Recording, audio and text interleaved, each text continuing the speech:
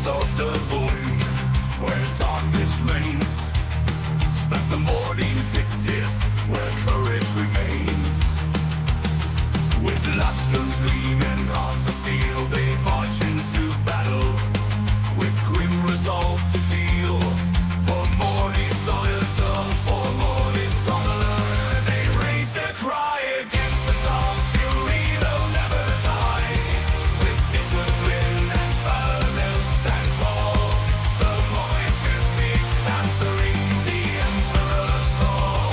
The first dawn's all. The Mordian 50th, answering the Emperor's call. Through the fire and smoke they press on, facing the Seagulls horde until the dawn. With every volley they hold the line, their determination unbreakable sign, unbreakable sign.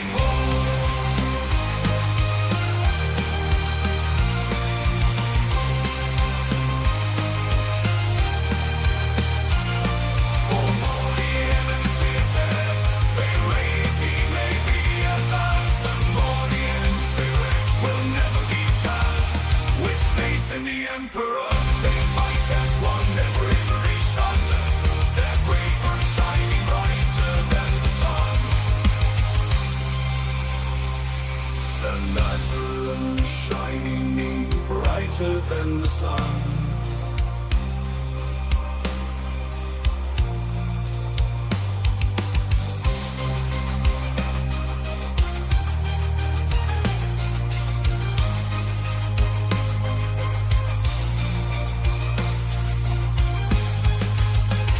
For Mordian's honor, they raise their cry.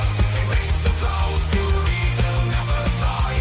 Discipline and valor stand tall. The Mordian 50th, answering the Emperor's call. So Infantry, let sir. their story Good for you. be told. Mobile infantry made me the man I am today. The Mordian 50th rifles and of the wars that they have won.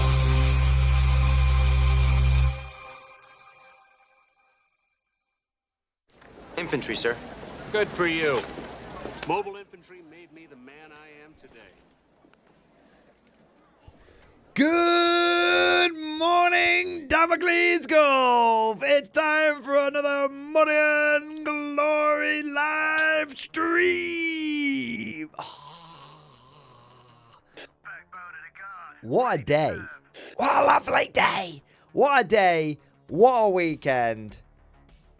What a whole, so much to talk about. I can't even get the words out of me pie hole. It's been great. It's been great. I've had a great weekend. I've had a great day. I'm bringing the energy. I'm feeling it. I'm feeling it, boys. Can you feel it? And also, it's an important day. Today is an auspicious day. Do you know why? Do you know why today is an auspicious day? No, it's not because the Space Marines and, by extension, Games Workshop actually released a half-decent box set for once, for the first time in what feels like forever. Today is the first day of winter / autumn. First day of autumn, officially. Now, there are many archaic ways of determining when it is autumn, but there is only one true way of determining when it is autumn, when we have entered a new season, and that is when the tiger stripe dressing gown comes out. Gentlemen, it's a bit chilly today. The dressing gown is out, and I'm very ready for it. It's so comfy. I've not worn it in what feels like forever. Only the finest of Chinese polyester. It's extremely flammable.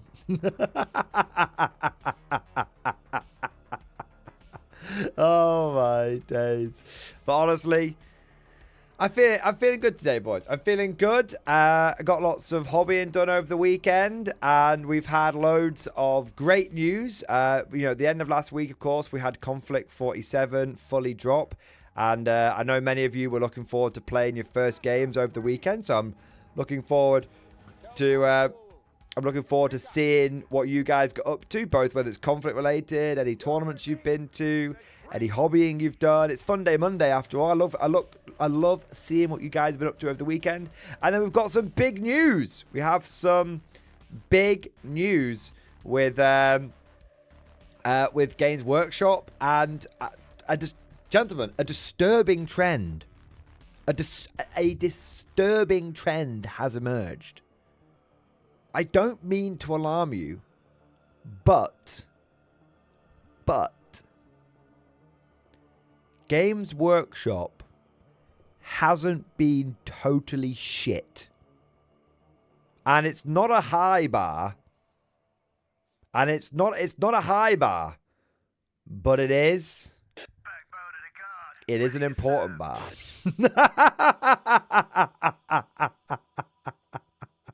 It's crazy. It's crazy. I don't know. It's interesting, but yeah, they've not been totally shit. And that is big news. That is big news in of itself. So we are going to be looking at some conflict stuff today, some Warhammer 40k stuff today, some Old World stuff today. We have had some bad news though. In fact, I'm going to make a note. We've got good news and we've had bad news. Both GW related, so we'll see. But I'm going to make a note now so I don't forget, because I want to talk about both these things. And if I don't write it down, I'll forget, and then we won't talk about them, which would be a great shape.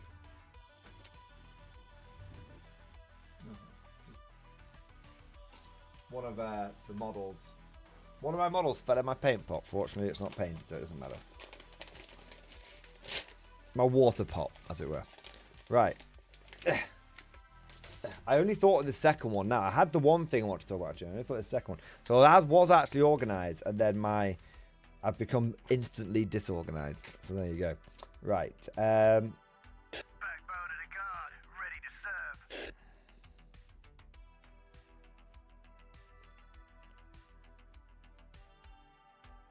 And then we've got... Backbone of the guard, ready to serve.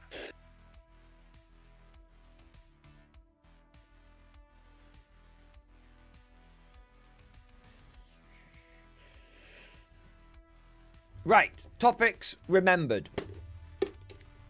They're in the book. They're in the book. Okay, so. Right, so basically, guys, talk about anything and everything today, but I had two things, I had one thing, it's become two things that I want to talk to you guys about today. Lots of exciting news. We've got GW not being totally shit, Conflict 47 hitting the fucking tables like a freight train. And some disturbing news. Some disturbing news of for Warhammer the Old World. GW, leave it alone. Leave it alone, GW. Oh, and there's a third thing. GW fucking up the grand narrative, but I'm not going to worry about that right now. Anyway, so we've got it's been a big weekend. A big weekend indeed. So we've got a lot to talk about today, but remember, guys, it's a Mordian Glory stream. It's a Mordian Glory stream, so anything goes. You want to talk about 40k, Old World, Conflict, you want to talk about hobbying, competitive, casual, you want to contemplate the Forces of Mankind, all of that shit goes. And I look forward to seeing it all and talking about it all. But now that we've done the somewhat wibbly wobbly briefing, it's now time to get into the stream proper, starting off with our traditions. Traditions are very important on the Mordian Glory channel. Traditions are what separate us from the renegades, the heretics, the traitors, and what make us the Emperor's true finest, his Imperial Guard. Stand up and be counted. It's time for roll call, baby! Get those 07s flowing down in the chat. Let's see who is in the stream tonight. YouTube gang, Twitch gang, Kick gang, all of you rise up and let's see who we have got. Starting off with, you know what, fuck it, I'm going to start off with Kick gang. There you go. Kid Gang, we've got Russell W, Spriggs, and Comberleone. Big welcome to all of you guys. Then we've got Twitch Gang. We've got Russell W, Spriggs, and Spitfire Louise. Welcome, welcome, welcome. And then we've got YouTube Gang, which is just apparently Spriggs a million times. It's John Shepard, Boa Dog, Sammy Wilson, The Warpforge, Games Zuga, Lower Decks, Chansey, Bad Rabbit. Say my name, baby. We've got RP Knight, RK, Chansey, Andrew Now, Christian Team Camp, Daniel Simpson, M. Marshall Roach, Mark Coyle, Briggs, Tossbury Station, Irish Relief, Squid Fist, Heretical Skeleton, Irish Relief, Ranger Will 13, Andrew Nog, we got Carsten Yule, Ozroth, RP Knight, Captain Tyborg, Rev, Giles Parks, Heretical Skeleton, Summerled, Stuart Robertson, shit, Rapture Later, Commander HHL, Summerled, Mad Larkin, Captain Tyborg, Nostalgia Vivek, Russell W, RP Knight, probably not, I said them already. Ian Gross, fuck. Oh. Right. Ian Gross, Spriggs, RP Knight, Bad Rabbit, all you guys have been done. Baron Kaza, Irish Relief, always said him about 20 times. Swabby Turtle, Scout Sergeant Bagu, Red 704. We've got Pete Jobson, we've got RK, we've got Marcelo, we've got Marold, we have got Joe Camel, we have got Dustin Polos, we've got Richard LeMay, Scout Sergeant Zaku, Swords of 87, praise be to the dark gods. We've got Van Diem, and we have got Denzel Panther, and we have got, I don't know, Justin Miller, Russ W, ML, Mark Coyle, Blast, Beats, and Bolt Guns. I love that name.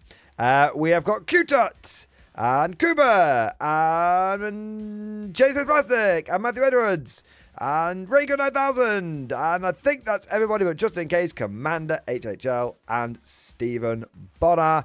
Welcome, welcome, welcome to all of you crazy, beautiful bastards. Thank you for joining today's stream. Thank you for being here and for doing your part. I want to say a massive thank you to all of you guys who have not only joined today's stream, but have gone ahead and smashed that like button and already subscribed to the channel. We're trying to get to 80,000 subscribers by the end of the year. We're only going to do that if you lazy bastards pull your fucking fingers out and subscribe to the channel, and if you like the stream and you comment away, boosting it out so it gets to more people, so we get more. Just do it. Just do it. I'm sick of being nice about it. Please. Please. I can only shill so much. Oh, man. No, seriously, guys. Thank you to everyone that has liked, subscribed, and all that kind of good stuff. And if you haven't done so already, then I would be most appreciative if you considered it.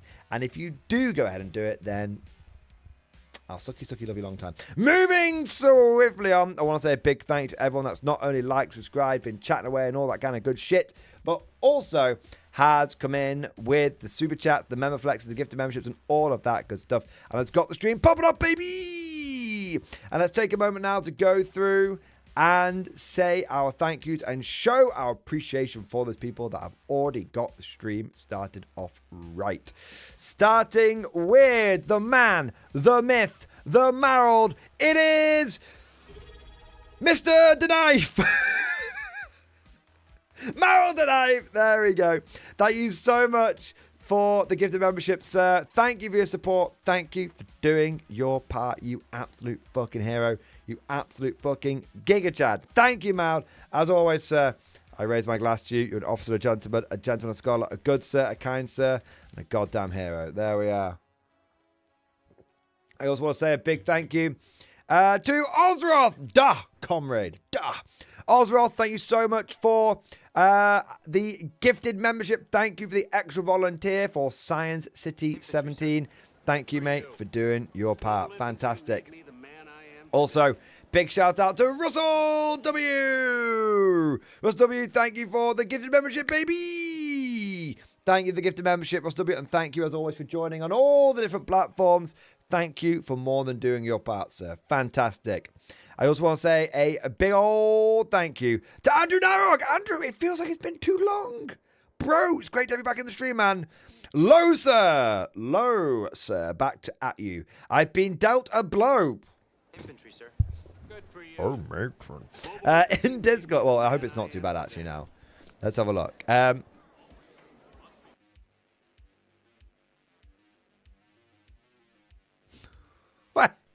Well, now I feel sad. I'm trying to figure out where to put my boxes of unbuilt models, etc. And my spouse proposed to me to have them under the bed, and then immediately followed up by, and I quote, sleep atop your pile of shame like a dragon with its hoard. Bro, that shouldn't make you sad.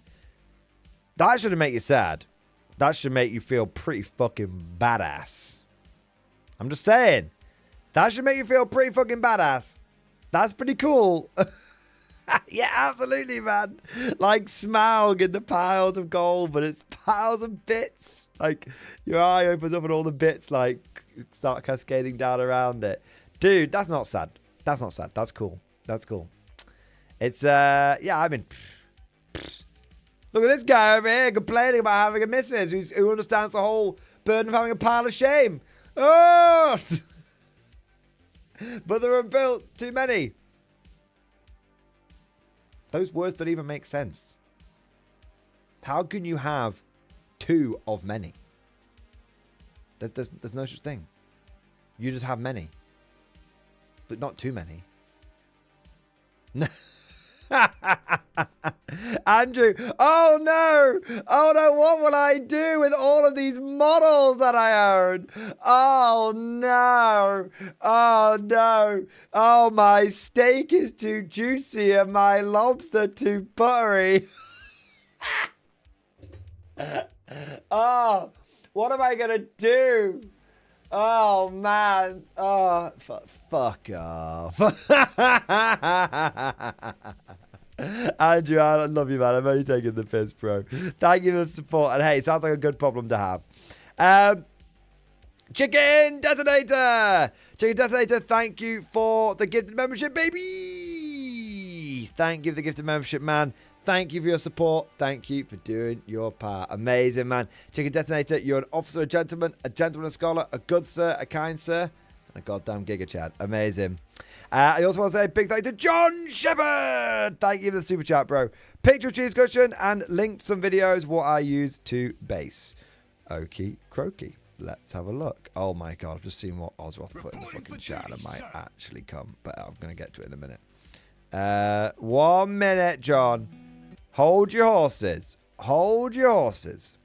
Okay. Infantry, sir. All right. All right. Let's have a look here. So, almost finished my vow. 18 pikemen, 6 heavy armored knights in front rank, 1 unit of 6 knights, 2 units of crossbow. Oh, fucking hell, I need to change that alert, don't I? That was it. It was from the Conflict 47 stream. Please, no. Yeah, we're gonna change it now. Actually, it looks phenomenally not okay outside of the context of that stream.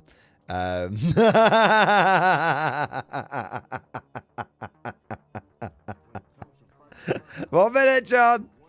Just gotta save my YouTube career whilst I've got a chance. It's already probably too late, but there we go. All right. It's already probably too late. Fucking hell. Alright, here we go. Right. Where is it?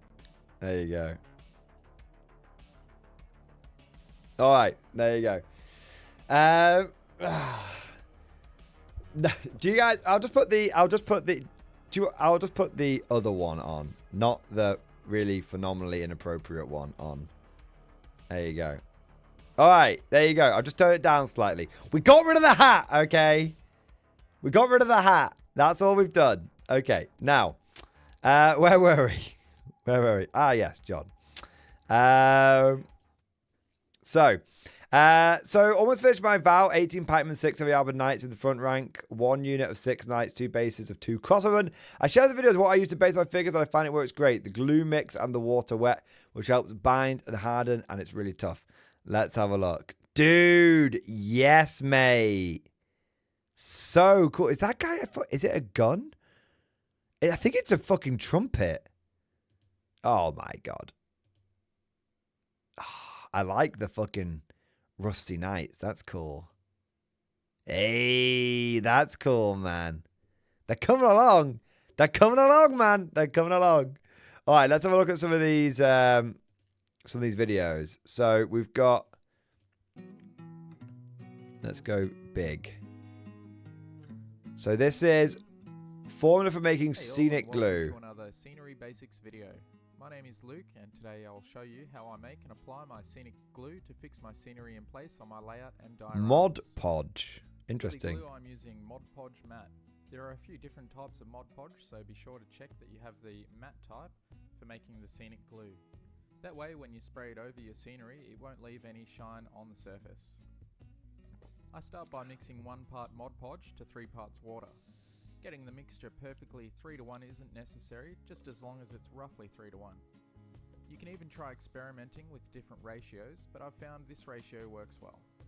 The ratio of 3:1 also works for It's unbelievably clean camera work for just...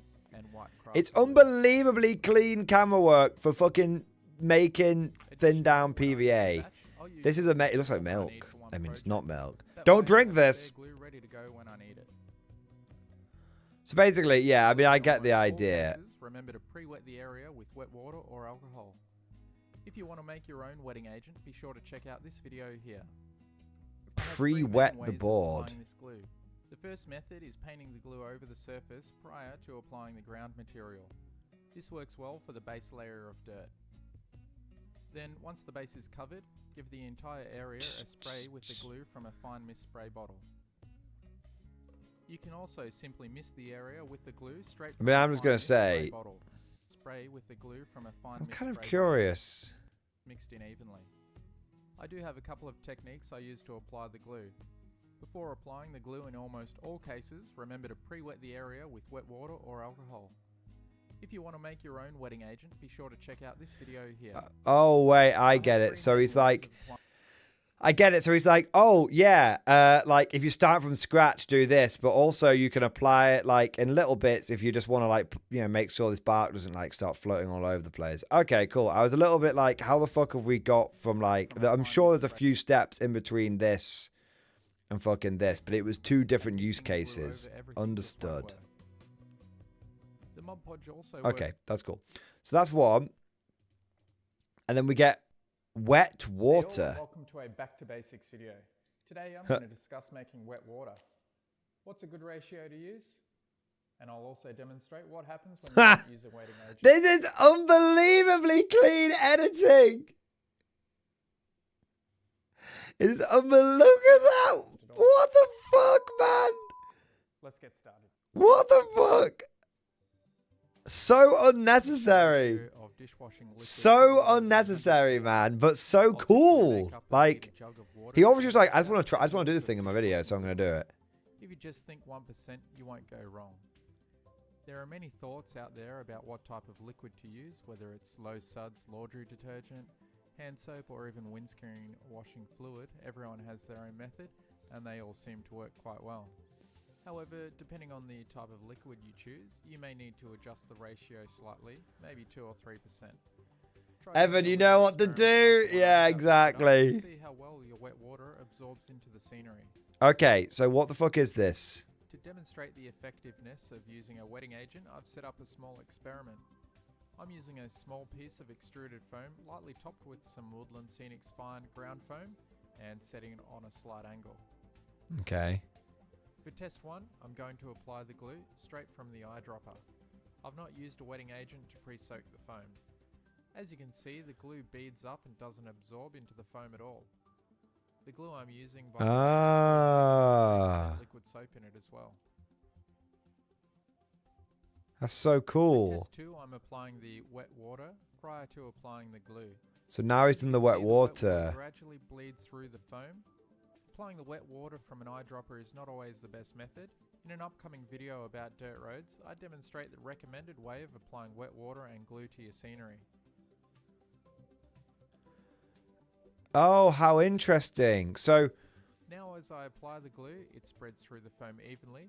oh, so Disturbing he placement of puts the foam flock down, then does the wet water, spray bottle recommended, and then finally does the... infuse 3 upper places with Woo! 50% alcohol. It's the soap. It must be something to do with the soap, mustn't it? In a similar fashion to the wet water, it slowly bleeds through, allowing me to apply the glue without disturbing the foam. So what does wet water actually do, you may be asking? By adding soap to the water, it breaks the surface tension of the water, allowing it to soak into your scenery, thus allowing the glue It's all to about apply surface right tension. through the scenery, providing a good strong Physics, bond, yo. so the scenery Yo, is Mr. White. fixed in place. Yo, science! You may be thinking, why not just spray the glue right onto That's the really cool, scenery without actually. using a wetting agent? Glue has a tendency to sit on top of your scenery as it dries, leaving a nice hard surface once it Little dries, white but dots underneath, the appearing scenery is everywhere. still loose. That ain't glue. A light bump or hand rubbing across the scenery may be enough to disturb the glue Yeah. crust, and the loose scenery below goes everywhere you don't want it. Especially a problem with thick That's very cool. Okay, that's very, very cool.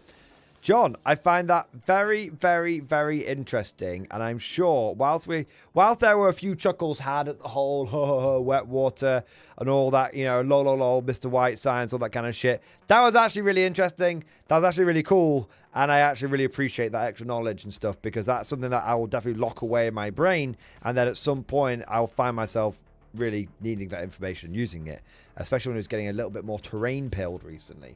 So I actually really appreciate that, and I'm sure I'm not the only one who's like, I'm sure I'm not the only one who actually, you know, feels that way. So there we go. Every day is school day. Exactly, Denzel Panther. Exactly. Okay, we've got a few moments of support coming in here. Let's have a look. So I want to say a big thank you to Chansey, my boy. Uet Magia, Chansey. Chansey, thank you so much for the 33-month member flex, baby. X-Force, baby. Double X-Force. Nearly triple X-Force. Who... In 3 months' time, I'm going to be forced to give this traitor a fucking plasma pistol. Jesus Christ, Chansey. Chansey, where are the tickets, Mordian? Also, see you at Warlord. So, firstly, the tickets for Thanatos. I've spoken to Element. They're going to be released at, I think it's 2 o'clock. I'll double check. But they are going to release at 2 o'clock on the last day of September. I'll check. Yeah. 30th of September, 2 o'clock. That's when they should be going out. Which is a Tuesday. It's next Tuesday. So if you want to get yo ass a fucking... well, it's not Thanatos, is it? It's Tantalus ticket. If you want a tantalizing Tantalus ticket, then you will be able to do so on the 30th of September at 1400 hours UK time. UK time. So it gives everyone a chance, you know, US and Europe, soz Australia, but I'm very surprised if anyone from Australia makes the journey, soz, to get yourself a ticket. So there you are. Also, you will see me at Warlord on Saturday. You will see me at Warlord on Saturday. So there we go. Chansey, AM or PM? Well, there's only one 1400, so I'll let you figure it out. Don't you do exclamation marks in my fucking stream. And you know what? I've got it on ultra low latency, so I know you weren't paying attention. There's no 30-second fucking delay. There's no 30-second fucking delay. I know you weren't paying attention. So fuck you, Chansey. For 1400 AM or PM? Fucking... It's people like you what cause unrest, mate. I'm only good at Chansey. It's why would I release tickets at 2 a.m? Fucking hell. No, 2 p.m. 2 in the afternoon. There you go. There we go. 14 a.m. That's not a thing. I swear to God, everyone in chat's going to say AM or PM now. Fuck's sake. Chansey, look what you've done. Look what you've done. I hope you're proud of yourself. I want to say a big thank you to Christian, Steve Camp. Thank you for the 29-month member flex, baby. Double X-Force, baby. Yes. Holy shit, man. We've got a lot of member flexes coming in tonight. I love it. I love it. Members out in force. Christian, Steve Camp, thank you so much for supporting the channel for over 2 years, sir. And also, thank you for your message. Completed vow in stream discussion. Let's take a look, mate. Let's have a cheeky gander. Nice. Completed Rogel Dawn Commander vow. Yes. Suit you, sir. Fucking hell. Now that's a Rogel Dawn right there. Yeah, now that's a Rogel Dawn right there. Look at it. It's actually beautiful. The little bits of rust, little bits of weathering. The extra effort done on the lenses and shit. The stowage. The bullets are in multiple colours. The fucking crewman sticking out the top. Proper crewman.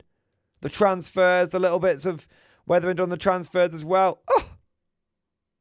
He's even done like three different blues on the lenses. Amazing. Excellent work. Very, very well painted. You should be very, very happy, man. Very, very proud of yourself. Excellent, dude. All right. What do we got next? Ooh, who's next? Who's fucking next? Who wants some? All right. We have got... I do have some support on Twitch. Don't worry, Twitch gang. I've not missed you. Just got a bit more on YouTube first. I want to say a big thank you to Ranger Will. Thank you for the 7 months, baby. 7 months, Ranger Will. Thank you so much, bro. 07 Mordian. 07, mate. Life's been busy. Been a while. It has been a while. It's been a while. I thought you no longer loved me. No, that's fair enough. Ranger Will, great to have you back in the stream, man. Fantastic. 07, back at you, buddy. Hope everything's all right. Good to have you back. I want to say a big thank you to Nostalgia Vivek. Nostalgia Vivek, thank you so much for 21 months member flex. X-Force, baby. 21 months, baby. X-Force. Not long till 2 years. Dude, not long. 07 back at you. Thank you for your long-term fantastic support. Thank you for being an absolute giga chad, sir. You're a good lad, mate. Appreciate it. Appreciate it. No songs tonight, Kuba Kroll, because it's not a hobby night. Only songs on hobby nights. Sorry to disappoint. I want to say a big thank you to A Gaming Stuka. A Gaming Stuka, thank you for the 27-month member flex double X-Force Bolter Sergeant, baby. Can't do that on YouTube, probably. Oh, it's going to shut the whole thing down. No, YouTube, it was only a finger gun. Gaming Stuka, thank you so much, man. Thank you for the energy you put into the hobby. That's very kind of you to say. I appreciate it. I appreciate it. I mean, I am basically like a Labrador that's been fed too much sugar, but that's just my way. That's just me. That's just the way I like to be. Also, I've been in a real fucking salty slump for a while, and I can feel myself coming out the other side of that, and so I'm just like, you know, I'm feeling it. I'm just happy. I'm just happy. And I don't know what it is. I know exactly what it is. You know what? I can tell you exactly what it is. Okay. 2 things have put me in an incredibly good mood over the last few days. Firstly, Conflict 47 has released, and it's just delivered on every single level that I cannot believe it. It's just such a cool game.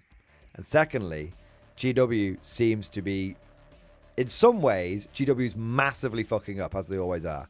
But in some other ways, they're starting to show signs of turning things around, which is also good. So there you go. There we go. There we go. All right. So Game of Sugar, I'm just feeling the energy. There we are. Curtis Thompson, thank you so much for the 30-month member flex. X-Force, baby! 2.5 years, my man. My man, 2.5 years. Absolutely phenomenal effort, mate. Thank you for your long-term support. Thank you for doing your part, man. Best way to introduce my brother to 40k. So I'm just gonna pretend that I misread that. Best way to introduce your little brother to Conflict 47 to K47. No, okay, I'm taking the piss. Best way to introduce your little brother to 40k.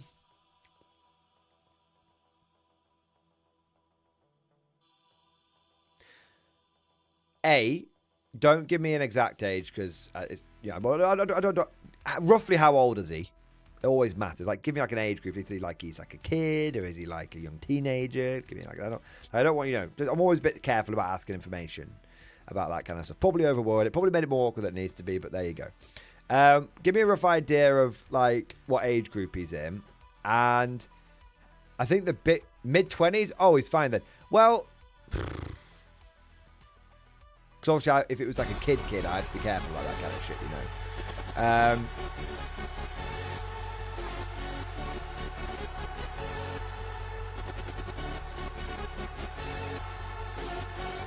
That's my actual body. It's not. Oh my god, it's good. Why is it going on so long? Oh my god. Goes on to Commodore, just 500 point regular game. So I got distracted by my own chiseled physique. So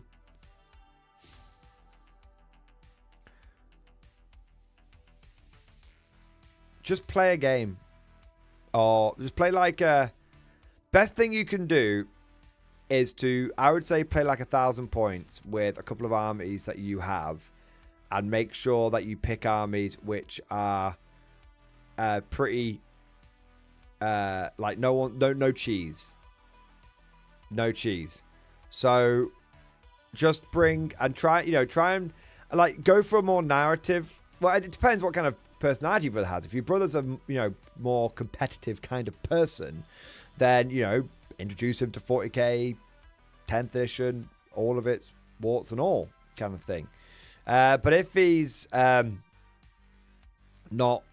that competitive and just wants to do it, it's like something like chill out and stuff like that, then do like a little narrative campaign or something. 1,000 points, little intro game. Get the nice terrain out. Build a couple of flavorful lists. Really just get the vibes. Get the fucking vibe check. Do you know what I mean? So that's how I would do it, depending on what kind of personality he has. But best thing to do is just give him a taste of what it's like to roll dice. Don't worry too much about getting everything exactly right. You're just trying to like, hey, this is Fire Warriors. They have these many shots each. Blah blah blah. Like you just basically guide him through it and just tell him, and then and that's it. Just keep it very low key would be my advice. Because if he's interested and he wants to learn and he wants to play, then make sure you've got maybe have a few spare models available. So like unpainted or unbuilt or something, and be like, hey, take these. You can just have these, man. Like just have these and build and paint some shit and off you go, kind of thing. Best way to do it. Introduce him with a nice, chill game, and then send him packing with a spare sprue and bit of glue and stuff like that. Something like that. That's the way I'd do it. Man. Hope that helps. Okay. But the thing to bear in mind is that 11th edition is only like 9 months away, so that's the one thing to bear in mind. So it's just like keep it chill for now. Would be my advice. I want to say a big thank you next to who have we got? We got Denzel Panther. Denzel Panther, thank you so much for the gifted membership, man. Thank you for the support. Thank you for doing your part and for keeping us fresh stocked with new conscripts. Oh man, silly question. Could you please link me to any of your videos that would lead me to my first competitive guard army? I see you've done some thematic lists, but what would be a combined arms 2K list?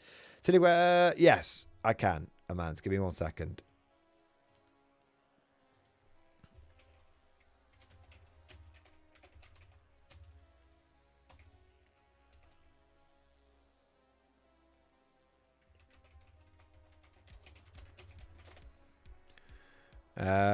Give me a second.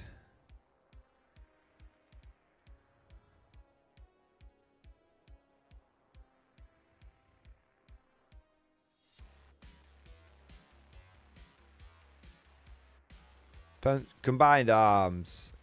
So I guess it kind of... This is probably the one that I would suggest. There you go. That's the one, probably, that I would suggest. There should be a tournament report around this thing as well.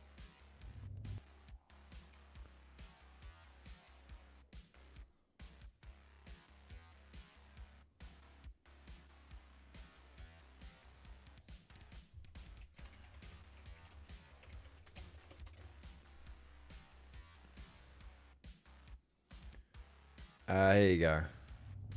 So that's the list, and that's the tournament report associated with it. There you go. All right, where were we? Summerled, thank you for the gifted membership, man. Thank you for your support. Thank you for doing your part. Amazing, man. Dude, Summerled, you're a good lad, mate. Appreciate it. Thank you. We've also got Commander HHL. Commander HHL, thank you so much for the gifted membership. Can the gifted membership fit through a hole in a piece of paper? Probably. Probably. Commander HHL, thank you, bro. All right, next we've got Ozroth, my boy. Ozroth, thank you so much. Oh, 1 minute. My 1 minute. My back end. My back end's played up. Oh, man. Let's have a look. I think I've got it all here. I just want to make sure I'm not missing anything. No, we're good. So, Ozroth the boy, thank you so much for the Giga Chat. Yes, it is the Giga Chat. Games over the weekend in stream discussion. I cannot tell you, Ozroth, how excited I am for this. I might actually shit myself when reading this, okay? I'm so fucking ready. Okay, let's go. Gentlemen, prepare yourselves. Prepare yourselves. Okay. Had a game of Conflict 47 and 40k. Had a K47 game Saturday and a 40k game Sunday. Won both. Sunday didn't take picks, but here's the list. Leontus, Command Blob, Lemurs, Tank Man or Plasma, Tech Priest, Commissar, 4 Cameras, a Cat Chance, 2 Vanquished Cats, and Bane Sword. He pushed hard and had me trapped on a deployment zone first 2 turns, but I shot my way out and pushed forward to victory. Nice. All right. Now we got that shit out of the way. As for K47, played IJA and we played 1500 points, and I only had 6 order dice because I wanted to test out the Rift units. That's brilliant, man. The fact that you played 1500 and still only had 6 order dice is fucking mental. Highlights of the game. Oh my god, right. Gathering Clouds. Gathering Clouds, I am going to wank you off, but I kind of have a policy. If I want to start a super chat, I want to finish a super chat. So, bro, proper wanking coming in, but just hold on. All right. Highlights of the game were the Bears surging and ended up killing a walker. Daughters advancing up and blasting the hell out of the fighting IJA with the ZA gun and AKs. Also, on our last turn, I ran up the Bear Commissar and his friends. Run up, use Guts, put his dice back in the bag, then use his Rift dice to run up and just kill the hell out of his last units of shooting IJ infantry. Great weekend overall. Oh my god. It's... Wow, 1, 2, 3, 4, 5, 6. You had 7 dice, right? 1, 2, 3, 4, 5, 6, 7. 7, yeah. Anyway, I'm just making sure. Dude, look at that army, man. Holy shit. All K47. All elite goodness. Power armor dudes. Daughters of the Motherland. Siberian terror troops. 2 units of bear bastards. And a very big walker and a very little walker. I love the big fucking tanks, man. The big fucking red fucking tanks, bro. Yes. Okay, and so the IJA list. Hey, it wasn't much, bro. What the fuck, man? His list wasn't much bigger. I guess he's got 4 pieces of armor, but I'm guessing these are both like compression tanks. I'm guessing he took them both basically with the compression cannons, right? So like, my guess. But he's got 2 Chihas with compression, a Scorpion mech, and then he's got the big Locust mech. And then he's got 1, 2 units of the exosuit guys. I'm guessing he's got assault frame here and then battle frame here. And then he's got the officer. Yeah, he's gone quite elite. But you've both gone very, very, very elite. Fucking hell. Oh, man. It looks so good. Look, just drink it in, boys. Drink it in. Look at the beautiful boards. Look at the beautiful models, man. So cool. Yeah, line up a shot with the big old mammoth. There we go. Oh, wow, what a brawl. Holy shit, man. Dead Cossack. I'm seeing dead Ursus, dead, everything just fucking dead. Holy shit, man. Wow. Everyone's just fucking dead as fuck. Nice. Oh, wow. It looks like it's been pretty bloody engagement for both sides, to be fair. You losing the Ursus and the Cossack, and him losing his Big Mac. Oh, everyone's just dying all of the time. Yes, this is war, sublime war. There can be no retreat. Daughters of the motherland just running in and just battering the fuck out of him. Point blank wub potential. Love it. There you go. Looks very brutal on both sides. But that's a good thing, right? Like, I mean, look, if we look at the casualties, it looks like he was pretty much tabled, right? Or maybe not. It's hard to say. I mean, you got the win, obviously, but yeah. Oh, man. It looks like you wiped out his infantry, but you lost, like... I mean, I guess you lost a Cossack and the Ursus and the Siberian terror troops, right? And then he pretty much lost everything but, like, the little light Scorpion mech and the... He had 2 tanks, little Walker left. Yeah. Yeah, so you lost, like, these boys, and this. That's like losing, like, 3 dice. And he lost 1, 2, 3, like 4 dice. Yeah, yeah. Depends what the mission was as well, of course. But yeah, there you go. Yeah, yeah. So cool. So cool. It was run off the board game. Fair. Holy shit, man. Dude. I love it. I love it. I'm genuinely in fucking heaven, man. Seeing the board, the models, the fucking action, man. I'm in heaven. Oh my days. Alright, Ozroth. I'm very, very excited. Now, where were we? Yes. Gathering Clouds coming in with not 1, not 2, but 50 gifted memberships, baby! Oh, oh man, it's popping off, boys. It is popping off. Holy shit. Holy shit, man.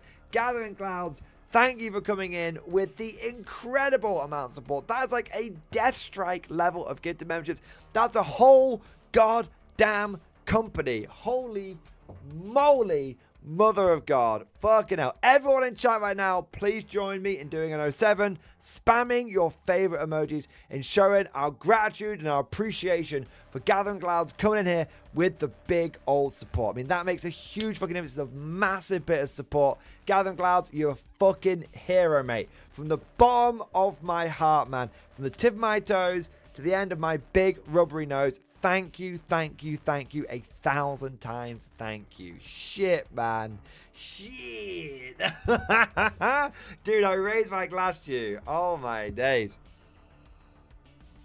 That's it, boys. Stream's done. Gathering Clouds, you know, he's sorted out for us now. See you later. I'm going back to painting. I've got this panda to paint. I'm going back to it.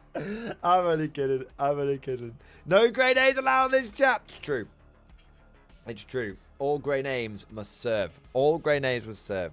Gathering Clouds, seriously though, bro. Thank you. I really, really do genuinely appreciate that absolutely incredible support, man. And, buddy, thank you. Thank you. Fucking hell. I'm feeling it tonight, boys. Can you feel it? Oh, I'm feeling it. I'm feeling it. All right. We've got a bit more support coming in here. I'm going to come back to YouTube in just a moment because I do have some support coming in here on the old Twitch. So starting off, I want to say a big thank you to Al Coffin. Al Coffin, thank you for the 15-month sub over on Twitch, mate. Thank you for the 15-month sub. Thank you for doing your part. How are you, Mordian? I'm doing all right, mate. Well, if you'd asked me that 2 weeks ago, I would be like, oh, shit. But I've pulled myself out my funk. Well, I say I pulled myself out. Chat has pulled me out my funk.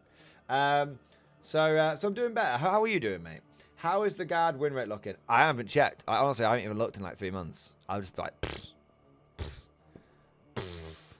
Ever since they started like just basically breaking the game on purpose, I've just been like, just wait till 11th.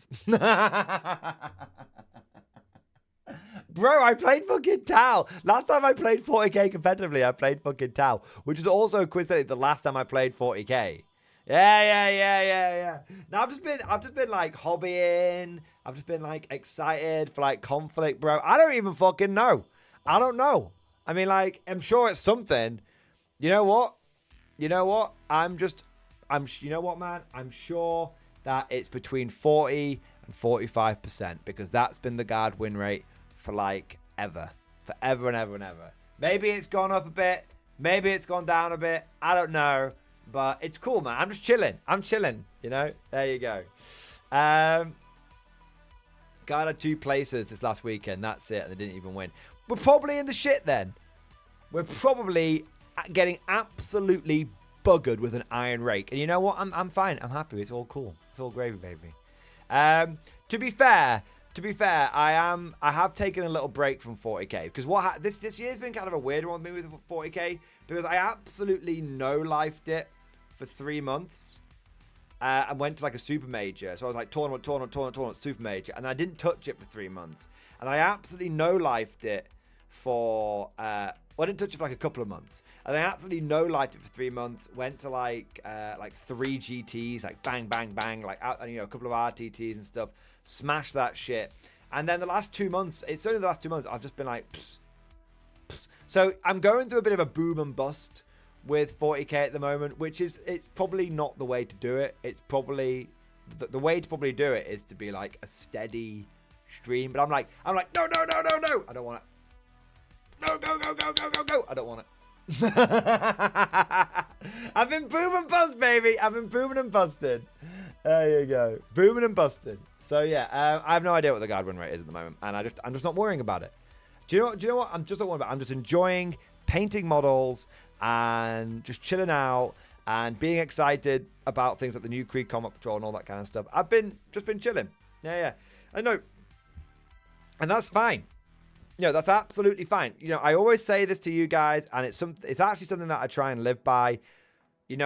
It's okay to get burnt out on 40k. It's okay to be like, oh, I just want to take a break for a little bit. That's fine. You need to go and have your palate cleansers, boys. 40k is a very, very, very intense game these days.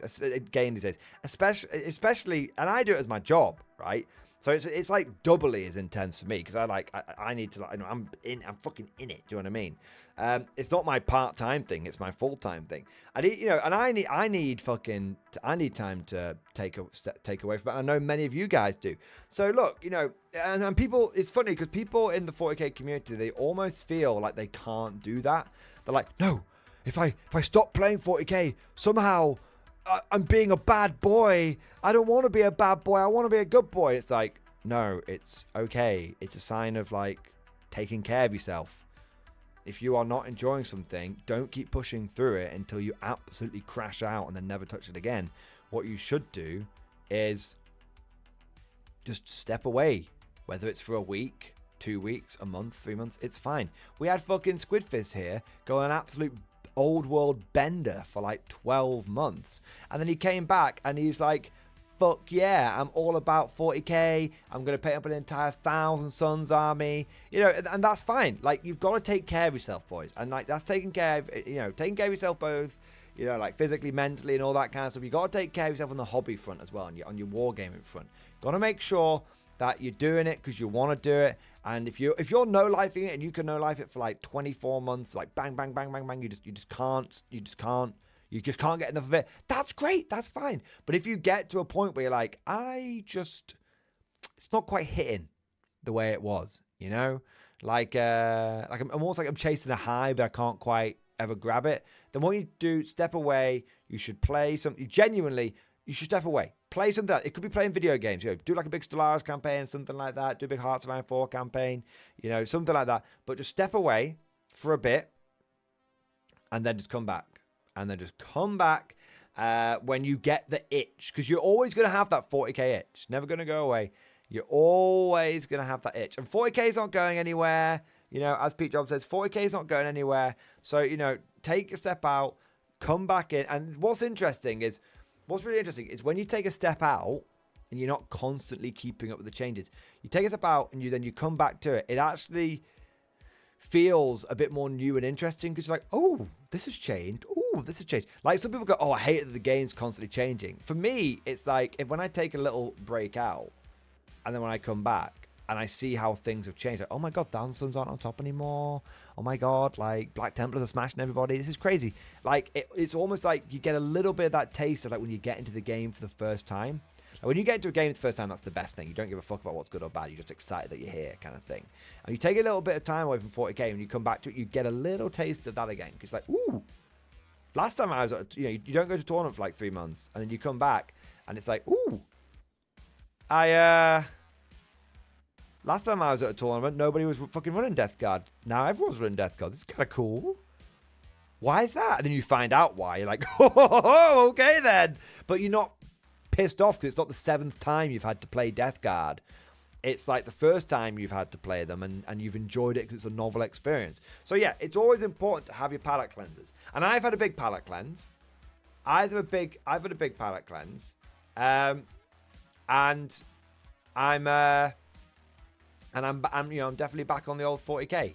So the thing is, if there's no 40k guard content on the channel, I can't recommend it to new guard players. No shade, it is what it is.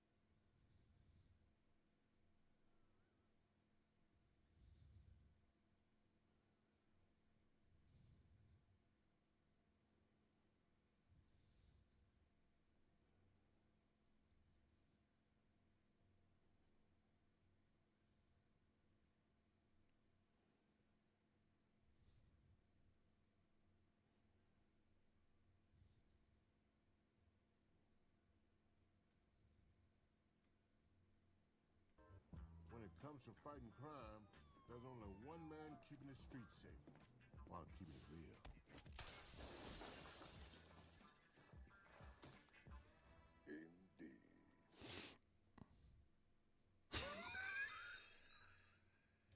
Indeed. Come on, bro.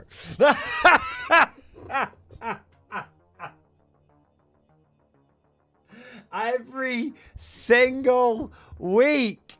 Every single week, man. Every single week, I do new guard content. Come on, every single week. Every single week. So this respect, check out this awesome Legends tank you can't use. A fly no one plays competitively. So Sword Smith, what you're saying is that there's no new guard competitive content. But that's like one small bit of the whole thing.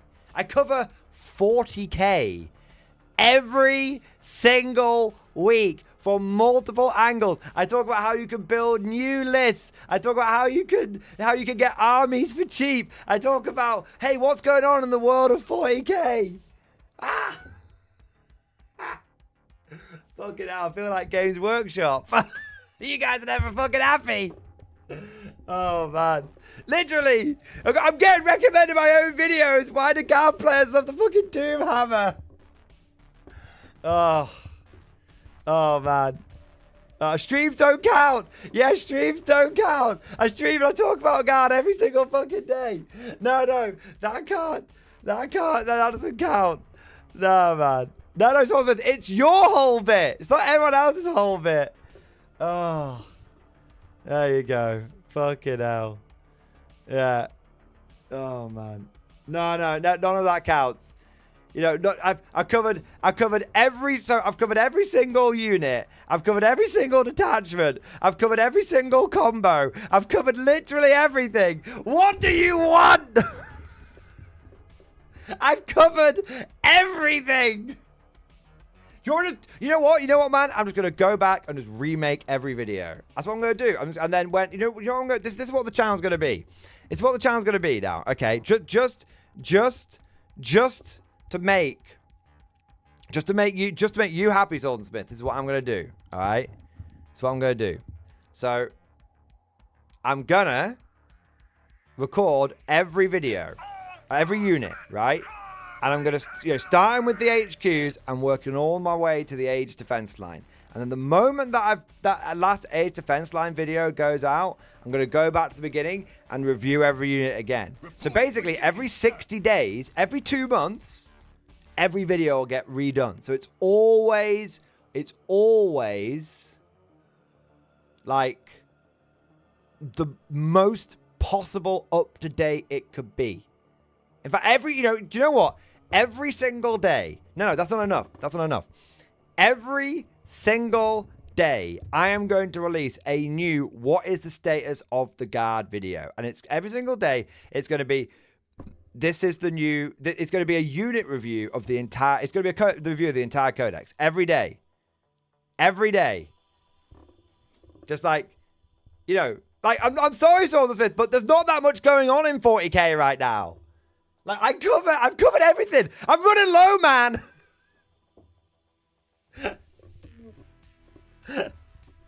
I've covered everything. Don't blame me for GW doing fucking nothing with the guard for like 3 months. I've not covered anything going on with the guard in 3 months, man. I'm not covered. That's not true, actually. But I've not played guard for 3 months. I could go back to a tournament and it'd be exactly the fucking same. Oh no, I'm just facing a slightly different color marine. They were blue last time I faced them. Now they're green.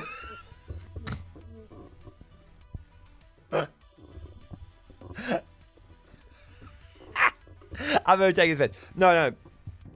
I'm only taking the piss. On a serious note, there has been a lot more. So what I've been doing is I've been trying to. And honestly, me and Swordsmith, we always have a bit of a back and forth. He always busts my balls. I always pretend to get very outraged by it, but no, it's all good. I have been broadening myself a little bit. Been eating a lot. No, I've been broadening myself a little bit by covering some more like general 40k shit. Because, truth be told, I always make sure there's something happening with the guard on the channel every single week. Whether it's Legends, or whether it's Old Hammer, or whether it's like, oh, we've had a big update. Let's cover what happened in terms of the big update. But, honestly, if you go back and... first thing I did when the Codex came out is I just covered every single unit. And I covered them away, and I only sort of talked about points a little bit at the end. So I covered each unit, like, on its own merits in every single thing. So that people could go back and... If you go back and watch my video on Deathcore of Krieg and what they can do from 6 months ago when the Guard Codex came out, it's still totally relevant. Deathcore of Krieg still have Grim Demeanor. They still have the unit options that they have. That's what I mean. So, I just missed the competitive Mordian. So, but the thing is, Swordsmith. No, Swordsmith, you're absolutely right. But do you know what? No, but you know what? We need to talk about this. We need to talk about this, Swordsmith. But it's okay. It's okay. Competitive Mordian's coming back. I've got like 3 or 4 40k tournaments since till the end of the year. Okay, got like 4. You're gonna have like 4 40k after action reports between now and the end of the year. I got one on the first. Got one on the not this weekend, next weekend. Okay, so here's the thing, right? Here's the thing. I've not been covering Meta Monday. Do you want to know why I've not been covering Meta Monday, bro? Because, frankly, it was the same. It felt... I don't cover Meta Monday every single Monday anymore. Because it gets to this point where after the first few weeks of a season, it's the same shit every single fucking week. Oh, because honestly, 40k it's kind of because 40k 10th edition has, in fact, it's not been. There's been less to talk about each week because 40k 10th edition is basically just cutting stuff, cut this out the cuts, cut this out the cuts. It's just like there wasn't anything new to say. So why do I not cover Meta Monday anymore? It's not because it's because it was, honestly, it was kind of like boring. Oh yeah, Black Templars still, maybe it's changed a little bit since like Black Templars have come out, but here's, think about this, for like the first 18 months, it was like, yep, Black Templars, still like 14 people playing them. Yep, Admech, still fucked. Yep, Guard, good player numbers, about 40%. Marines, still shit. Death Guard, solid. Necrons, solid. It wasn't. Yeah, it was like, it was fine, but there was only like minor tweaks. There was only like really minor shit. So what I do now is I wait for there to be actually something significant and important to talk about, and then I talk about it. If I don't cover it in a Taunt After Action report. Yeah. To be fair, Meta Monday said it hasn't updated in the last 2 weeks. Yeah, that's true. I think he's got a new job now, and he's like, see you later. See, dude, Swords and Smith, the Meta Monday guy has fucked it off. That's how little. Do you see what I mean? Like, the Meta Monday guy, it's not me. Like, honestly, Swords and Smith. Like, I know you want me to be the bad guy. But bro, it's not me. It's not fucking me. Man, like, honestly, if the dude that literally does Meta Monday has fucking sacked it off for a bit because it's basically a lot of effort for not a lot going on, then come on, like, that's not a sign. That's not a sign. That's not a fucking. That ain't a fucking sign. I don't know what is. You know what I mean? So let me make something clear here. Like, I have been exploring new avenues and stuff. I've been doing a bit of Old World, been doing a bit of K47, been doing a bit of bot action, keeping my eye in on the 40k in terms of like, trying to keep the content like diversified and stuff and all that and whatnot. Bit of Old Hammer, bit of Legends Hammer, talking generally about 40k, when an update happens, covering it. I've got loads of videos coming out next week. We're going to be covering the Krieg. When something new happens, Krieg Combat Patrol. Boom! I've recorded the video today on Krieg Combat Patrol. It's coming out next week. Oh, it's coming out tomorrow. Krieg Combat Patrol video is coming out tomorrow. End of this week, you're going to get the review of the best Imperial Guard Combat Patrol. It's the fucking Horus Heresy one with the tank and everything in it.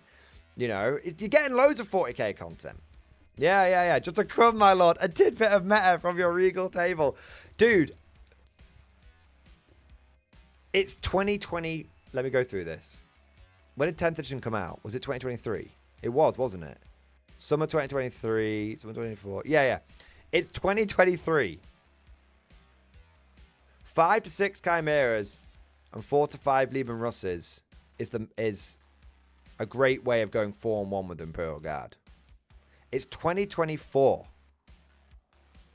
5 to 6 Chimeras and 4 to 5 Lieben Russes is a great way of going 4-on-1 with Guard. It's 2025. 5 to 6 Chimeras and 4 to 5 Lieben Russes is a great way of going 4-on-1 with Imperial Guard. No. Okay, I've been very, very facetious. Recently. But, right in the last few minutes. I've just taken a 2-month break, basically. And I've been using that time to cleanse my palate. But I can tell you right now, the tournaments that I'm going to between now and the end of the year. I've got one on the 1st of... 1 minute.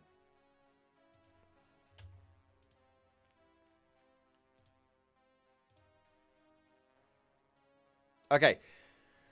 I've got I've got an Old World one on the 5th of October. I've got a 40k one on the 26th of October. I got a 40k one on the 1st of November, an Old World one on the 2nd of November, and then I've got a 40k one on the 23rd of November, and then I've got a 40k one in December. So I've got 4 40k tournaments between now and the end of the year, and I've got 2 Old World ones through now and the end of the year, and I've got a bolt action tournament. I have maybe a bolt action tournament before the end of the year as well. Maybe I have to check when that one is. If I can check when that one is right now, actually. If you give me a second. I've got loads of super chats I'm far behind on, but I was enjoying the conversation that we were having, so yeah, give me a second.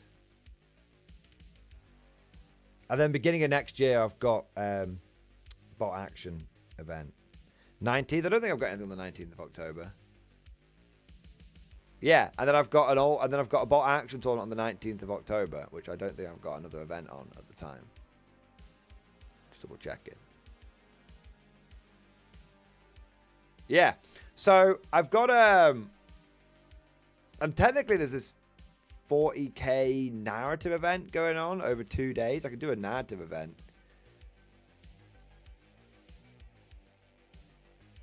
I have to look into it though.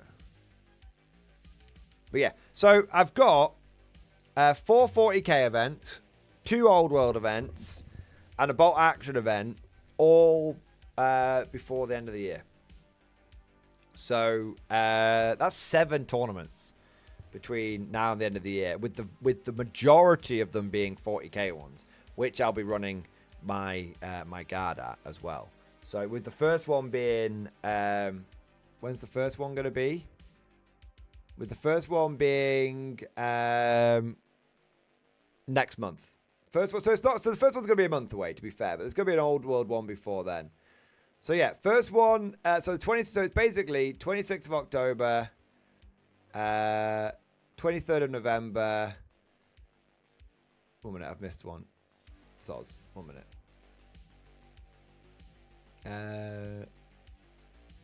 26th of October, 1st of November,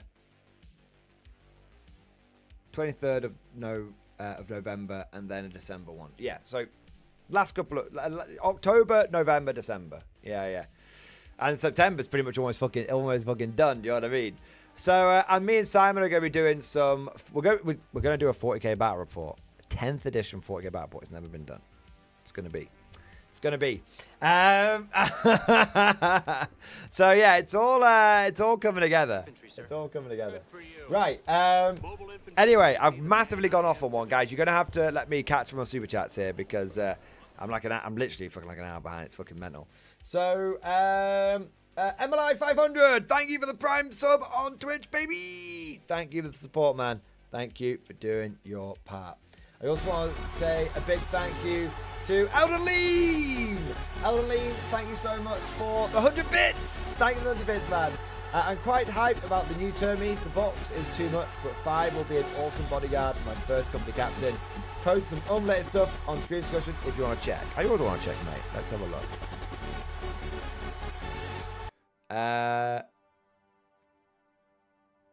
Elderleen. Hey, there you go. Fucking hell, man. There you are. I painted this Witch King for TTS, which I'm quite proud of. It's nice painting some Lord of the Rings stuff. Unironically, your competitions really motivated me to paint more stuff and try new things. I'm really thankful for this community, man. I also found this post on Reddit, and I think you'll enjoy it. The dude is an awesome artist. Let's have a look. Hey, mate. This looks fucking sick, man. That's the whole thing with the painting competitions, man. Just, that's the whole thing. Just motivate you to slay the grey, and it's just paint stuff you want to paint. And you've done an amazing job, man. You've done a really, really fucking good job, mate. Sick. All right, let's have a look at this. That's brilliant. Hans, get the Flammenwerfer. Oh, man. That's cool. Hey, very, very nicely done. Yeah. That's cool.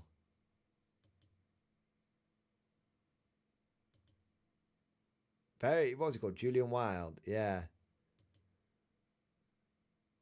See, this is the kind of stuff you'd see in like your White Dwarf, or no, Imperial Armor. Typically, these are the kind of pictures you'd see in like Imperial Armor, man.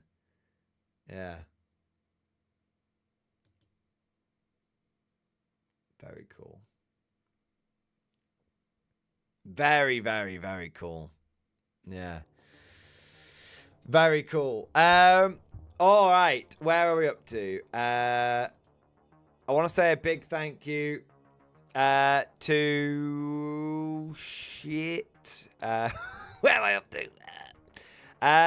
Seth Key. Seth Key, thank you so much for Super Chat, man. The men in mustard are mustard. Picture and DM. You like? Let's have a look, Seth. Oh, I do. I fucking do, Seth. Oh, suit you, sir. Nice. Dude, I love it. It's bright. It's popping. It makes me have an uncomfortable feeling in my trousers. I love it, man. All you need to do is base those buggers, and they are going to look absolutely fucking 10 out of 10, mate. And you know what you could do? You could go for, like, brown. Paint the base, like, brown, like speed paint brown, like dark wood or something. And then do, like, sand, like Agrax dunes, sand, and then shade that in Seraphim Sepia, and it would be, look. As someone who's used that a bit recently on my K47 Brits, I think you'd like it. Yeah. Fucking great, bro. Nice. The men in mustard. Love that shit. Okay. Where are we next? Lower Decks. 17-month member flex, baby. Xbox, baby. 17 months, man. Thank you for supporting the channel for nearly a year and a half, bro. Fucking hell. Amazing. Reform the lines in stream discussion. Oh, my God. Sir, the temper of the assault cannot falter. In the finest tradition of those indentured... No. Who get to enjoy being part of the Von Shithouse dynasty in need of money. We must push on. The VIP area awaits. Casting the last of the servitors aside, we push on. The VIP area is quiet. There's no movement on the Auspex. The sudden silence after combat is eerie. I can admit, sir, I am somewhat unnerved. My squad and I wait for Katerina and Persephone, who have forced their way up the stairwell to the main floor. Detailing a rear guard, I get on the Vox and update the convent. Something here feels off. Contingencies need to be maintained. Reforming our lines with these two buxom beauties makes me feel better. You sound like that Abnut. She's very voluptuous. The two sisters with flamers makes me feel even better, as does the sister hefting what appears to be a multi-melter under all the purity seals. Sister Ramona, taking my interest in her weapon as a compliment, motions me close to inspect it. It is a trap, as my buttocks are wickedly pinched as I bend over to inspect her weapon. The spreading bruise on my oiled posterior are the first wounds of the day. Medic! Oh, matron. We sweep the rest of the VIP area. It is truly empty. The final area we face is the staff offices. If Lady Charlotte Celine Bourbon has a back entrance to a bolt hole, it will be there. There's a lot of innuendo in that last bit there. What is this? Why do I feel this is going to be ending something extremely inappropriate?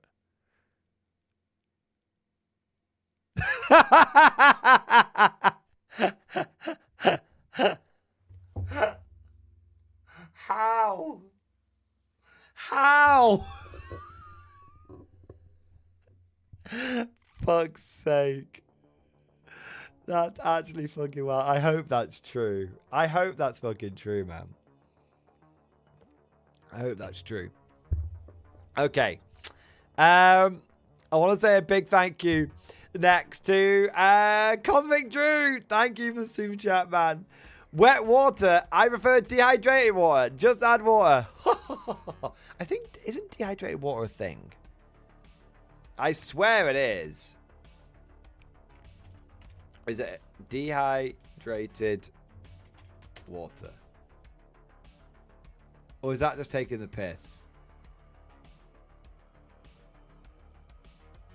I think it is a thing, dehydrated water.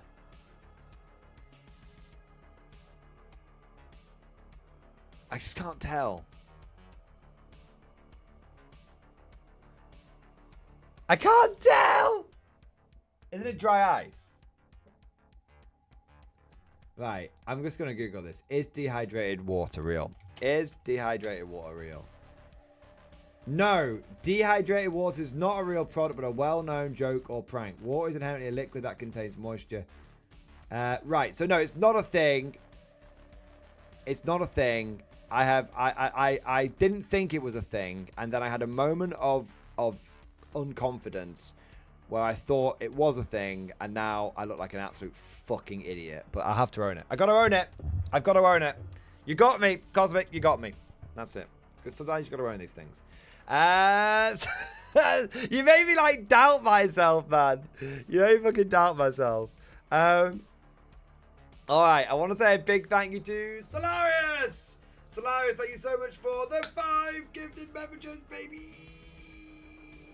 Thank you for the 5 gifted memberships, sir. Thank you for the support. Thank you for doing your part. Solarius, you absolute Giga Chad. Thank you for keeping us fresh stocked with new conscripts. Amazing. We've got Daniel Simpson. Daniel Simpson, thank you so much for the 27-month member flex. Xbox, baby. Double Xbox. Over 2 years. My man. Thank you, bro. So, 30 a.m. Fucking hell. On the 14th to get my ticket sorted. Fuck. I know you're trolling me, but it's actually triggering because you've no idea. Like, every day I go live, I just get absolutely, like, trolled by chat for, like, 6 to 8 hours a day, and I think it's finally getting to me. No, Daniel Simpson. 30th of September. 1400 hours.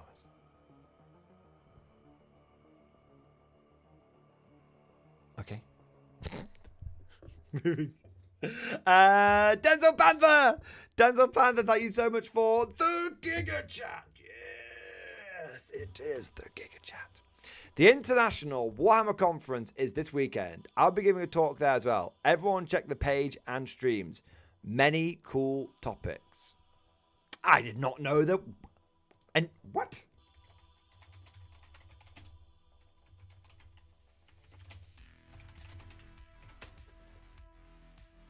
Apparently it's a thing. Oh, I remember this. I remember this. I'm sure you showed this to me like the first year that I was doing this full time, like 2 or 3 years ago. The world's first academic conference dedicated to all things Warhammer. Yeah, it's kind of cool if you've not seen it. It's in Heidelberg, Germany. It's very German to do an academic conference and, you know, really, you know, Warhammer is a serious situation and the Germans are serious people. So, of course, they were going to be the first people to come up with an academic conference. I am taking the piss a little bit, but I'm also kind of impressed at the same time. I'm very impressed, actually. Keynote speakers. Okay, who we got? Bob Naismith. In defense of the topofocal approach to story development, world building as an aid to narrative creation and the expansion of Elysian drop troops lore. Okay, that's kind of fucking cool. Fucking John Blanche is there. Fucking hell. The Jungle Maiders, an author's reflection on writing Katachan. Ooh, okay. It's not bad. John Blanche thing's the big thing one, isn't it, though? I fucking love John. I don't know, I might be missing. I don't want to be shitting on the other people, but John Blanche is obviously the name that I recognize. Interesting. Oh, wait, that's 2024. 1 minute, we're looking for... Okay. Wow, there's quite a lot going on. You can join online, which is kind of cool.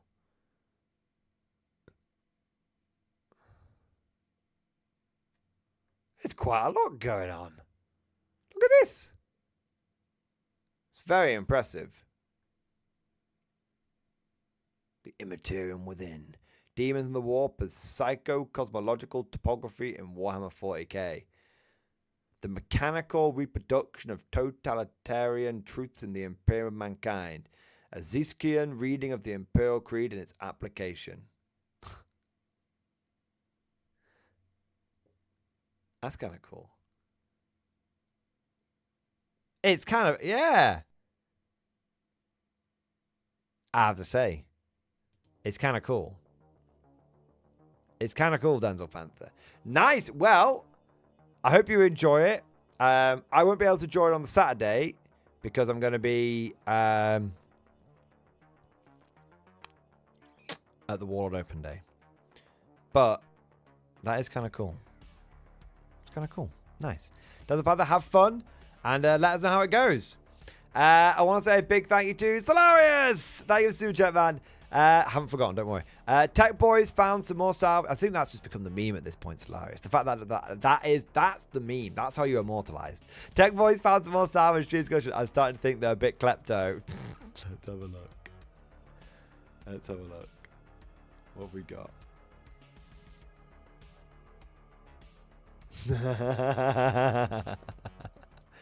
So the Tech Boys keep finding old shit with this grinning skull on it. We slapped some paint on it with some purity seals and called it good enough. Hey!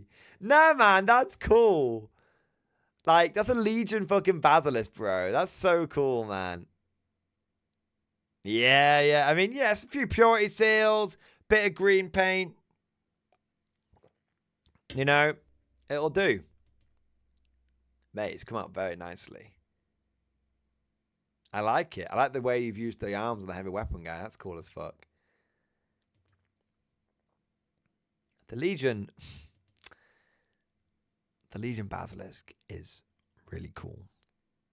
Like, this model isn't available anymore. I don't think it's available anymore. Let's have a look.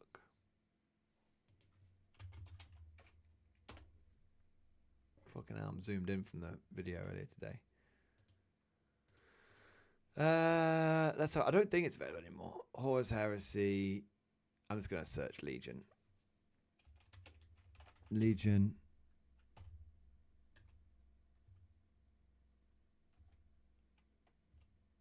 No, it's not available anymore. Yeah, so it's a real shame because, you know, with GW's endless crusade to get rid of all things non-plastic, which the reason they do that, by the way, there is actually a reason to do it. They're not just doing it to be mean.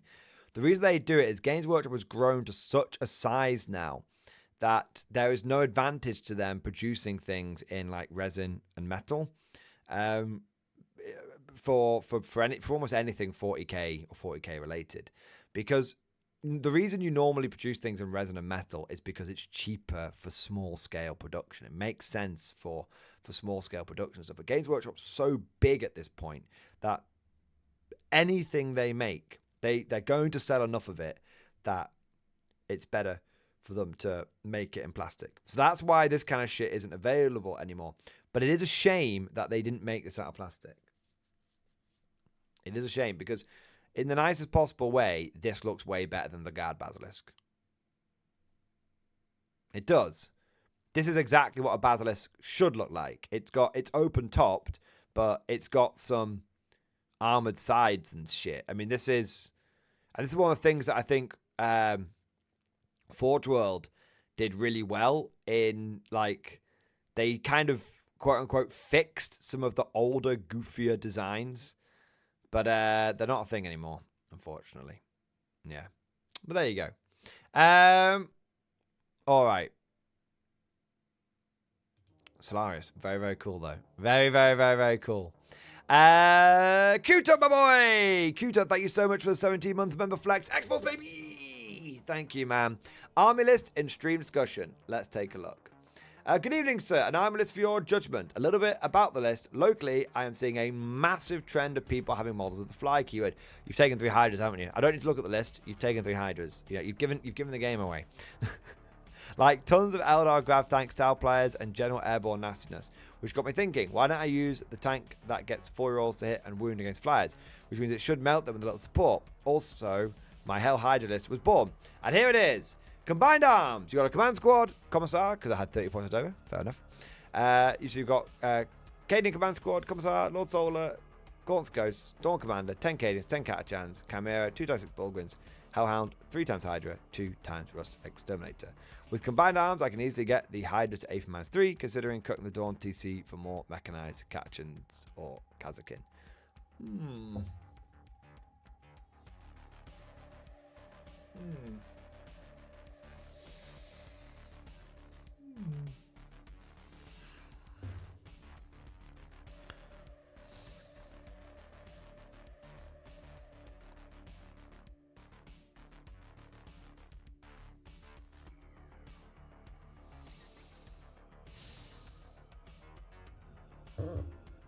Backbone of the guard, ready to serve. So,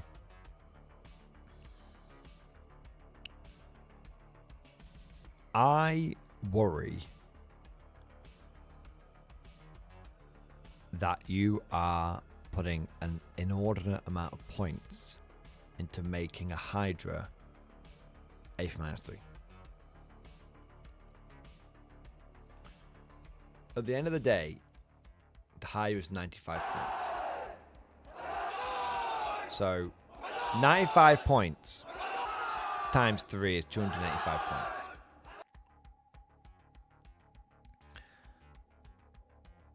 Two Lemurus Exterminators are already like 360 points. Roughly. And then the Hellhound is like 125 points. So you're spending close on 500 points of your list to make 300 points of your list not totally dog shit. I don't know, man. I don't like that. I don't like those numbers. I don't like those numbers. See, this is... It kind of comes back to what we were saying before, right? Has anything... I mean, the thing with some of it is they buff everything, not just Hydra. Yeah, but what else are they going to buff, man? You've got nothing else in the army.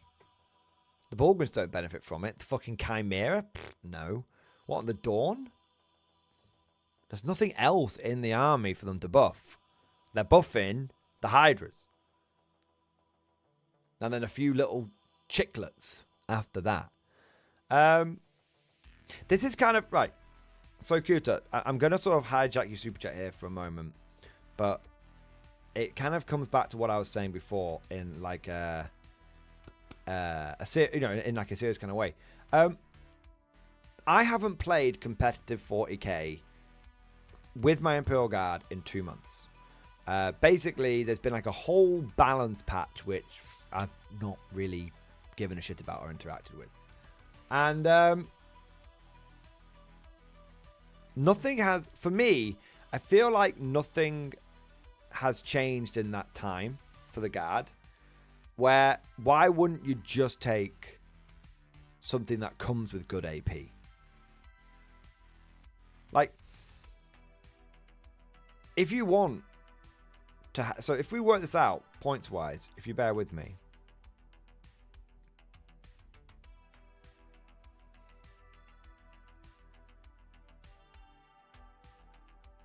Okay. So we've got 95, 95, 95. I think it's 180 for an Exterminator. But even if it's like 10 or 20 points different, it doesn't really matter. So you've got 770 points. And that's not for any orders. And that is so you can get 3 vehicle, 3 Hydras, who only fire 4 shots each. They only fire 4 shots each. This is one of the big problems with the Hydra. Now, yeah, they're getting rerolls, but this is 12 shots to buff 12, because I don't really count the heavy bolters, okay? Like, to buff 12 shots, in total, you spent 770 points. Why wouldn't you just take 3 Lehman Russ executioners. And I'm not shitting on you, Q-Tut here. Like, please don't think I'm shitting on you. But I'm sort of using this as an example. It's like, why wouldn't you just take 3? If we take into account the orders as well, you've then got the Rogue or Dawn Commander, who's now what, 2? He's not 265, he's 275 plus Grand Strategist, and then you've also got the Lord Solar, who's like 260. It's 1,320 points. There's no wonder you have so little else in your list. Your list is... When I first saw your list, you want to know what I thought? I thought, fuck it, it's not got much in there. Because you've got like... There's so much going into buffing that, ordering the Hydras, getting the AP they need, getting the fucking ignoring cover, and all that shit. Do you know what you could do? Do you know how you could get everything you've got now and save a fuckload of points? Right?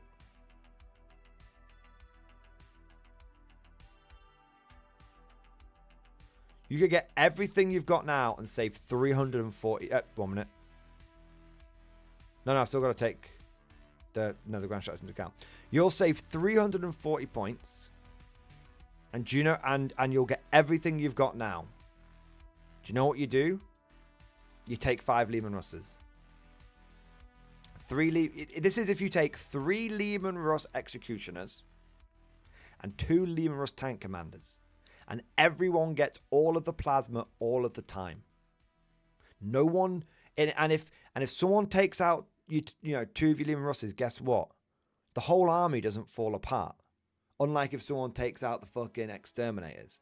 There's no units in this list which aren't basically self-contained at being good. And we've got 340 points. We've got 5 tanks. That leaves you, if you wanted to, you could spend those 350 points on something else, man. So, like, my point is, I've not played, and this is like, what I'm trying to get at here is, and I kind of want someone to explain this to me, because I've been out of the loop. But why the fuck wouldn't you just take the Lehman Russ Executioners in this situation?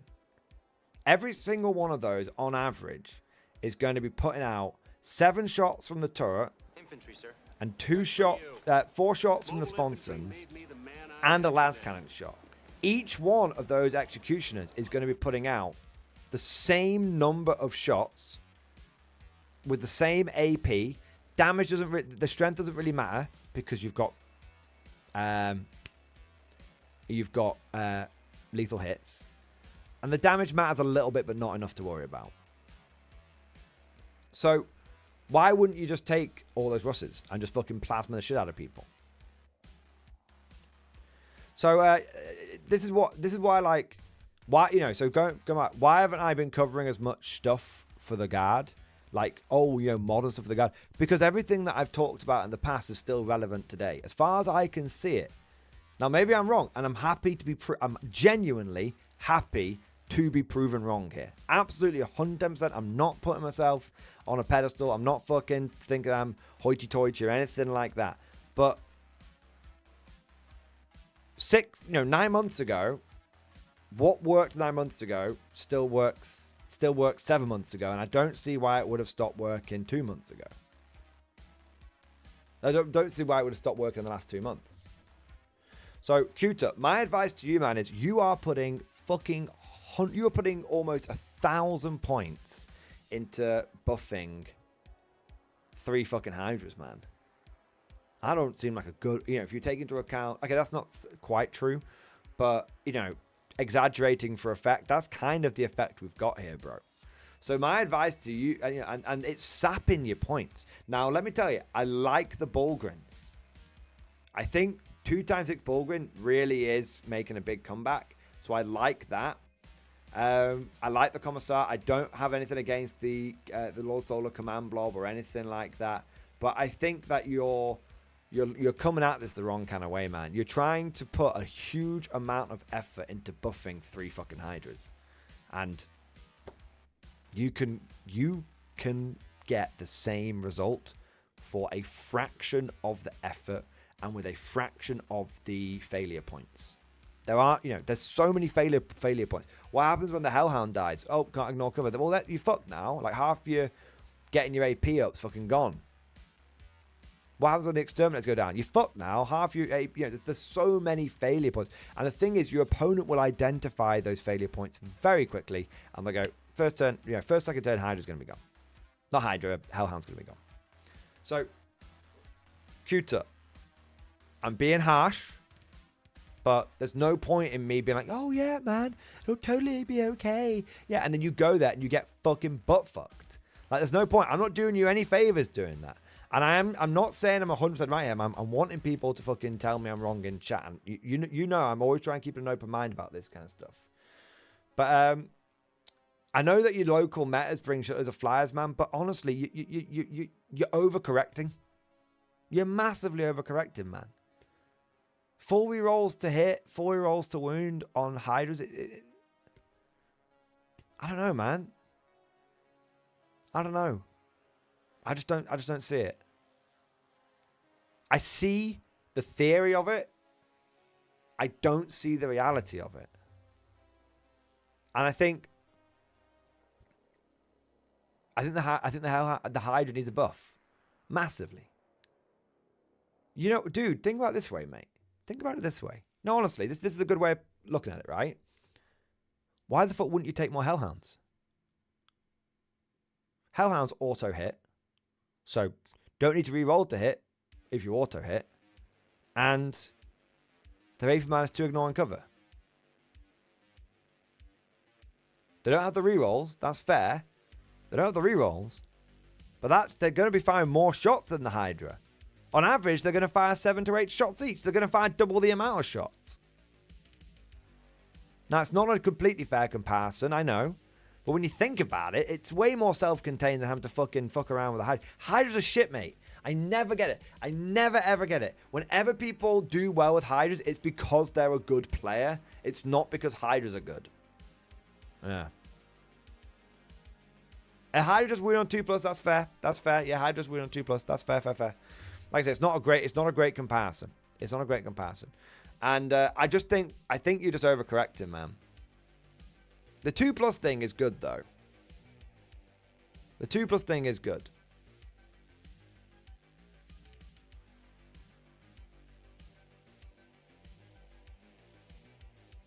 Do you know what, man? Cuter. This is what I say to you. This is what I say to you. Try it. No. Like, we won't know if you're right and if I'm wrong until you try it. And I want to be proven wrong. So you don't have to, man, but I would genuinely fucking love it if you tried it out. And come back and tell me the results. And come back and tell me, was it, and take pictures, be honest. If it didn't work, tell me. And if it does work, fucking come and tell me. And I actually want to see that happen, man. Take that list and see if it works. Because you know what? I've never tried that list, so I could be very, very, very wrong. I could be massively wrong. So my advice to you is this, mate. You've got a theory. The only way, and I do this all the time, man. The only way you're going to know if your theory is right, if the rubber meets the road, is if you test it. And there's only one way to test it, and that's by playing with it. That's what I say. I'm not convinced, but I think that it's worth at least exploring for 2 or 3 games, and then we decide it one way or another. Yeah. That's the dude. Yeah. Oh, absolutely. After us testing for double base, dude, like, test it out. Because I will say one thing. I'll hold my hand up on this. I am stuck in my ways. I like my infantry. I like my tanks. I like my artillery. I'm stuck in my ways. But it's easy to get stuck in your ways and then be overly closed-minded. This will talk about me. It's easy for me to get stuck in my ways, and then I get overly closed-minded and overly dismissive of other things. Put it this way. How much do I fucking love Hellhounds and Vanquishers now? Fucking love Hellhounds and Vanquishers. Do you know what? I used to shit on them. And it wasn't until enough people in stream and enough people in chat said to me, Mordian, you've got to try these things out. You're wrong. You're fucking wrong about these things.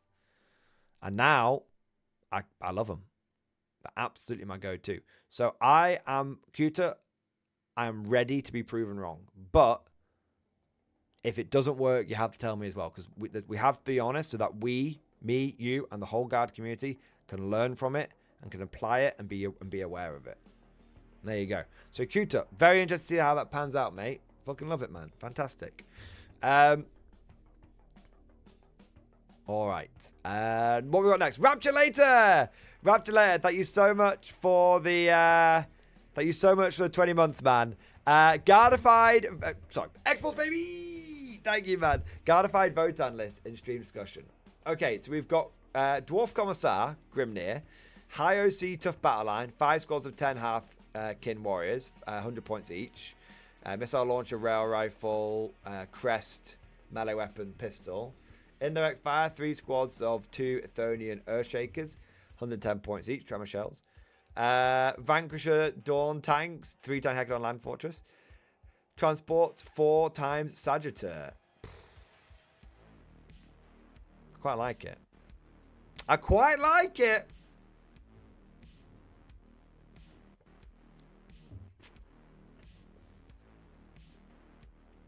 Yeah, man. I like it. 50 infantry. Maybe 7 vehicles is too much. Maybe.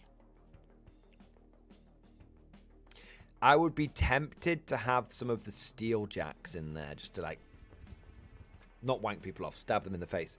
But I see it, and now that Votan have got access to indirect fire, I can see that working. I can see that working. Maybe I'd like maybe 10 more warriors, you know. I don't know if there's like 5 points left over anywhere, but the idea of like dropping 1 Sagittar and getting another 10 warriors might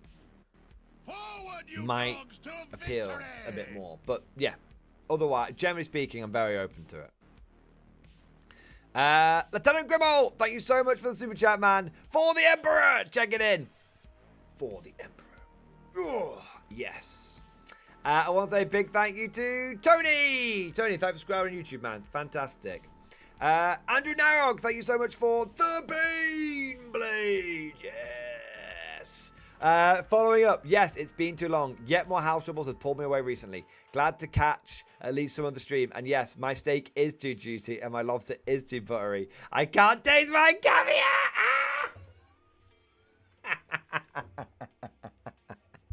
Andrew, I love it, man. Thank you for the very generous super chat. I'm sorry to hear that you've been having some more house troubles, but it sounds like maybe there's some good stuff going on as well. There we are. I love it. Andrew, I love it, man. Fantastic. Oh, no. I can't taste my caviar. Andrew, amazing, man. Also showed why first reaction. She found it hilarious. Well, I'm glad I was able to make her laugh, man. Fantastic. Okay. Ishmael Thompson, thank you for the super chat, man. GW does nothing with guard. Monkey's finger kills. No. Wait. Bro, no, like, seriously, right? GW does so little with guard that they've done 2 narrative campaigns now. One on Armageddon and one on Mordian. And 2 of the most important guard-related planets ever. Mordian obviously being the most important one. And they've not mentioned the Imperial Guard once in either one. Like a footnote. Like a fucking footnote. I don't know, man. But then they give us the Kree Comet Patrol, which is nice.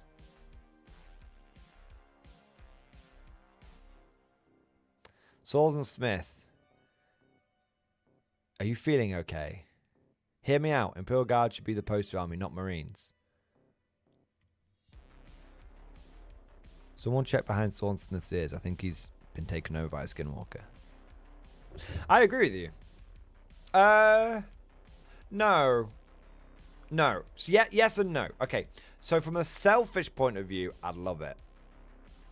From a selfish point of view, I'd love it. On a like being objective point of view, I do think Space Marines are so fucking marketable. They're so fucking marketable that, you know, because they're like humans, so people relate to them, but they're better, you know, they're like superhumans. So yeah, there's a bit more going on there to the normie brain. Obviously, the distinguished gentleman understands that the Imperial Guard is actually the most interesting faction in 40k, because when everyone is special and wanky and you're just basic humans, that actually makes you more interesting. Just saying. But Imperial Guard is so Guard get treated in a really strange way by Games Workshop at the moment, and it's definitely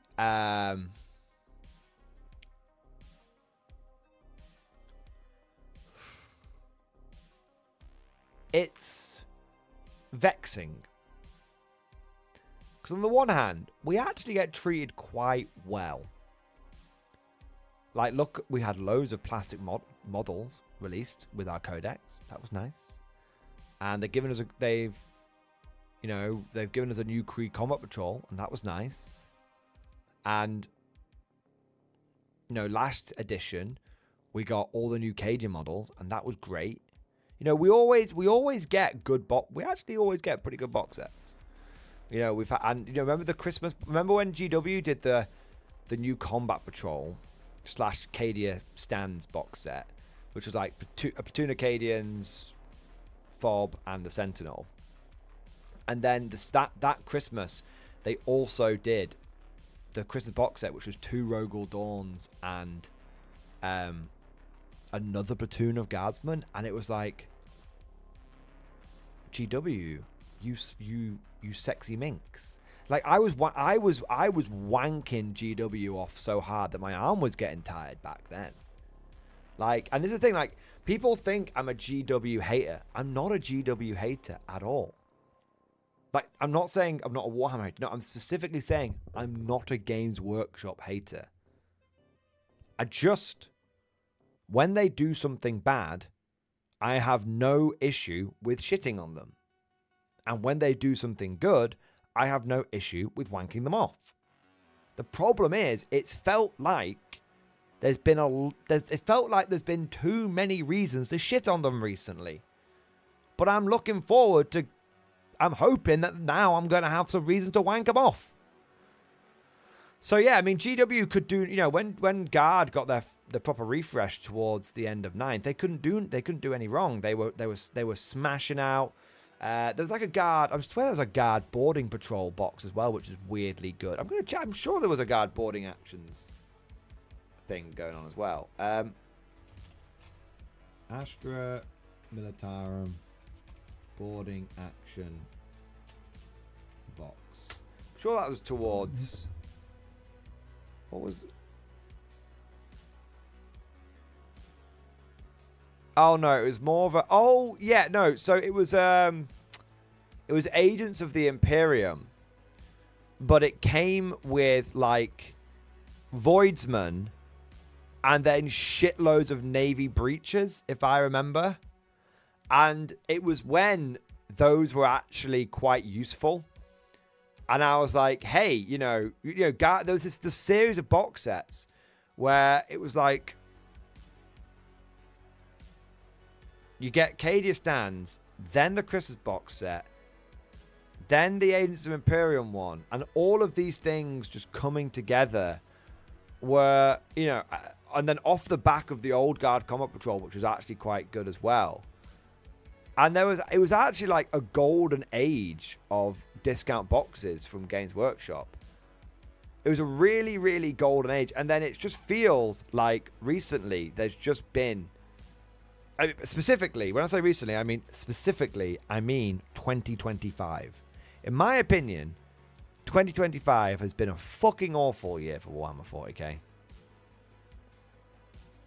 You know what? Actually, can we talk about this for a bit? I know I'm a little bit behind on my super chats, So I do apologize. But can we talk about this just for a moment? Or shall I come back to it? I'm going to come back to it. Chat, don't let me forget. Don't let me forget. We need to talk about 2025 being a fucking awful year. Okay? Because I think it has been. I think it has been, but I want to come back to it. All right. So let's have a look. Average White Shark, thank you so much for the super chat. It's a cruel irony. Harker is now in Legends. It is a cruel irony. It's a terrible thing. Because he is a legend. But he doesn't belong in Legends. Yeah. Chris K, thank you for the gift of membership, man. Thank you for the support. Thank you for doing your part. Fantastic effort, mate. Chansey, my boy. Chansey, thank you so much for the Giga Chat. Yes. Speaking of comps, do you want to come and Seal Club some casuals at a doubles event at the end of November? Down my way. You may even get to bully me again. Are we being on the same? I mean, I have no friends, Chansey. So is it me and you doing the doubles tournament together? Or is it... Because you know what, man? Bro, I'm just saying, right, dude, listen to me, right, listen to me.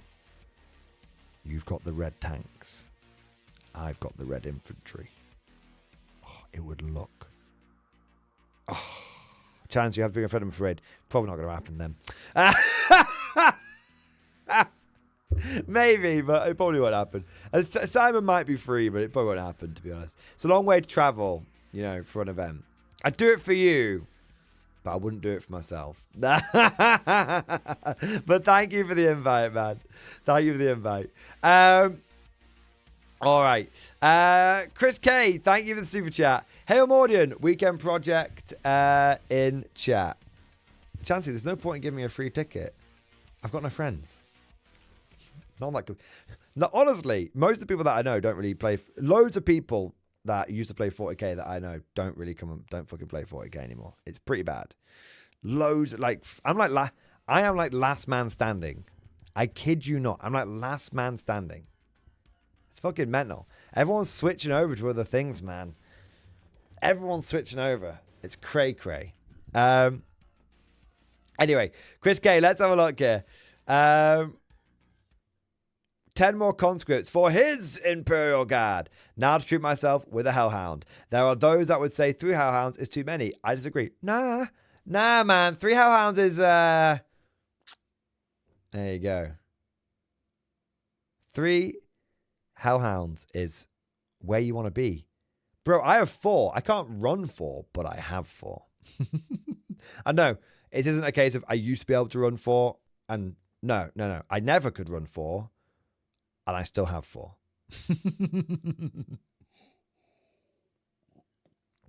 It's a classic case of, I'll do a lowball bid on eBay. Probably won't get it. And then, the next day, seeing a buy it now, which was for a really good price, I was like, fuck it, I'll do that. And then accidentally winning the bid. And be like, I've got 2 hands now. But Chris K, dude, I love it, man. Classic Cadian color scheme done well. Nice. There we are. Get yourself the 3rd Hellhound. Do it. Spriggs, thank you so much for the Giga Chat. Yes. Is that Northern Hemisphere AM or Southern Hemisphere PM? Fuck. See, this is what happens.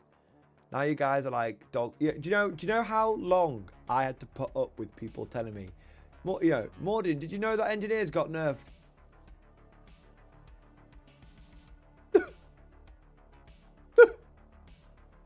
I can't fucking take it anymore. Spriggs, hype for Ward Open Day. Hype for Ward Open Day, baby.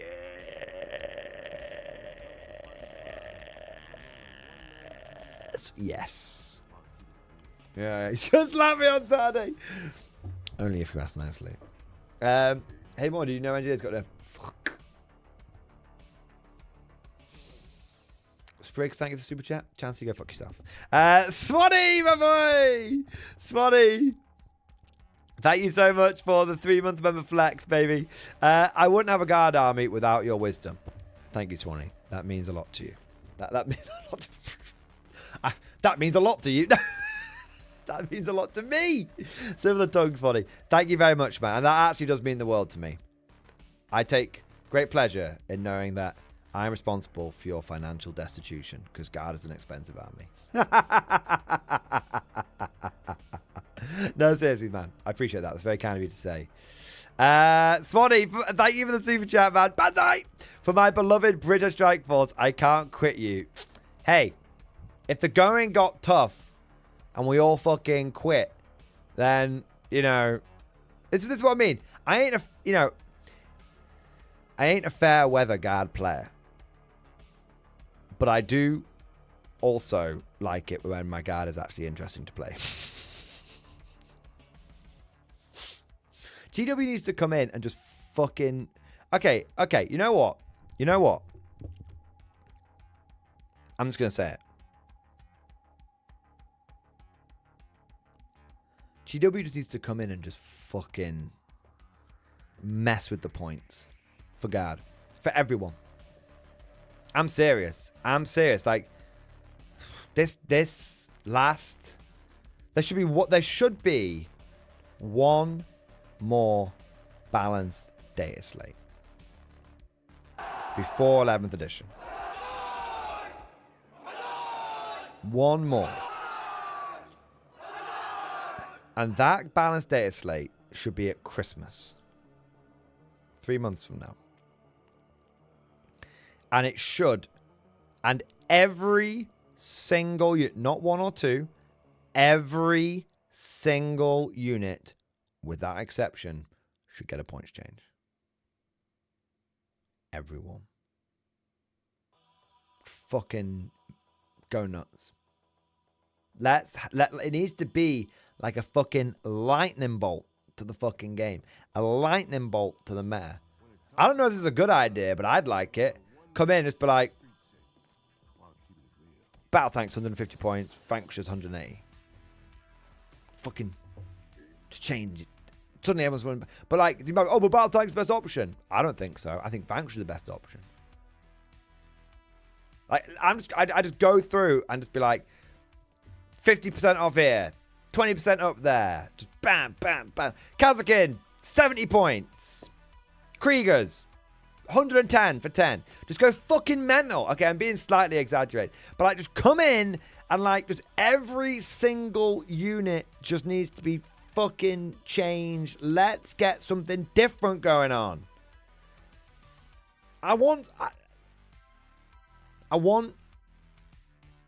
We need to get a bit of... We need a bit of zhuzh. You know? Fucking... No more. Only once can you use reinforcements. Just...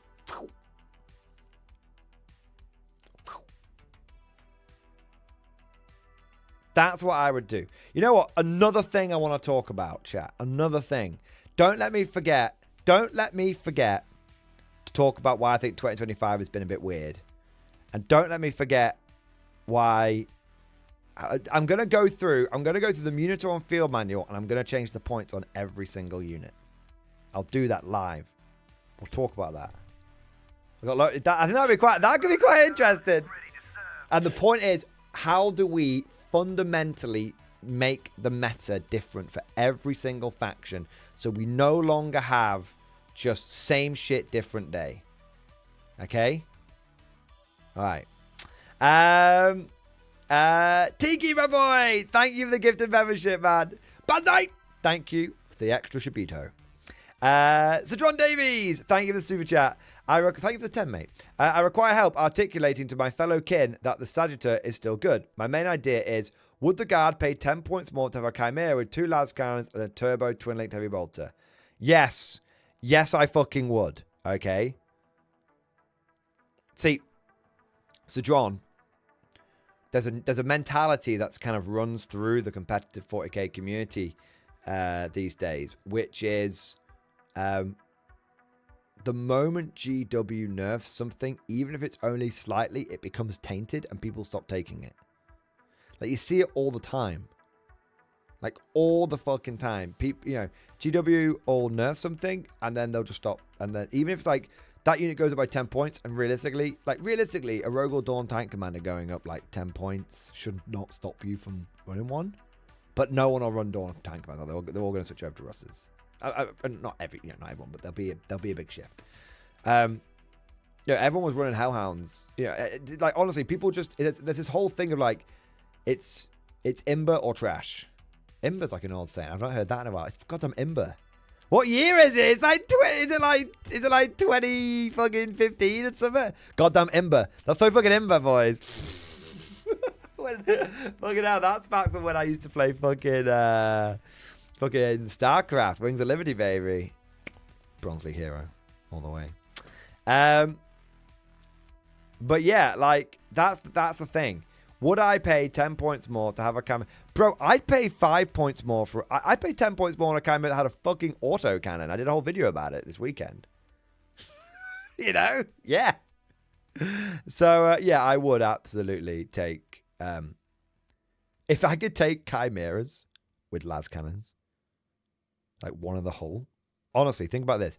If I could take a chimera with a las cannon in the hull and in the turret, it would be the only chimera I would take, and I would put 6 in every single list, and I wouldn't be shy about it. I would not be shy about that.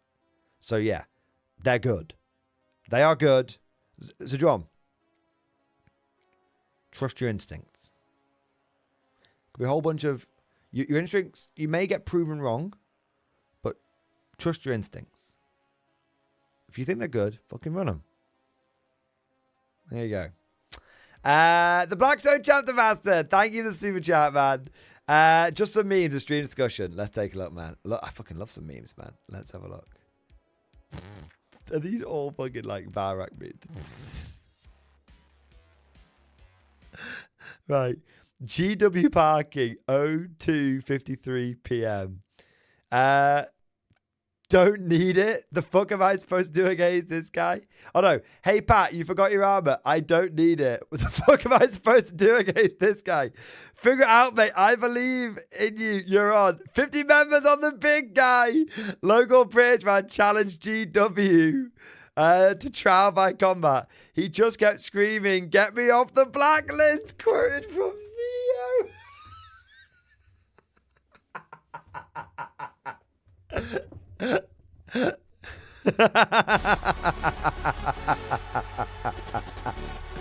That's actually brilliant, man.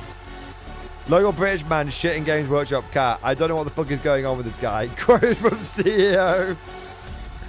Fred, hey bro, I forgot a model. Do you mind if I proxy one of your models? Bro, sure thing, man. The model's point of view. What, you want to fight me, asshole? Where the fuck am I? What are you looking at, sucker? Fuck you and your fucking dragon. Very true. The iron cage never happened. Dude, I literally saved your ass from the Iron Warriors. What's with you? That's brilliant. That is brilliant, man. I love that. Fantastic. Top meansmanship, sir. Top meansmanship. Okay, we've had... We've got Jared Man. Jared Man, thank you for the super chat, bro. In the UK, in October for work, going to spend a day off in Knots. Where is good stay between Warhammer World and Warlord HQ? Ooh, I don't know. I don't know. But Chansey put a link in chat, mate. He said there's a Premiere Inn. There's a Premiere Inn that is just round the corner from Warhammer World and Warlord. So I think that would be... I don't live in Nottingham, so I don't know. But I would trust Chansey's recommendation because he's a fine gentleman and a sensible man. So there you go. You can take that.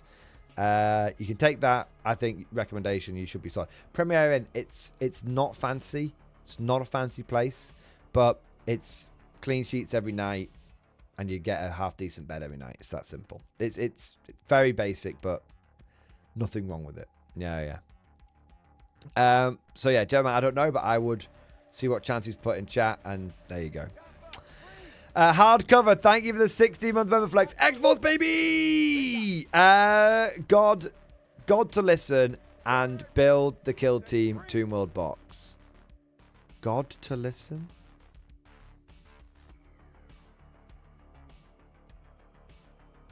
I feel like hardcover was quite short on the number of characters in his member flex and decided to remove a couple. But it's like that scene in The Office when Kevin stops speaking properly and then no one can really understand him anymore.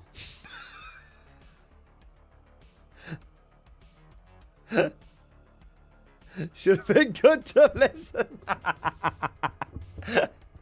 German. I mean, hardcover, sorry. Hardcover, I was only taking the piss. Oh, man. Good to listen to and build the Kill Team World box. Hardcover. I haven't seen the... Is that the new... is that the new one with the Death Watch? Is it that the new one with the fucking cool Death Watch Kill Team? If that's the case, that's kind of cool. I need to have a look at that. I'm probably not going to get it myself, but I'm always curious about new shit that's coming out. Yeah. So, yeah, hardcover. Like it, man. Nice. Thank you, buddy. You're a good lad. Morris Vox, thank you for the Giga Chat. Yes. What army you starting with for K47? I'm thinking Germans with them heavy infantry that go hard as fuck. Mortis Vox. What army am I starting with for Conflict 47? My answer is yes. I may have already bought every single army. Don't tell Mrs. Mordian.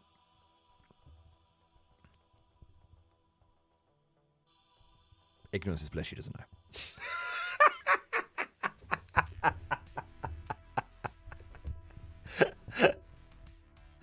Morris Vox, on a serious note, if you were to ask me which army, the secret dies with me. Oh no, Chansey! Chansey, don't you be a little bitch boy, Chansey. Quickly, unmod him, ban him. I don't. To be fair, I don't have Italians. I would start with the Axis because Reporting for duty, sir. I really like the rail cannons. I'm a big rail cannon kind of guy. I've always thought they were cool with the Tau, even when they used to beat the shit out of me, and I hated Tau. Generally speaking, I never held it against their rail cannons. I always thought they were cool. I love Vanquishers with the Guard, so I love the rail cannons for the Axis. But what I would say is this, mate. There's going to be some big reveals on the 27th, this Saturday, this weekend. There's going to be some. There's going to be some big reveals. So I would say you're going to see some stuff for the other factions, and that might help you make your mind up. But pure aesthetics, I'm gooning for the Axis. Yeah, me too, man. I mean, they're so cool. Yeah, the Axis. I think the Axis are very beginner friendly. Yeah. I think the Axis is very beginner friendly because they, like, truth be told, they kind of do a bit of everything. They are the bit of everything faction. Oh, you want monsters? We've got that. Oh, you want rift weapons? We've got that. Oh, you want power armor? We've got that. I don't think any other faction quite has as much as the Axis has at the launch of K47. But I think over the fullness of time, there will be... every faction is going to get very, very well fleshed out and is going to do very, very nicely. I have a strange feeling that I think Brits are going to be really OP. Like, really. Just because of the army rules where basically they're like, we don't take to hit modifiers. I mean, think about that. You can run a British army that never takes a to hit modifier. Because... you don't take the to hit modifier for moving because computational systems means you don't take the to hit modifier for moving and shooting. You don't take the hit modifier for receiving pins because you're fearless on your automated infantry, and you can ignore the -1 to hit modifier for first off the line. So I feel like everyone is really quite hard for the Axis because I think they've got some really, really cool shit. And I think everyone's kind of, everyone's, it's all Axis US, Axis US, Axis US. But I think Brits are going to come out and they're going to be like really fucking powerful. Everything in their army is going to be dead hard, dead tough, dead killy.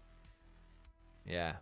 I mean, when your basic automated infantry is rocking around, your basic automated infantry is rocking around with an MMG, which he doesn't suffer to hit modifiers with if you build it right.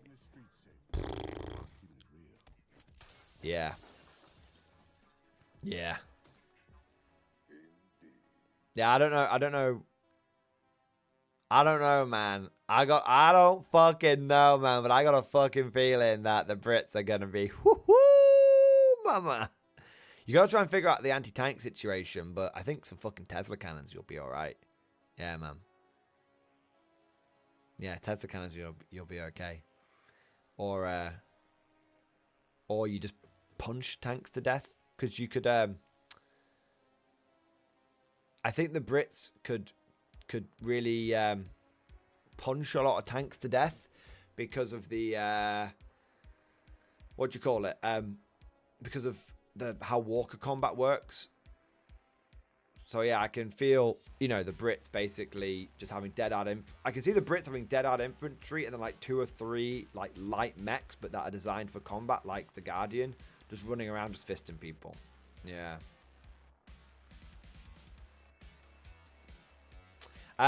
So Fox, I'll be waiting before buying anything to see the previews. Wait till this weekend, man. Be patient, my young Padawan.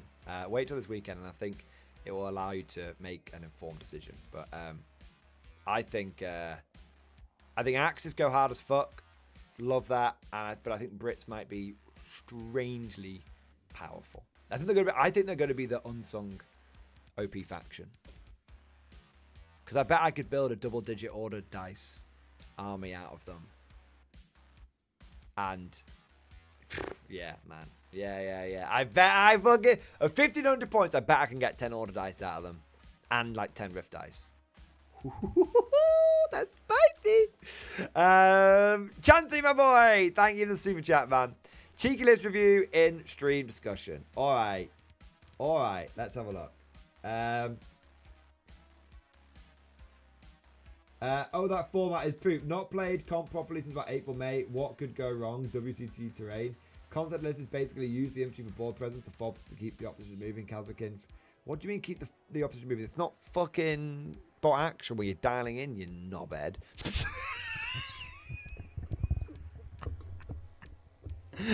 I'm being so mean to Chansey. I'm only doing it because I love you. Kazakin for a cheeky flank and the tank core do what the tank core does best. Break a line with heavy firepower. Alright. I'll stop being a knobhead and I'll give you a proper review, mate. Format's fine, by the way. It's alright. KD Castellan, KD Command Squad, KD Command Squad, Krieg Command Squad, Rogel Dawn Commander, 10, 10, 10, Cadians, 20 Deathcore, Double Fob, Kazakin, Hellhound, Lemurs Demolisher, Torox. Okay, so I like everything but the Demolishers. I think they're ass. Everything else in the list, totally fine. But I think the Demolishers are ass. I ran them recently. I'm not a fucking fan of them. I had, at some point in every game, I had a Demolisher just do nothing. Not a fucking sausage. And when it's the most expensive variant, frankly, it's not allowed to do nothing. And that was in my last tournament after action report. When I that last game when I faced a Death Guard and unleashed a Demolisher, and it was like, I didn't kill a fucking Chaos Spawn or something mental. Do you know what I mean? So, yeah, I like everything, but sack off the Demolishers, frankly. I'd probably go... Are you in Combined Arms? I would consider maybe going for Vanks or Executioners. Is it the canon or the datasheet rule that makes it disappointing? I don't even know what the datasheet rule is, man. So that's obviously shit. But mostly it's the D6+1 on the cannon. I mean, what Why does the guard demolisher tank still have D6 plus 1 shot and why does the Vindicator still get D6 plus 3 when it's been proven beyond a shadow of a doubt that Vindicators are more of a problem than demolishers? It's so dumb. Like, I don't mind if we all get D6 plus 1 shots, but it's so dumb that our tanks were worse than their tanks already. Our Demolisher tanks were worse than their Demolisher tanks already, and yet ours got nerfed and theirs didn't. It's weird. So yeah, basically, Chansey, I like the list, but fuck off the Demolishers, man. Like, big time. Big serious time. The rest of it's great, though. No dramas on the rest of it, man. There you go, bud. There you go. Eggcat, thank you for subscribing on YouTube, man. Appreciate it. Ibram Gorn, thank you for the super chat, man. K47 and meme and stream discussion. How should I upgrade my Soviets? Alrighty ho ho.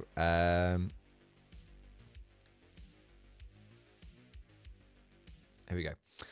First game of K47, German victory. Some minor cheating was done so I could show my dad some of the abilities. I have a Cossack, KV-ZP, T-34-ZP, and 10 Mark 1 power armor.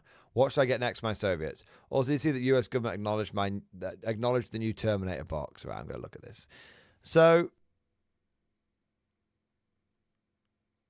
you had Style Trooper, Werewolves, Vogel, Spinner, Panzer 4X, Toad, Gravgun, and Lieutenant. Okay? And then Firefly, Linebacker, Tesla Sherman, Medium Mortar. Yeah, so basically I think if you swap that platoon out and spend its points on something else, you'd probably be okay. The Linebacker and the M4A9 Sherman should have the advantage over these two. The issue is the two Fireflies aren't going to be able to handle that, and this is basically, I feel, not particularly great points in K47. I feel like static weapon teams are going to be less helpful. The HMG is good, actually. I don't think I'm going to take medium mortars in K47. I think everything's going to be moving. It's a much more mobile game. And I don't mind that. I like that. There's a distinction between bolt action and K47. But I feel like K47 is a much more mobile game. Like, it feels like it's a war of movement and not a static thing. But yeah, that's just a even Gold, don't think I'm shitting on you. That's just something I noticed and something to take it under advisement more than anything else, man. Don't be worrying too much about it. It's not a full list review. And also the Shrek Wolfen are really, really fucking powerful. Yeah. I like the you've got decent. Oh, I'm so jealous. You've got the new commander guy. I want that guy. My Riftbuster Mega Bundle hasn't turned up yet. I'm so upset. Everyone else has got theirs. Mine's not even been shipped yet. I might have to pick it up. If it doesn't get shipped, I'm going to pick it up from Warlord and be like, hey, I ordered this. I haven't got it. I'm here. It's Saturday. I'm here. So can I have it, please? You got very lucky with destroying the linebacker top of turn 2. That is very lucky. I guess did you use the Surging Rift die? That would make sense if you use the Surging Rift die. Yeah. Yeah. Yeah, I feel like that was a Surging Rift die, and now it's not a Surging Rift die, and now the linebacker's dead, and that makes a lot of sense. Yeah. I think Americans are going to be kind of tricky to use. But I do think... Yeah, I think the Americans are going to be a difficult faction in K47, but I feel like they're going to be one of those factions where over time they end up showing their true worth and being very, very good. Yeah. Very, very good. With the Americans, you just need... So for me, what I would do to open... This is what I would do to open the Americans up. I'd make it so Fireflies come in squads of 5, not 6. The problem is that you every other unit basically comes in like squads of 5 plus, and they come in squads of 6, so you're forced to take the extra man, and often you don't want the extra man. Often 5 is enough to get the job done. But yeah, I'm gonna put a lot of effort into my Americans. I think it's a combination of the linebackers being so expensive and the Fireflies being so expensive means the Americans just feel very, very expensive. But I feel like there's two ways. You either really lean into that, you go fuck it, double linebacker. Yeah, I know it's expensive, but fucking double linebacker, like 4 squads of Fireflies. I'm not fucking about kind of thing. Or you go the other way with the Americans and you go full horde. Yeah, I think the Americans are with the Americans, I think you have to play them like the Guard, where either you go quantity has a quality of its own, or you go like Tempest Scions. You have to play them in that way. If you go linebackers and Fireflies, you've got to treat them like Tempest Scions, or you treat them like Guard and you have mechs and just fucking oodles of basic infantry. Even if that means you take like an assault platoon and just have like 2 fucking like 3-man power armor squads. Yeah, I mean, honestly, I would probably run. It's hard to say, but if I was to go down a more Imperial Guard-esque route, I feel like I would rather have 2 5-man squads of power armor guys and then just 2 massive squads of regular blokes. And then that really feels like I've got a lot of numbers. And then go over to like a Walker platoon and then take like, and just start taking loads of like the Dakar mechs and stuff, like Grizzlies, Kodiaks. And I think the way the Americans can really start, I think this is one of the things that the Americans are going to have to get used to doing, is you kind of feel like you want to be shooting people, but you have to realize that you actually have much better mechs than the Germans. Like the Vogel Spinner's nice, but the Vogel Spinner is going to get its shit pushed in by a jackal, by a coyote, because it hasn't got arms and you do. And your arms are really, really good against it. And the problem, I think this is the thing that Americans are going to have to get, you're going to have to get used to fisticuffs. Yeah. I think the Americans are going to be very much like a mech assault kind of faction, and that's okay. But yeah. So, as for your Soviets, you've got a Cossack, KV ZP, T-34 ZP, Mark 1 power armor. What should I get next? So I think you've got, I think your armored core is fine. I think your armored core is fine. I think what I would do, and I think your Mark 1 power, I think you got plenty of Mark 1 power armor, bro.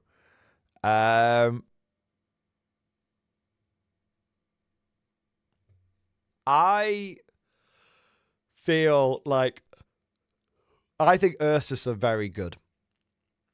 I think Ursus are very, very good.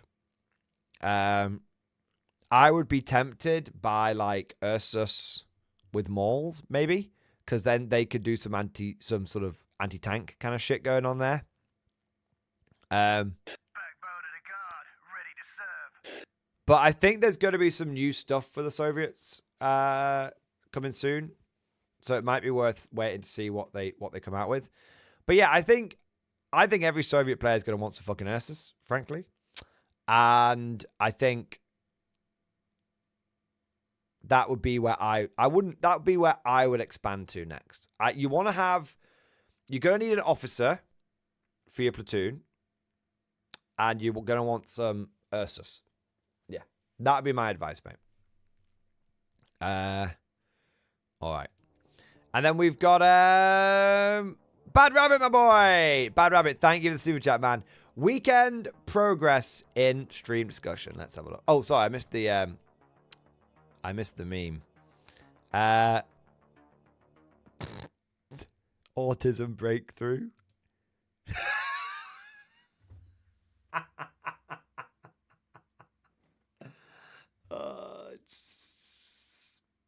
Yeah.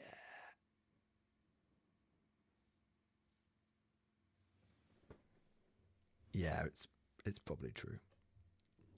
I do find it funny, though. So this is a bit of a... GW, it's a bit of a lie, isn't it? 21 Citadel miniatures. Do you want to know what 3 of those Citadel miniatures are? The fucking teleporter homers. 1, 2, 3. Come on, GW. Come on, buddy. We don't count the fucking teleporter homers. We don't count that. It's a fucking fancy token, bro. I mean, don't get me wrong. It's cool. But we don't count it. We don't count it. Bad Rabbit. So, sir, I hope you had a good weekend. So, we've been busy. We finally squared away the color palette for the baddies. For Rift Tech lenses, they'll have a green to yellow transition. For the Shrek Wolfen's natural eyes, it's yellow. For the Shrek Wolfen's alpha eyes, nice, he'll have ice blue. My girlfriend has been painting my Shrek Wolfen, and I'm digging them. For the armor and powered infantry, it'll be Xandri Dust with black, grey, and field brown where appropriate. That's cool, man. That's cool. We built up the Locust now that the main weapon is magnetized. I may move the upper hull guns to the top of the hull so I can widen out the arm position. He looks a little cramped. We'll see. We also built up the starter set Style Trooper Special Mini and his 2 acolytes. The law I built on my head is that he is a true clone of Augustus the Strong, hence why he's going to be my Hand of the Green Vault. Cool, love that. Making Lightwalker's recon away from 7+ infantry is insane, but more on that later. We started our first K-47 2nd edition game yesterday. It's exceptional. To all you in the greatest community on the internet, I have nothing in my heart but love for you all. God bless you and yours. Oh, Bad Rabbit, you're a good lad, mate. So you had your first game of K-47. Ooh. How did it go? I guess that's the big question. I love it, man. They look so good. Shrek, come on. This is why K-47 models are fucking sick, man. Love that. Yes. Oh, man. Oh, man. It all looks great. It all looks great. So cool. I like the blue on the eyes. Yeah, I like the blue. Nice. Hey, man. Is that the old Locust mech? Holy shit, man. It's a big boy, isn't it? Fucking hell. He's a beast. Shit, man. He's an absolute beast. I'm jealous, man. I think they've actually brought it back into stock, you know? I was tempted to get one. But I don't know if they're going to be bringing out a new kit for it or something. I'm not sure. So, yeah. But I kind of like the old kit. You know, the old kit does look really, really nice. But, yeah, if we... what is it? If we have a look. I like the old kit, but I'm kind of tempted to wait. Oh, no, it's gone again. It was back. Honestly, I swear to God, it was back in stock today. But maybe it's a mistake on mine. Maybe I'm forgetting. Yeah. So it's out of stock for the Germans, but it is in stock for the Japanese, and it's basically the same kit, but obviously different shoulder pads and some other bits and bobs. Yeah. So it'll be interesting. It's such a beautiful model. I feel like I need one for my Japanese. Is it packing a fucking neb? It's a light rocket system, so it's not a neb, unfortunately. You know, do you know what's kind of funny? I think I've worked out the reason why I prefer Conflict 47. Unless you sub them in from bolt action, there's no Nebelwerfers. Honestly, I think it makes the game so much better. It's just a light rocket system, baby. Yeah. Fuck Nebs. I hate them. I hate them! Stupid fat Nebelwerfers! Bad Rabbit, those models look sick, man. I'd love to hear about how your first game went. Yeah. Morris Fox, thank you for becoming a channel member. I think you knew your channel membership, but amazing, man. Thank you so much, Morris Fox. Thank you for doing your part. Oh my god, oh my god, Cosmic, I did lambast me. Everyone in chat, load the lambastation cannons. Give it to me. Don't hold back. Give it to me.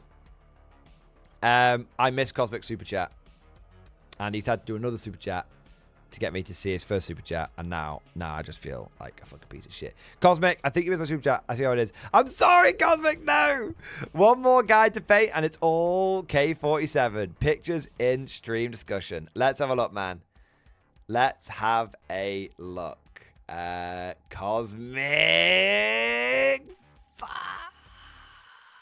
Well, Grenadier's complete. Congo 47. One last guide to paint, and it's all Congo 47. Rift Buster. Oh, yes. Oh, Cosmic. Yes. Oh, man.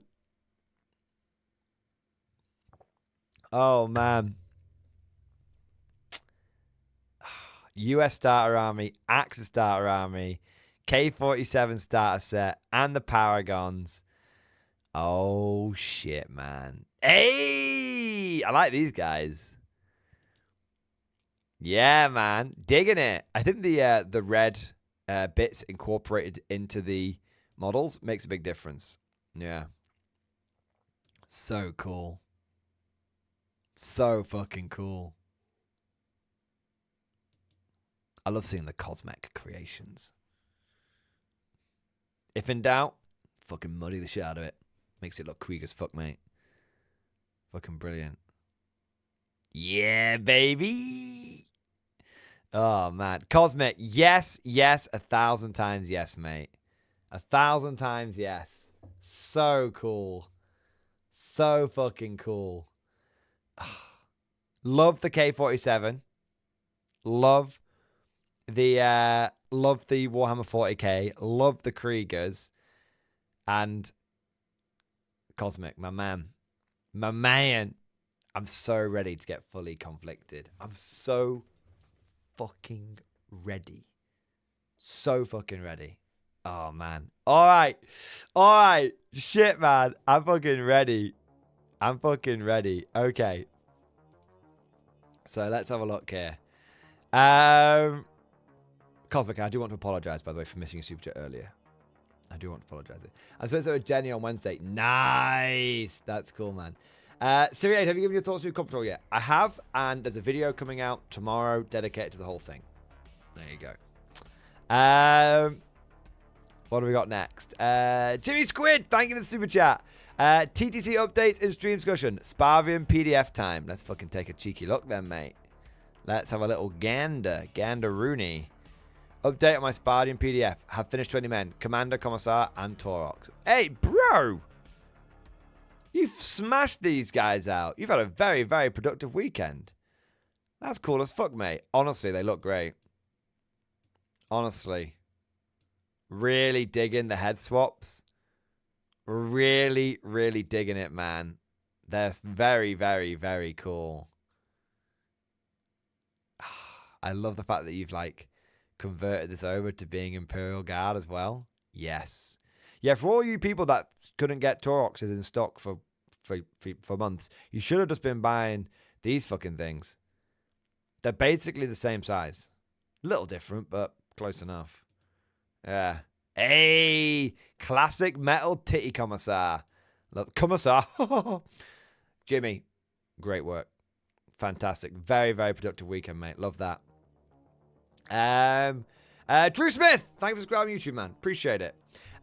Chris K, thank you so much for the 9-month member flex. Thank you for doing your part. Conflict 47 question on Discord. 5 days to Space King 3. Holy shit, man. I can't believe, like, how much Space King has taken off. I love it. And it's basically just a parody of 40k, but it's funny that 40k kind of transcended its its satirical sort of its satirical roots, and then now it's getting parodies of itself. It's kind of interesting. Go do another 10 tonight. Amazing, Jimmy Squid. That is very, very impressive. Very, very impressive production rate. Yeah. Admiral Sodium. Will Conflict 47 feature any extended lore like has been used in the Warhammer books? To that extent, will it feature unproduced alternative history or unknown units like Hobart's Funnies, the Bearcat Fighter, or the Wisconsin class battleship? So, I have no idea on the specifics. I know, you know, I know pretty much as you guys, and a little bit. I know a little bit more, but not to that extent. So I don't know for show. But I do know that Warlord Games has been going around and has been hiring a lot of old school Black Library writers like William King, who wrote Gotrek and Felix, and like Gav Thorpe, who wrote like the Last Chancer books, amongst other things. And there are a number of other old Black Library writers that they've hoovered up. And I think that's why the Conflict 47 lore has been so good so far. So I don't think you hoover that kind of talent up if you don't intend to use it. So I don't know if they're going to produce Warhammer books. Well, you know, K47 books. But I think there's a possibility, but not a certainty. We don't know until we know. Yeah. So it's a good question, Chris K. But like I say, I don't think you have that kind of talent if you're not going to use it. Yeah. So John Davies, thank you for the super chat, man. Check the squat list. Okay. I'm ready for it. Grimnir. Karl. Strategist. I like that. 1, 2, 3, 4, 5, 6 unit Hearthkin. I can get behind that, mate. I can get behind that. Lots of infantry. Yeah, lots of infantry. Love that shit. 6 Sagittars. 6 Sagittars. 2 Brokir Thunderkin.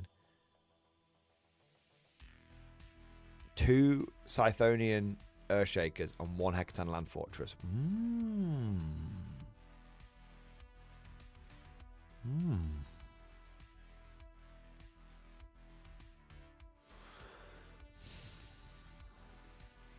I can feel it. Yeah.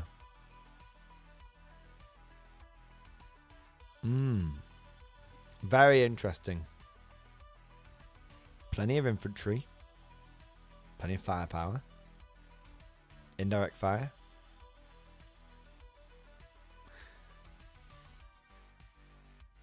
I do wonder if having an extra Hecaton would be better. I don't know how you're going to fit it in. I know I'm giving you an impossible task. I don't know how you're going to fit it in. But I do wonder if an extra Hecaton would be better. I'm only thinking that from the perspective of I'm Gardifying this shit. That's what I always do. And I'd like a couple of big boom boom tanks, you know? Because the Hecatons can always transport stuff. So you can always... They can always pull double duty with Sagittars, right? I think a Hecaton could transport 10 blokes. So when you think about it, that's 1 less Sagittar that you need. So could you swap out the Brokir Thunderkin and then drop another Sagittar and get 2 Hecaton Land Fortresses? And then you're looking at... Well, not you still got 5 Sagittars. You just drop in the Brokir Thunderkin and 1 Sagittar. And then that would get you 2 land fortresses. And you could transport 20 blokes in there. Another 25 blokes in the Sagittars and gives you 15 just foot slogger guys, which could be quite good for doing like action monkey shit with. Like, you know, that could be quite good. Just, oh, you know, that's quite a nice amount of like secondary game there. So you got primary game and secondary game and damage dealers and indirect fire. That's kind of what's going through my head. But I don't know exactly what's everything's working, but I kind of like that. But I think it's a solid list, but I'd like an extra tank. You know, that's just me. That's what I would like. But I think if you make no changes, I think you've still got a solid list there, mate. Yeah. Solid effort. Nice, John. Like it. Lower decks. Get the flamer. Get the heavy flamer. Oh, no. Lower deck. Let's have a look, man. Thank you for the super chat. Sir, the staff officers are ruined. Whatever came for the Bourbons here is where... Whatever came for the Bourbons, here is where clearly it all went to hell. There were bullet casings and blood splashes all over. Furniture is shredded from what looks like improvised barricades. From what I can piece together, the Bourbons were prepared for some form of attack. It wasn't enough.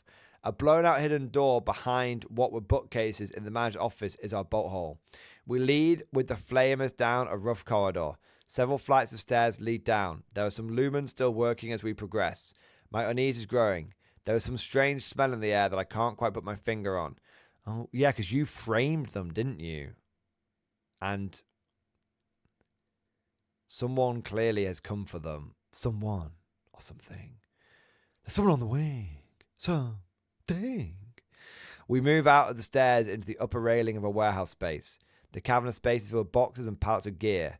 Several vehicles lay off in the distance. In the center of the space, however, is the cold trade revealed. Several Bourbons are dead or wish they were. 3 things are among them. They are not human. Sir, I know I have made fun of the Imperial Creed, but there are truths in it for all mankind. Suffer not the alien to live. Yes! Get the flamer! The heavy flamer! You know what, man? Sometimes it's better to just obliterate the threat. And if some questions go unanswered, that's a price worth paying if your life's still intact, you know? That's it. If you're like, oh no, but if we like flame everything, then we might not find out what's going on with the cold rate. No. Nah, man. Fuck that shit. Just fucking burn them all and sort out later. That's it, baby. That's it. No hesitation. Get stuck in there. The whole thing should just be piping hot with promethium. There you are, man. There you are. Lower decks, I love it, man. Godlike Poet.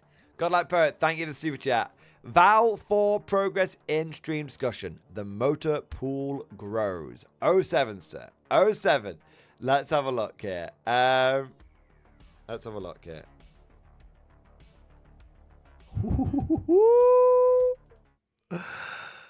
Godlike Poet. Bro. I cannot tell you how fucking cool it is to see how hardcore you have got into fucking conflict and bot action. Oh, man.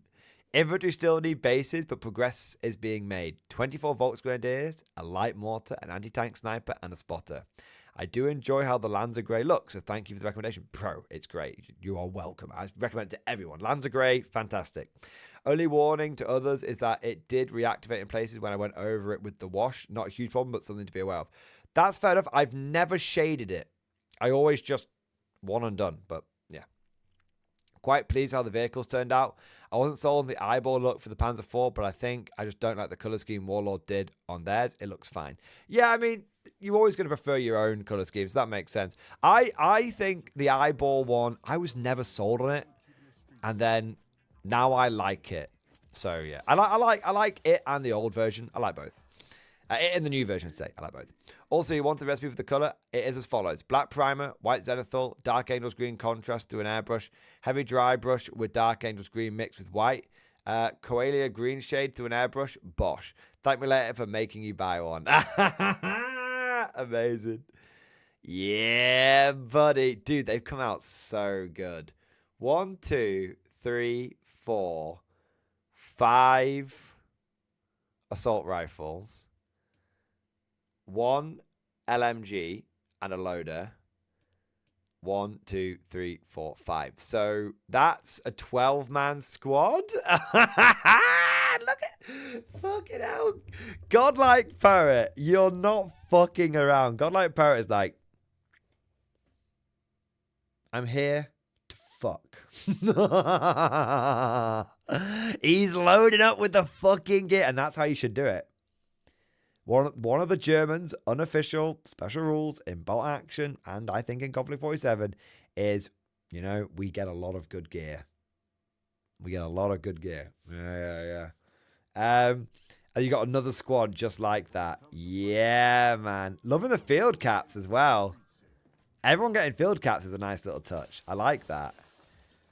And then you've got anti-tank rifle. Love that. Light mortar. Love that. And you got a spotter. Nice. That's cool. That's fucking cool. And the armor pool. Double panther. And hey, you know, all the gluey shit, it all got covered up, didn't it? That's kind of cool. Yeah.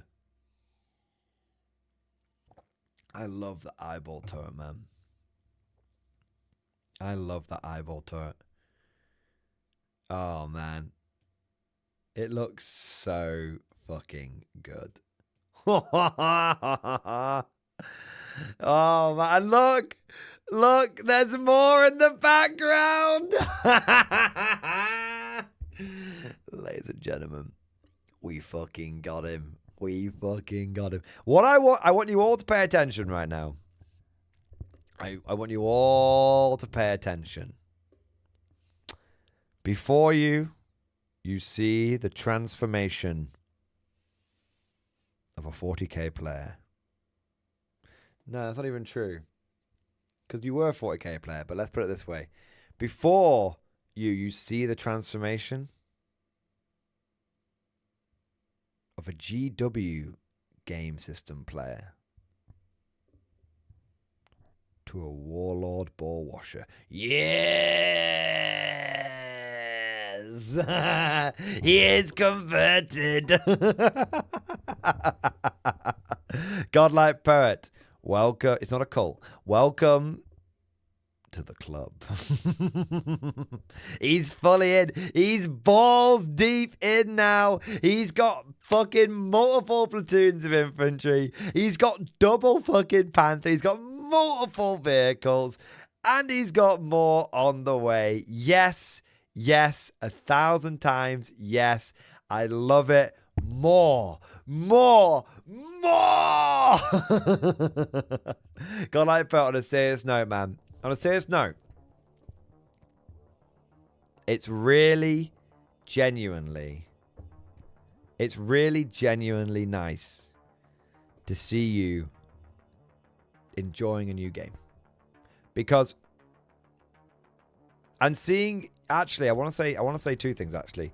Because it's not just about Conflict 47, mate. You got that guard army as well. I know that for the last few months, you have been struggling a little bit with like the sisters and stuff. And it's really, you know, nice to see you be happy. And be happy with getting a guard army. And being happy to get a conflict army. It's just, dude, it's just nice to see you happy. I love it. And you being happy genuinely makes me feel happy. I think positivity is infectious, you know? Positivity is infectious. And I think that's why, you know, when people were giving me shit for being like a big salty salt boy I think it was a good thing when people told me I need to just stop complaining all the time, because it's so much nicer when you're seeing someone being positive and enjoying themselves. Yeah. Godlike Poet, thanks, man. Can't wait to have a game with you. Dude, I'm ready. I am fucking ready. Anytime, any place, let me know. You slide into my DMs and I will be as flexible as possible. Okay? Slide right in there. Slide into the DMs, man. I'm ready. Anytime, any place. All right. Bad Rabbit next. Thank you so much for super chat. Pre-game setup in stream discussion. Let's have a look. Here we go, man. 07 sir, start off the day right, then got into the game. She made me breakfast. Fucking hell. If she's not already your wife.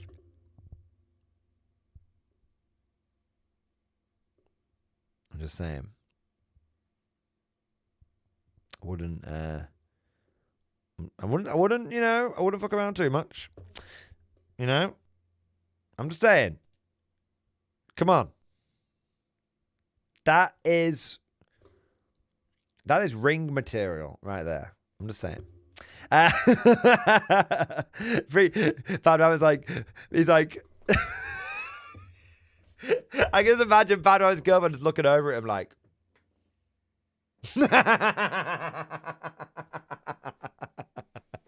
pre-game setup. It was a complete mess. We just stacked most of what was able to be put on the table for each of our armies. We ended up around 1750 points. My girlfriend kept finding gaps in a list for requirements of platoons, like a platoon commander, ideas like that. So it pushed the points up and we just wanted to play. Breakfast, then armies on parade prior to deployment. Assume full units. Veteran with most of the upgrades. Turn 1 to follow. Ooh, wait, are we getting it? Are we breaking it down? Is it getting broken down like turn by fucking turn? All right, I'm ready. Fucking hell, that's a nice. That's making me very hungry, and I love the glass. I'm a doctor, not a bricklayer. Yeah, man.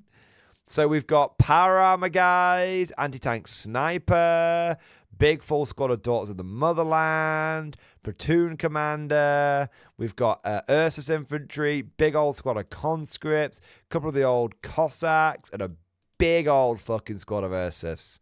Sick, man. Sir. That's cool. Yeah, that's a big old Soviet army. I like that. And then for the Germans, we've got Nackjäger and Schreckwolfen and 2 full squads of Totenkorps. Bro, I'm pretty certain you're running the fucking Germans. Do you still want to have a girlfriend by the end of this fucking game? I swear to God, man, that is an absolute fucking tear generator of a list.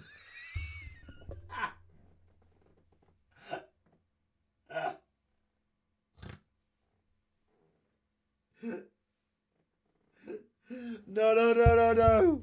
Wait. Oh, man. Oh, no. Oh, man. Oh, man. Not like this. Not like this. Okay, I'm going to take the best. Then you've got Heinrich Gross, Locust Mech, Spinner Mech, and then we've got the Star Trooper Commander. So, you only have 4 to be fair. No, I'm only giving you shit, man. It's honestly, Schreckwolf are fine. Nackjäger are fine. It's these fucking bellends. It's the goddamn Totenkorps, man. It's the everything else is totally fine. But I'm telling you, the Totenkorps are going to be spicy. They're going to be spicy. I'm kind of curious. Oh.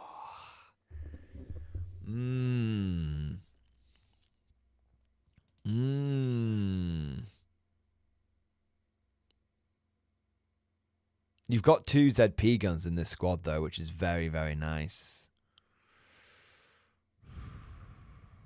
And you've got the Mark 1 power armor guys, which are very, very nice. Because I've got the pen plus... I think it's pen plus 1 on the shots. Yeah. I think it's actually quite a close list. Because... I think it's quite a close list. It's going to be very interesting to see who... Because the Ursus do beat Schreckwolfen in combat. And even if you're not in a defended position, you're going to strike at the same time. And the Ursas have got just more attacks. Yeah. And then, you know, Drugov is fantastic as well. It's going to be very interesting to see how it pans out. This is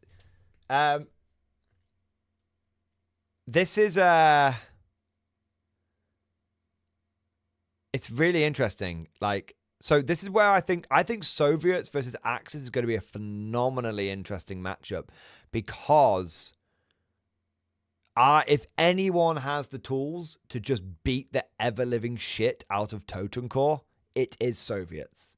No dramas about it. I think Axis versus Americans is actually quite a difficult matchup for the Americans.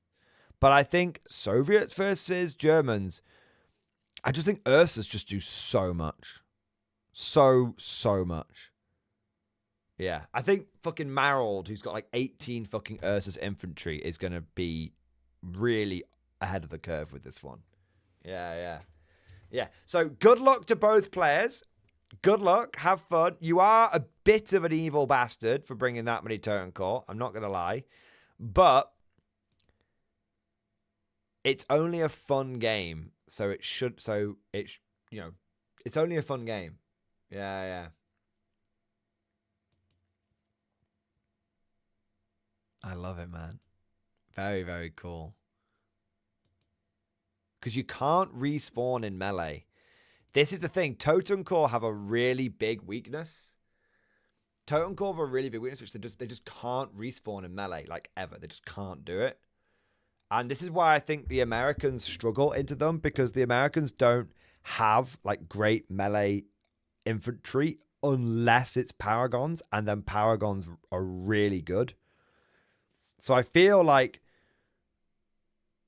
this is why so if you've seen like my battle report and what the Totem Core could do, and you've seen the Tabletop command post battle report, I think the way you deal with Totem Core is to have good melee.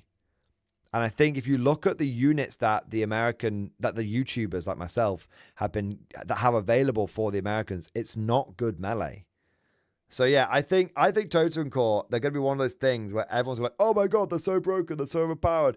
And then they just suddenly just aren't a problem. I don't think Japanese struggle into Totem Core. I don't think fucking British struggle into Totem Core, because the British have got fearless infantry. They could just have tin men just wade into them.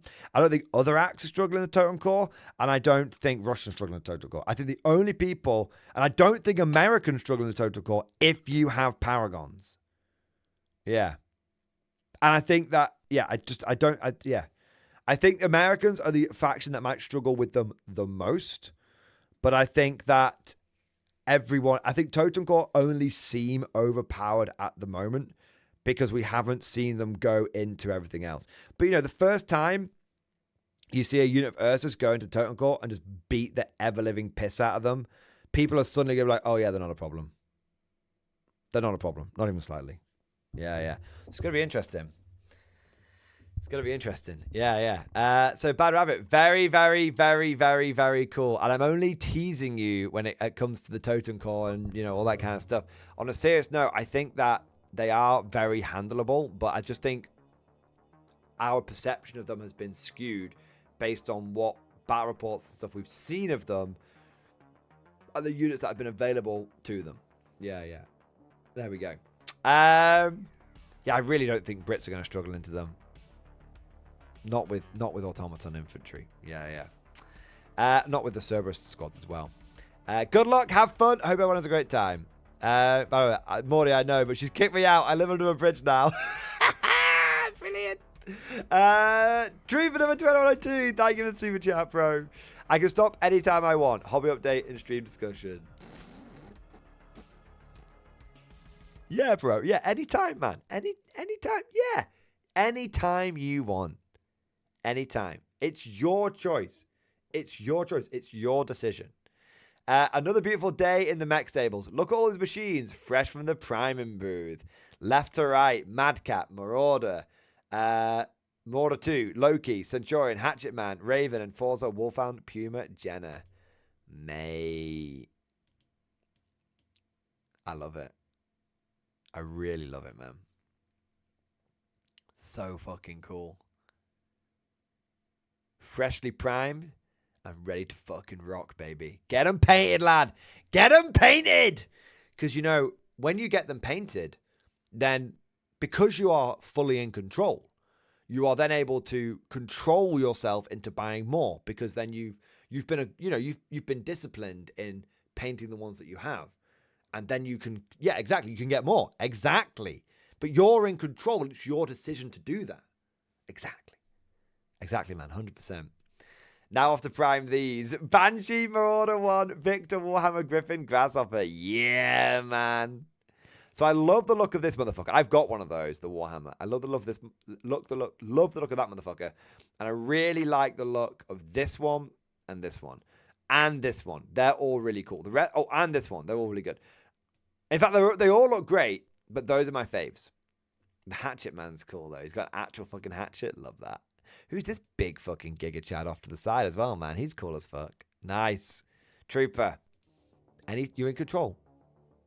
You can stop anytime you want, but why would you want? But you can stop anytime you want, but you don't want, so you won't stop. Makes sense? Makes perfect sense. All right. Uther VZ. Thank you for subscribing on YouTube, man. Appreciate it. Foam Noodles. Thank you for the super chat. Thoughts on bringing Knight in a Guard army? Play casual for reference. Great. Yeah. I think Knights in general are a really good ally for any Imperial Guard army. I think they're a great ally for pretty much any Imperial force now. They're cheap enough. Just sling them in. And they bring plenty to the table. They bring plenty. They're cheap. Fuck it, man. They're cheaper than bringing a Baneblade. Do you want a super heavy in your army, but not have it take up 25% of your army or 20% of your army? Chuck a fucking Knight in there, bro. So yeah, Foam Noodles, fully on board with Allied Knights.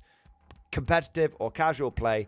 I think that they're a great way of being able to get a super heavy in your list. I used to be really like, Knights, but I think it's probably Trooper showing me all this battle tech. I'm well into big robots now. But yeah, I'm well into it.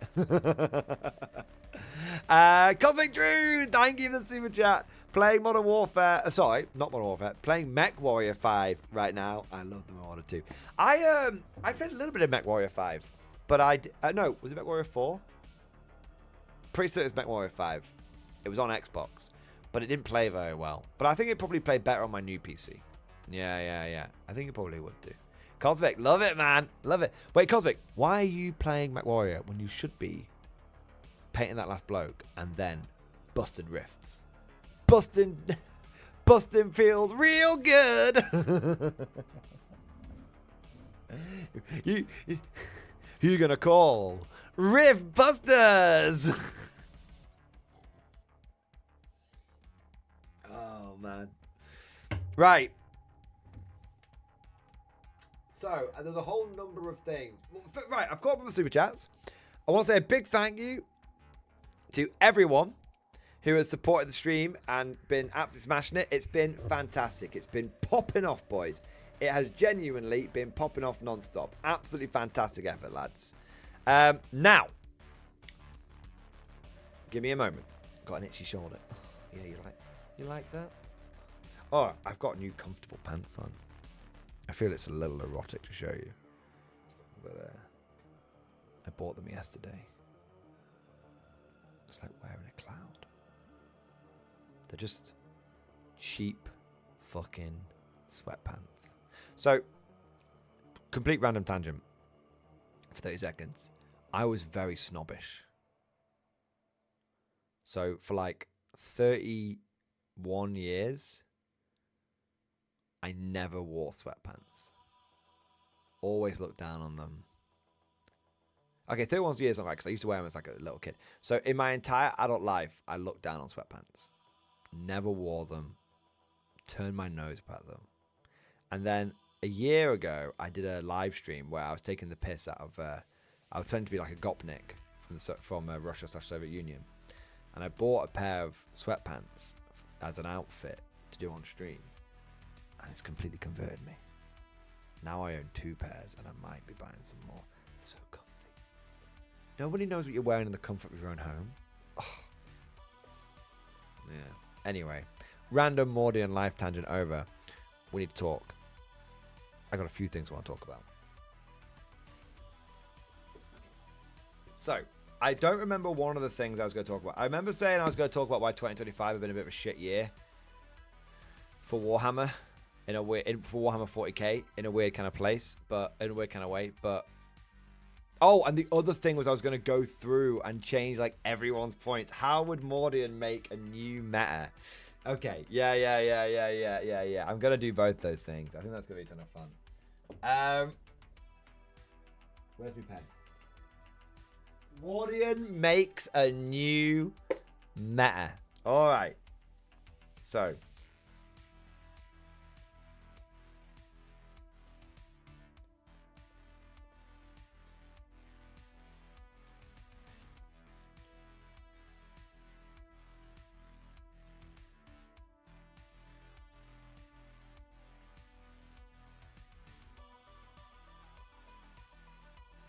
Right. So.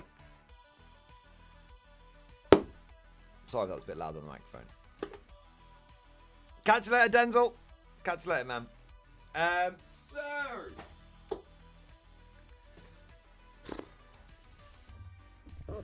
Got loads of cool shit to talk about, guys. Really, really cool topics. Think we're going to... And let me say this.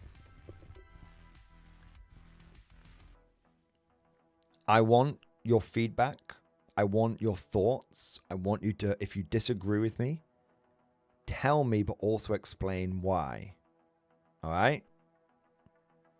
And I want you all, and this is, we're going to be covering a number of topics, but I want this to be a conversation, not just a Mordy rant. Okay? Okay.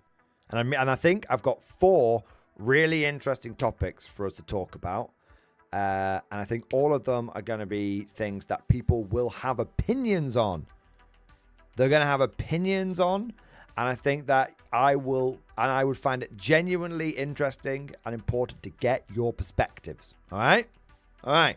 So I encourage you to chat a lot in chat. Don't feel like, oh, I'm dominating the stream or anything like that. No. Chat away, boys. All right? This is a biggie. It's a goodie. All right? So,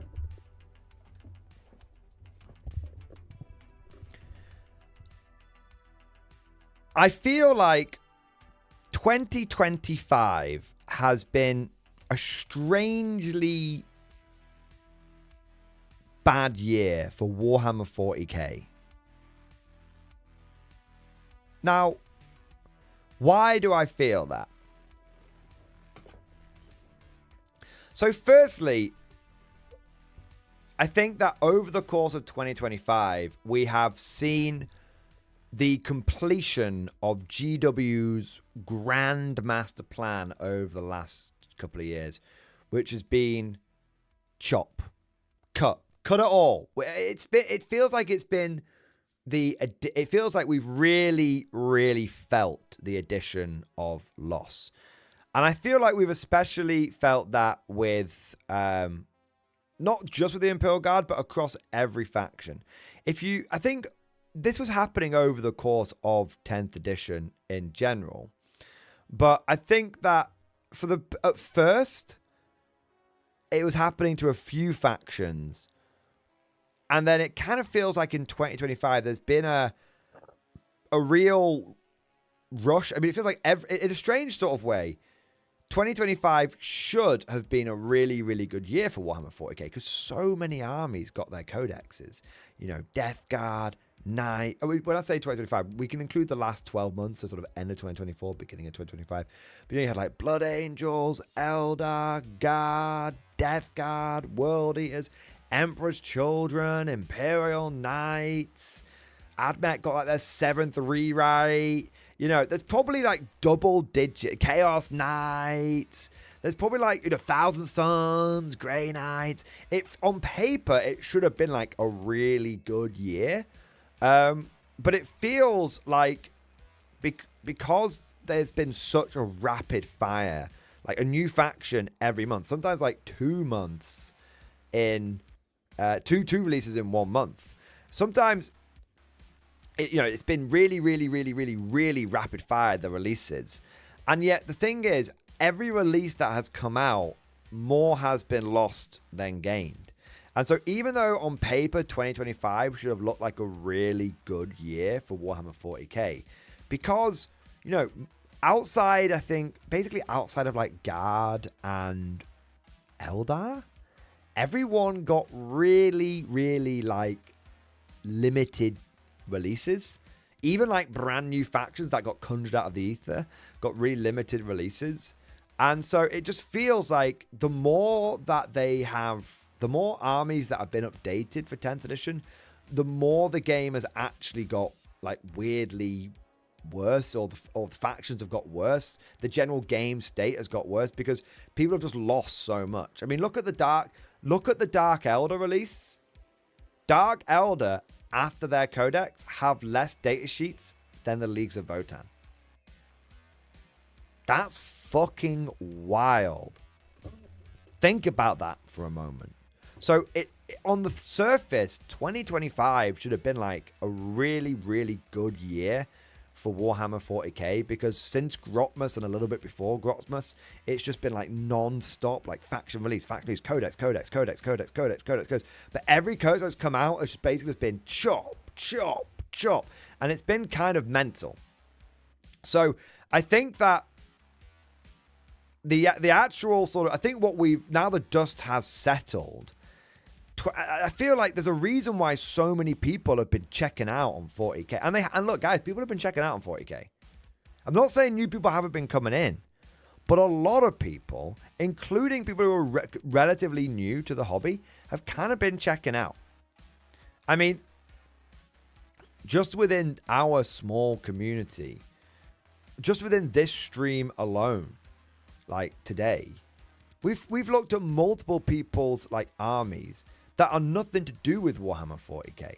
And, we've had people like, this has been happening not just the last couple of months with like Conflict 47 hype and stuff. This has been happening before that. We had like Squidfist, I used him as an example before, where he went away and did Old World. And he started coming back to 40k a little bit and all that kind of stuff. But he checked out of 40k for a bit. Look at Trooper. Trooper was known as Mudman. Trooper before 2025, or sort of, early 2025, what were you doing, bro? You were hoovering up every single fucking old school Chimera that you could. You were converting at Rogal Dawns. What's happened since, man? What's happened since, bro? You're like, you checked out. Now you're all about Battletech, and you're not even fucking looking at your 40k stuff. Look at Godlike Poet. Man basically started in 10th edition. Last few months, love Sisters, absolutely no life Sisters, fucking sisters till he dies. And then the last few months, he crashed out of Sisters, went through the guard barracks, and now he's out the fucking side playing fucking, Conflict 47 and stuff. Yeah, Godlike Poet, yeah, I'm fucking done until 11th, man. Yeah.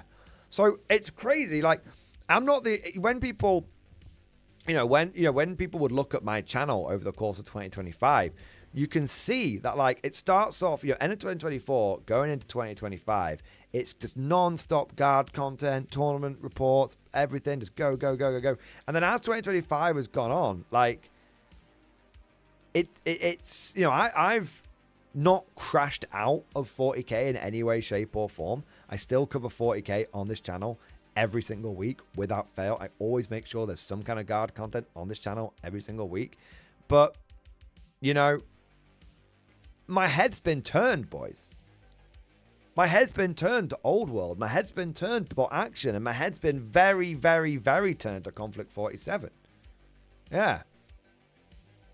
Yeah. But Swords and Smith. So Swords and Smith, I actually, Swords and Smith, I want to say I actually really appreciate you saying this, man, because I know you're the #1 GW ball washer in this community. And by the way, I don't mean that as an insult. I'm a Warlord ball washer. I don't say it as a bad thing. And, you've been really honest there, and I actually appreciate it. I basically started in 10th. I've sold 3 armies, and I own 6, but I'm an addict. But, dude, you've sold, 3 armies. And now you're fully basically into the chaos side of things, but you know, you've not endlessly expanded, have you? You've actually got rid of some stuff, and there is, you know, in some small way that is kind of indicative of something going on there. You know, I still think you're full blown 40k, love it, Chaos Gods, love it. Yeah, of course. But you know, there's a little something there that you're the biggest 40k addict of us all, and you're selling armies, man. There's something there. I think, you know, a little something, not a big something. I'm not going to blow it out board. There's a little something there. You know, Denzel Wenzel. I left 40k for Horus Heresy. Yeah.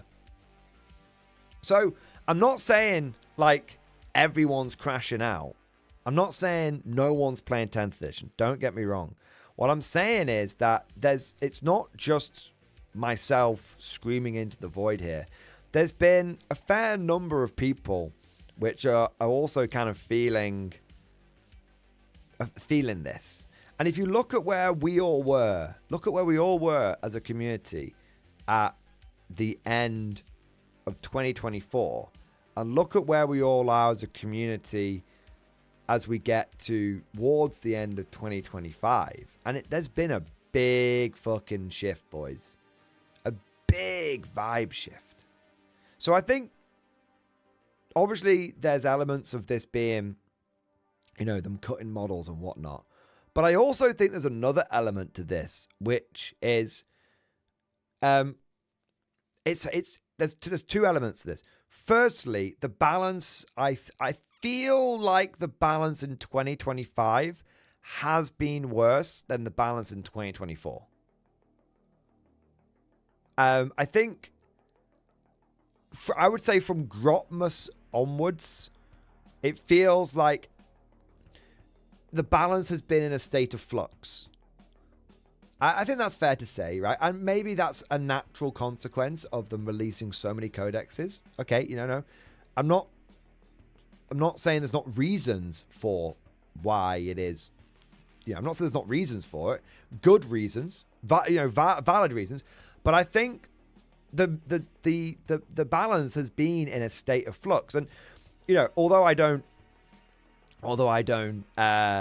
put too much stock in trade in Reddit these days, I still think it is a somewhat valuable source for keeping your finger on the button on sort of like the vibe of the community. And I do keep an eye on things like the Warhammer competitive subreddit. And, you know, one of the things I've noticed in there is, you know, there's a comment that came up the other day, and it was like, sigh, guess we're in for another rough 3 months. And I think that's a really, like, and that was a comment that was well upvoted as well. It wasn't a random one. So it was well upvoted. People kind of, you know, when you upvote something, it's basically because you agree with what they say. It saves you typing it out, right? Something that reflects your own thoughts. So there's a sentiment to that as well, like the balance being all over the place. And think about how many emergency patches we've had this year as well. Think about how many emergency patches we've had this year as well. Like, more so, it's actually become a thing like, oh, you don't even need to wait like 2 weeks. You don't even need to wait 3 months for them to get fixed. It feels like, you know, look at the Night Codex, for example. It was changed before it even came out, and we had a little bit of that before. That's not anything new, but I feel like we've had more emergency patches recently. Now, what's kind of interesting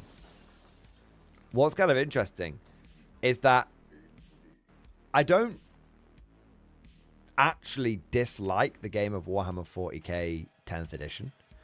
Nostalgia Vivek, I actually kind of agree with you in some ways. I don't know, man. I've not had a bad game in 10th. That's kind of the thing, right? I've not really had a bad game in 10th edition either. Like, again, it sounds kind of crazy. 2025,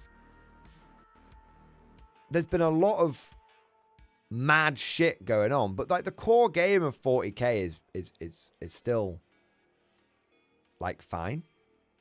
But I think it's really interesting. 10th edition gets all these patches constantly. And yet, not a lot actually changes. GW has kind of like simultaneously changes the game, updates the game constantly.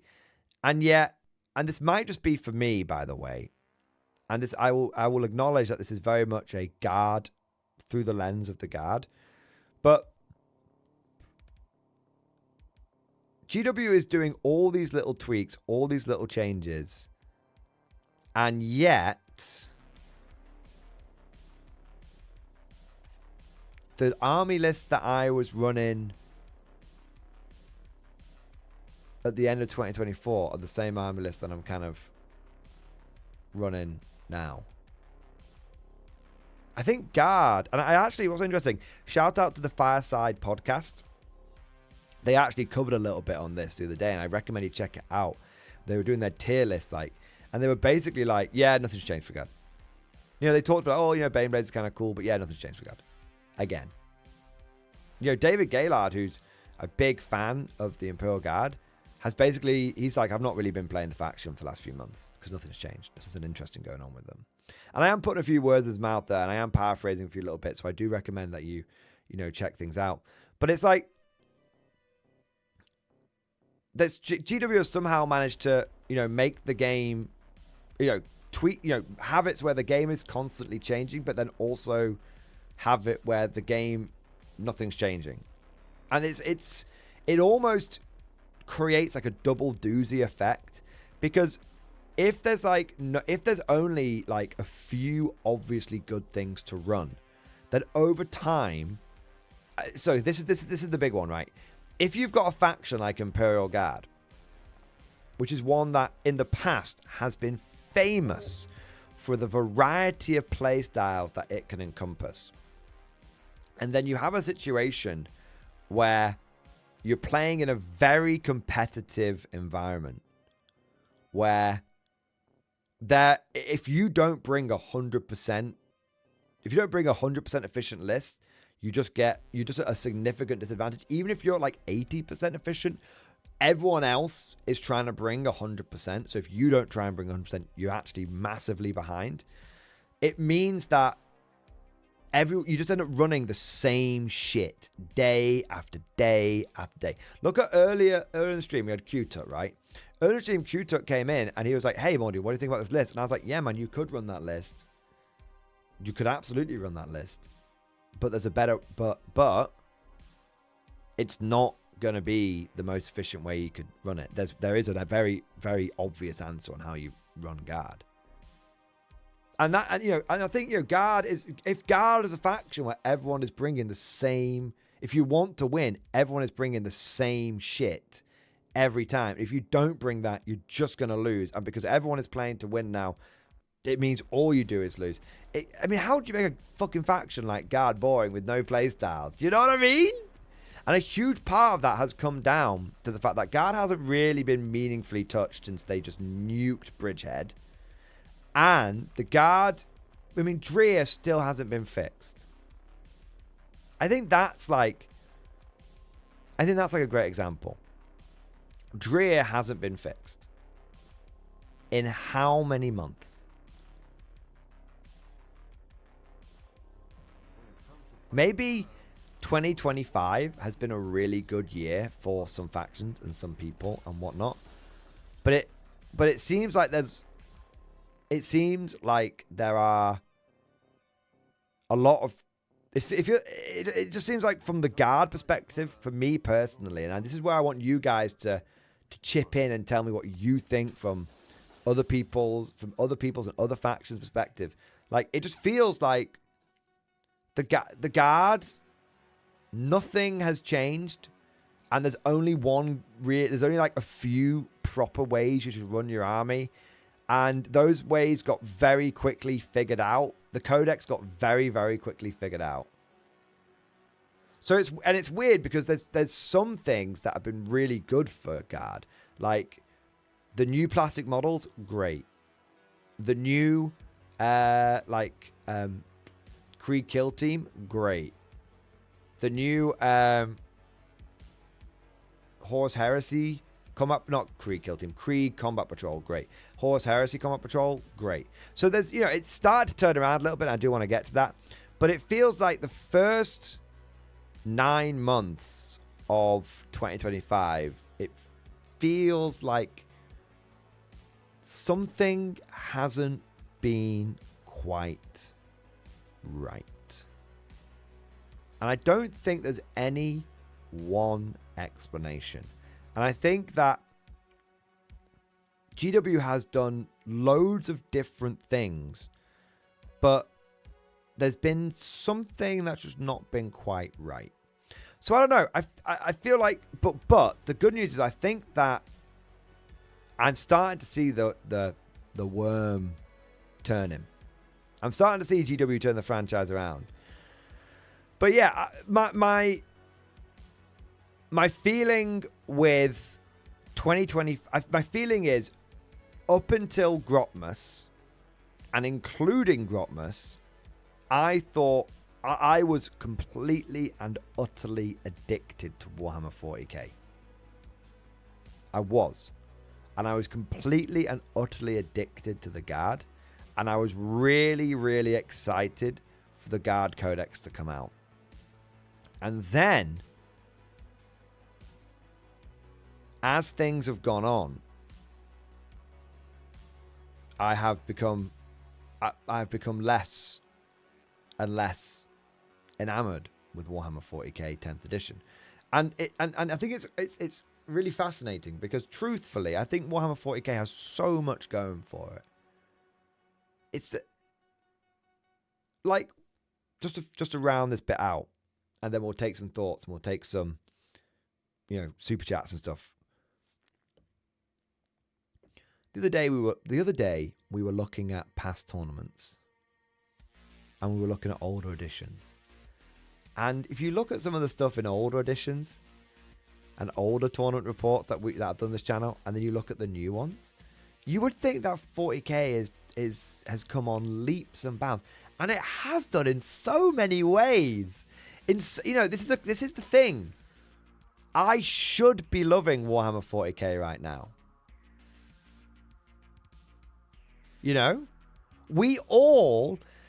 This is it, guys.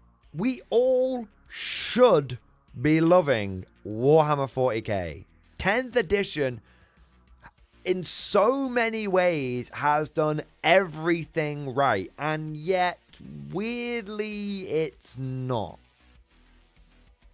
We've got standard terrain. Every board has battle mats on it. There's been a new every faction has received their codex. There's been new models released for every army. I feel like, on the surface, we should all be loving 40k. We should be. And this is why I think, and again, I referred to you, Swordsmith 87. This is why I can imagine for you, personally, I can imagine it must be really, really frustrating for you as a viewer of this channel, but maybe also in elsewhere, in other communities where you're like, come on guys, we should all be loving 40k right now, and everyone's just bitching, moaning, and whining about it. And it's I don't when I play a game of Warhammer 40k, I don't really dislike it, but I think what I would say is to try and explain it.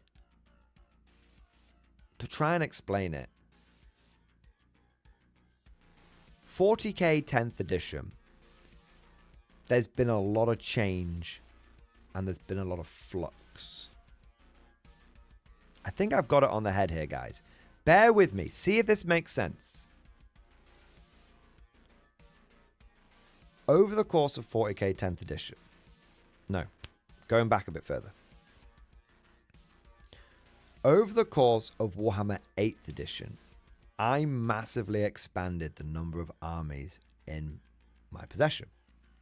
I went from only having Imperial Guard to having guard, a full Scions army, which separate, a full Scions army. I got a full, this is over the course of 8th and 9th, I should say. I went from just having a medium-sized guard army to having more. My first expansion was into a second guard army with my Steel Legion. Then I had like Black Templars, Scions, Gene Stealer Cult, and I got Death Guard, and I got Tyranids. What else have I got? I'm sure I'm missing something. But I went from having one army to having loads of armies. I got Blood Pact as well. I started those in 10th edition, to be fair. But over the course of those editions, my armies expanded massively because the game felt like it felt like the game encouraged you to get more armies. What it's felt like over the course of 10th edition is because there's so much flux that you kind of need to know life one army. You see, in like 8th edition, for example, I could build up to sort of like 2,000, 2,500 points, 3,000 points, and then I could kind of leave it and move on to another army.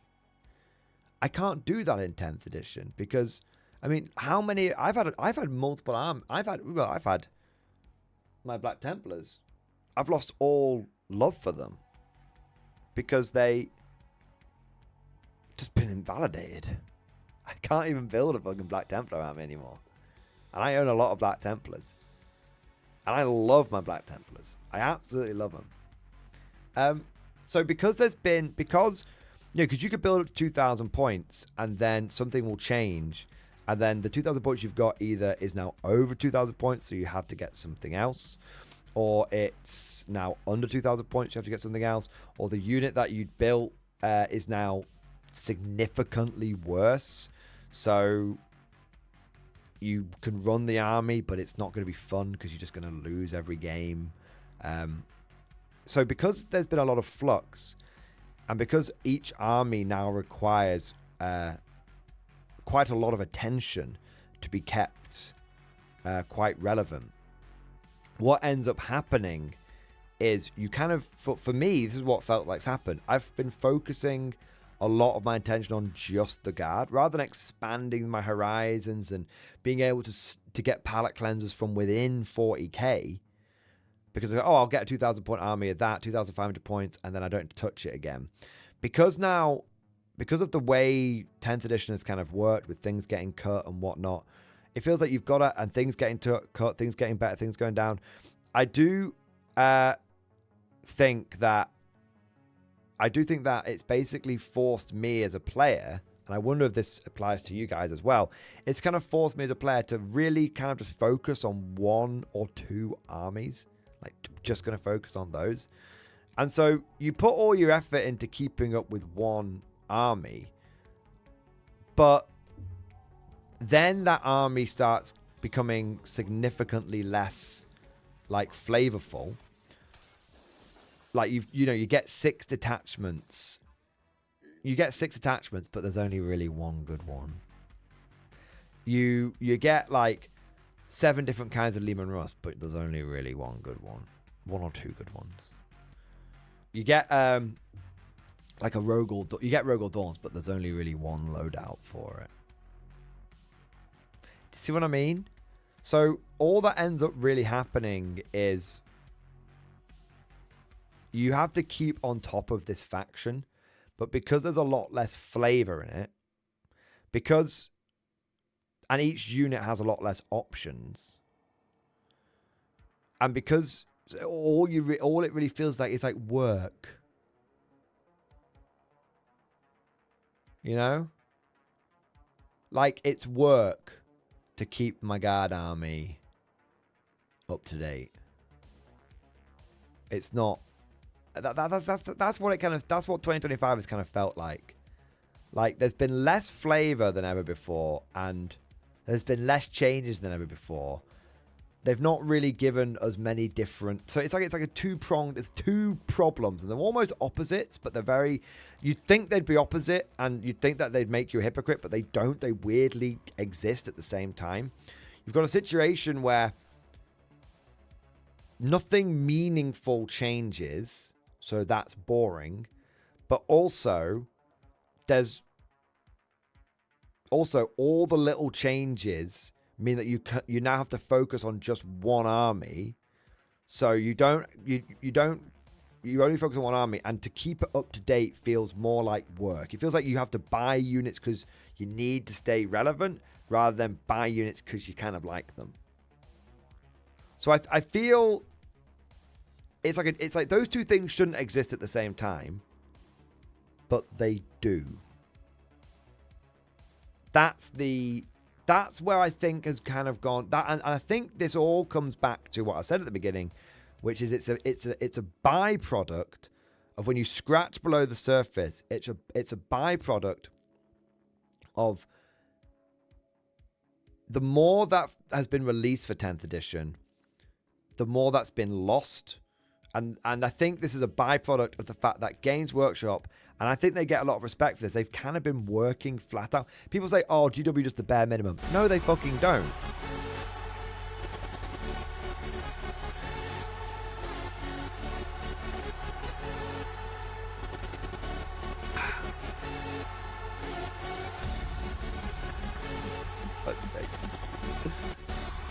Oh my god, it's still got... I really need to sort the timing out on that one.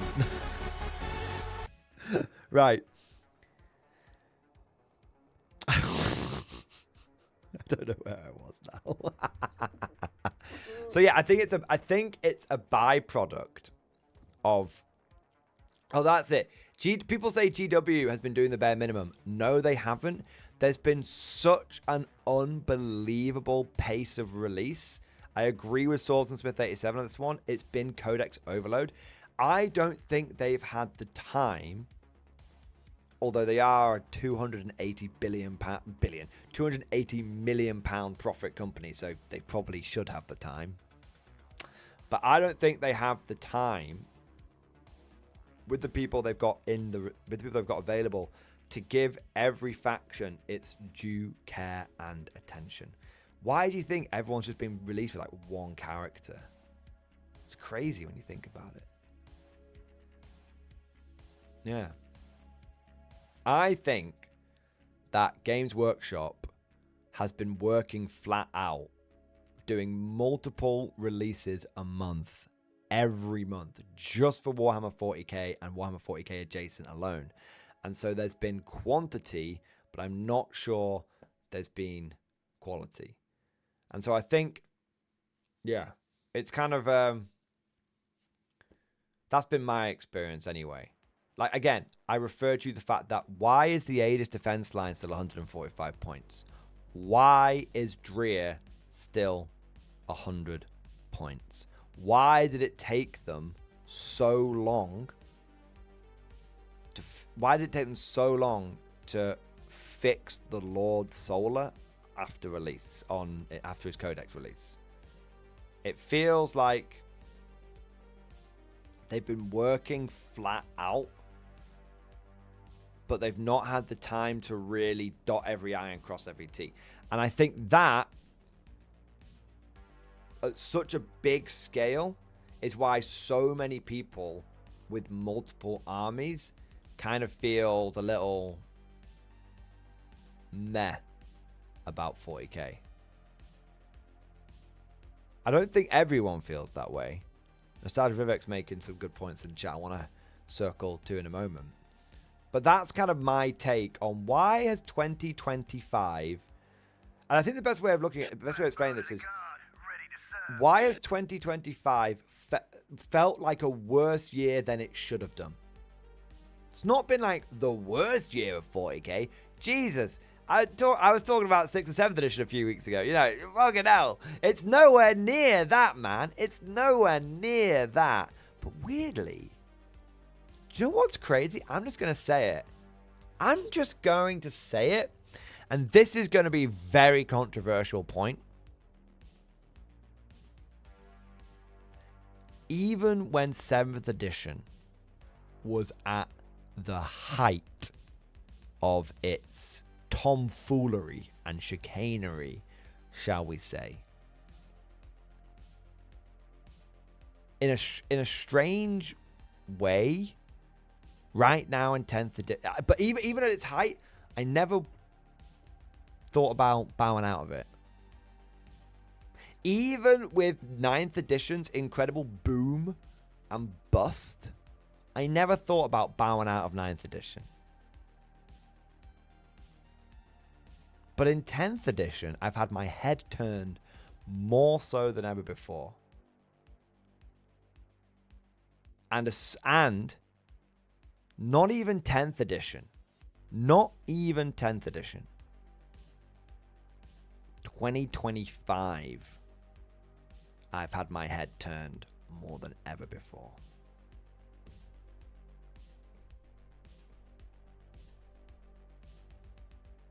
That's, I think that is interesting and significant.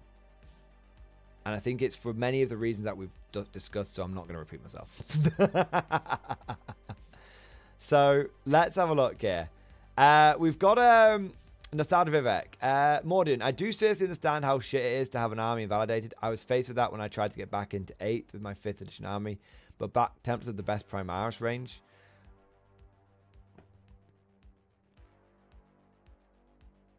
Yes. But what if you're not that bothered about Primaris? Like, you're not against Primaris, but you're just not that bothered by it. More, I've had the complete opposite experience. I went from 4 to 19 armies. I went from knowing 1 inside out to knowing about 10 inside out. In 10th, it's a lot more simple.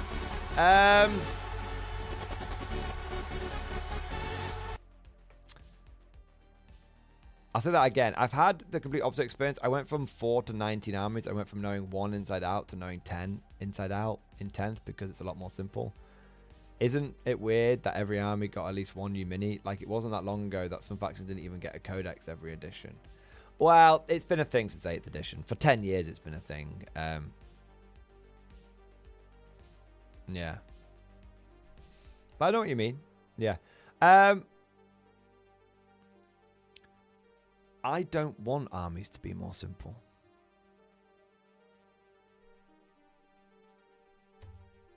That is completely and utterly unappealing to me. I would rather...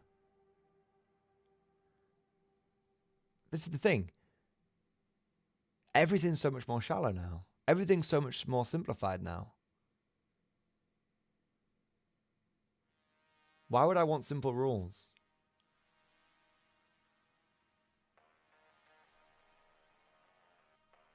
Why would I want my armies to be simplified? I mean, this is me personally. But I don't play fucking Candy Crush because it's boring and simplistic. I like playing games that I can lose myself in, that have deep mechanics that are different. You know, if I look at video games, for example, the kind of games that I like to play are, you know, I'd say one of my favorite games is like Stellaris. Now, Stellaris isn't like super deep, but it's got plenty of depth there. You can play it very differently every single time. Yeah, why would I? Mount and Glory. 10th has become the only thing worse than being bad. It became boring. Yeah. Swords and Smith. I will say the radios and the tanks not working still bugs me. Where the fuck are the Vox net splashing orders? Yeah. Simple, where's the soul? There haven't been many good books outside of the heresy. Nothing gets your blood moving. Nothing is making me hyped more than reading a great guard book. Yeah. I think that's what it is. Why? I'm a Glory. You can, but I find myself playing Common with the Man every time. Also, new DLC dropped today. Well, that's, yeah. But I guess it's different strokes for different folks. But it's weird. You say you know, so this is the thing, though. This is what I was saying before. Every army is more simplified. So in theory, you should be able to play multiple armies. But the problem is that every army is in a constant state of flux. So you can't collect multiple. Well, you can obviously, but it's harder to collect multiple armies from my perspective because I like to get into the nitty gritty. I did something earlier. I mentioned this a few weeks ago. You can't collect niche armies anymore. So I don't look at my Black Templars, right?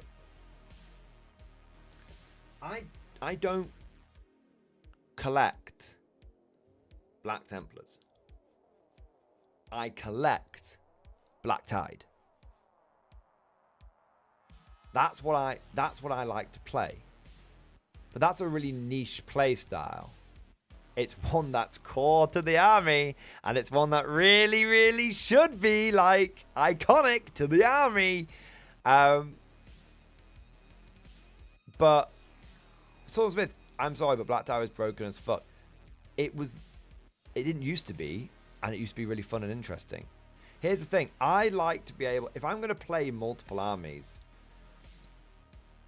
then I need each one of those playstyles to be quite gritty. I need each one of those armies to be quite gritty. But if the problem that we have is every army has been simplified, but then every army requires quite a lot of busy work to be kept up to date. And so all you end up doing is focusing on one army. The situation you end up in is you've got an army which is very simple to play. There's only one really valid play style to it. So that gets boring quickly. But you don't really have the time and resources to be able to really give the attention that deserves to the other armies. So what you can do is you can invest in those other armies in a very shallow way. But the risk you are going to end up having is that you end up investing in a bunch of armies in a very shallow way. And within a few years, you start finding the edges of your army getting chipped away. I mean, I only bought my Black Templars. My Black Templars have only really been invalid. You know, I didn't get them that long ago. You know, like 5 years ago or something. Maybe a little bit longer, but not that long ago. And now half of my army is invalidated. You know, I've got guard models which I bought in 10th edition, which have been invalidated. So much in the last 3 years of me doing this full time has been invalidated. So my point is, you're in this double doozy where armies are simplified, but there's constant churn. So you're only really focused on one army, but then there's not enough really in the army to keep you happy and tasty. Yeah.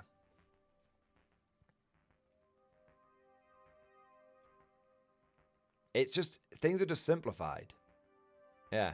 Things are just a bit too, I think you hit the nail on the head. Like, I think 10th edition has been, I think 10th edition has been really simplified. And I think in the long, I think you have the combination of things being simplified.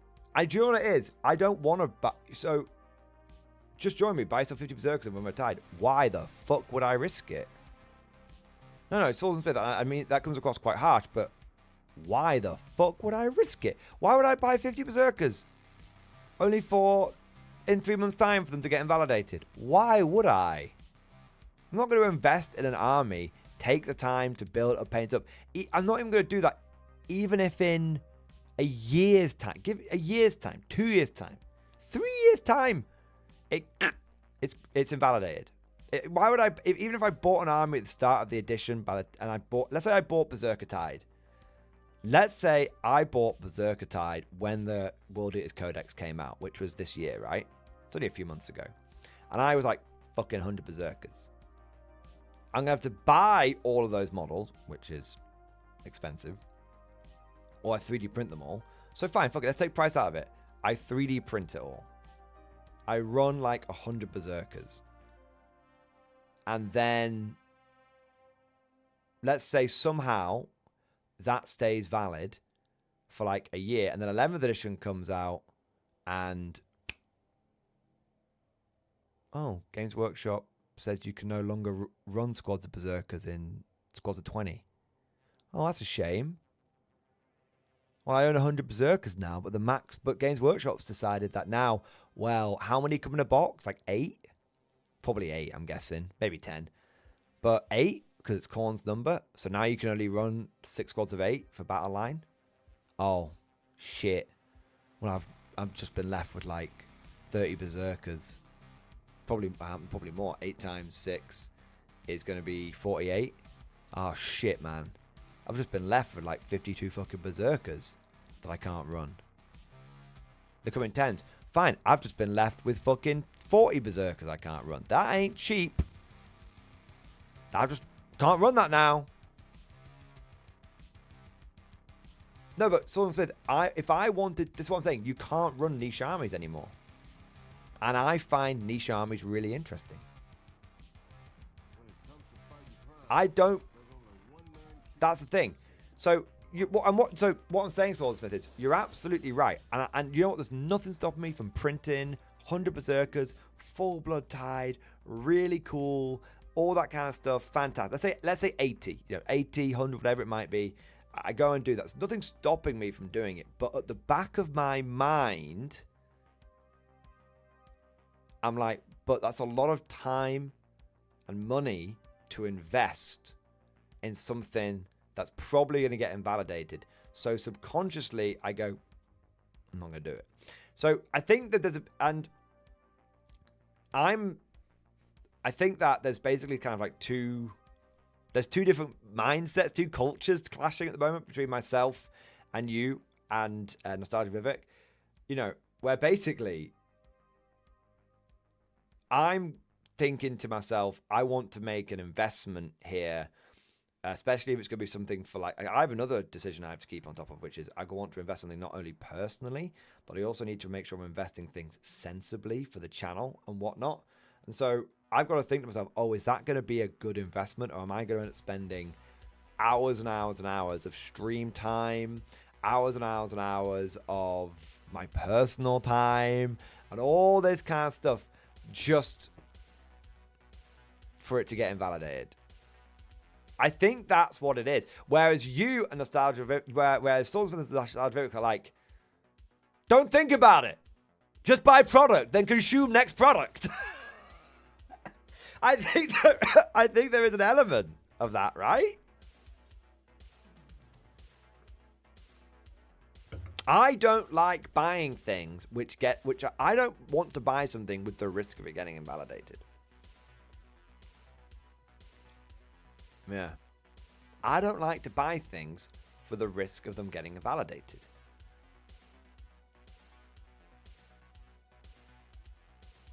That's where it sits with me. And so I don't invest in so many, that's why, and so because there's been so much more risk and uncertainty, I cannot tell you, there's been so many times in a 10th edition especially, but what feels like the last year, there's been so many times when I've just been like, oh, I'd really like that army. Oh, but nah, I won't bother. Yeah, because of all the things that we just talked about. And this is why, this is why my head's been turned. So if you want to know why my head's been turned to other game systems, because I like to buy new armies, but I like to be able to take my time with them, build with them, play with them, leave them for a bit, then come back, right? I like to jump around my armies.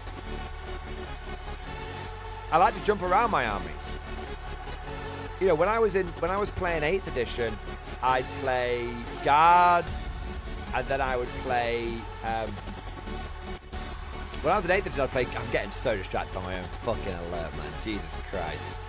When I was playing Guard, when I was in 8th edition, I'd jump to Guard for a bit, then Genestealer Cult for a bit, then Black Templars for a bit, then back to Guard for a bit. So I like army hopping, and I used to army hop within 40k. And now what happens is I still army hop. See, I always say this, I've not changed. 40k has changed. I love army hopping. I like playing Guard for a bit, then Tyranids for a bit, then Genestealer Cult for a bit. I love army hopping. But the problem is that I can't army hop in 40k anymore because so many of my armies are quite niche. So like my Tyranids, Endless Swarm, can't run them, invalidated. Black Tide, haven't been able to run it legitimately for ages. Invalidated, out of there. Pure Scions, haven't been able to run it. Think about how many of my armies have been invalidated, guys. You know, actually, maybe it is something that's happened with just me. But let me, for all you guys, Nostalgia Vivek and Saul Smith, think about this for a moment. Let me take you through the list of my armies which have been invalidated in 10th edition. Tyranid Swarm. I own 360 termagants. I can't use them all. I can only use half. And even if I do run the unending swarm, it's shit. So I can't run. So that's one of my armies, my Tyranids, invalidated. For the way that I like to run them, invalidated. Black Tide, invalidated. Go back to the beginning 10th edition, I was running Black Tide. It got invalidated. Can't run that anymore. Pure Scions, invalidated. British Head Strike Force, dead. Can't run it anymore. What else have we got? Genes to the Cult. Fucking, come on. Genes to the Cult might be powerful, but the way they've been in 10th edition has been just like bland and shitty. You know, Genes to the Cult have been like off. They've been an off faction, and GW's had to rewrite them like 3 fucking times. Invalidated.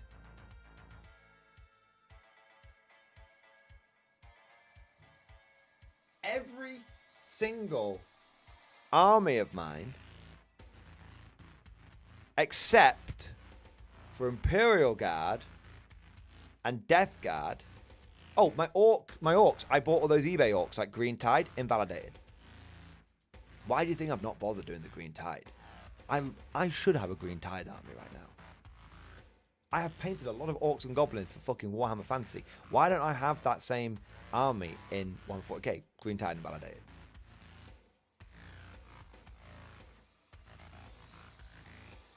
Why do you think that... No, so I've had like... Out of all my armies, over half of them have been invalidated in 10th edition. And you wonder why I'm not very happy with 10th edition 40k at the moment.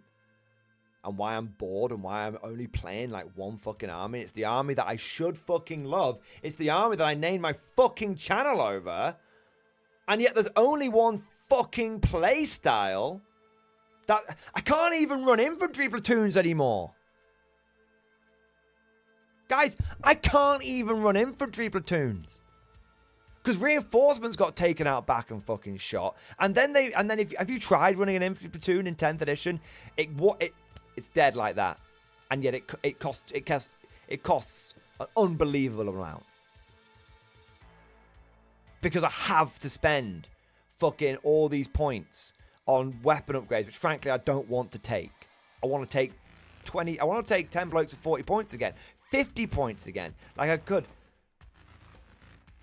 Even in the guard, my favorite playstyle has been made less fun.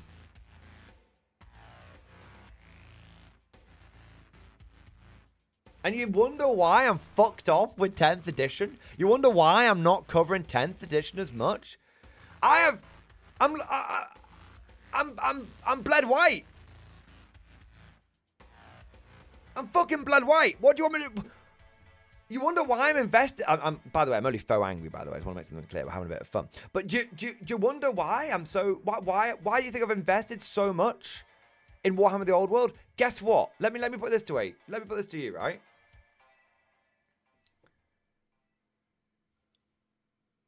I bought into Empire in Old World 2 years ago, nearest damn it.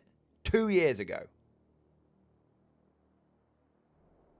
Every single Empire model that I have, still valid. My preferred playstyle of running lots of state troops, still valid. Still valid. Could you say the same thing for an army in 40k? No. You can't do it. Why have I bought so much stuff? You know, my orcs and goblins. Most of the goblins, still good. My beastmen, still good. My dwarves, still good. I bought all my dwarves. I got loads. I printed all my dwarves at the beginning of fucking Old World, right? Played a few games with them. Switched over to Empire. Came back to my dwarves 2 years later. Every single model, still valid. Just did a battle put with Simon, dwarves v elves.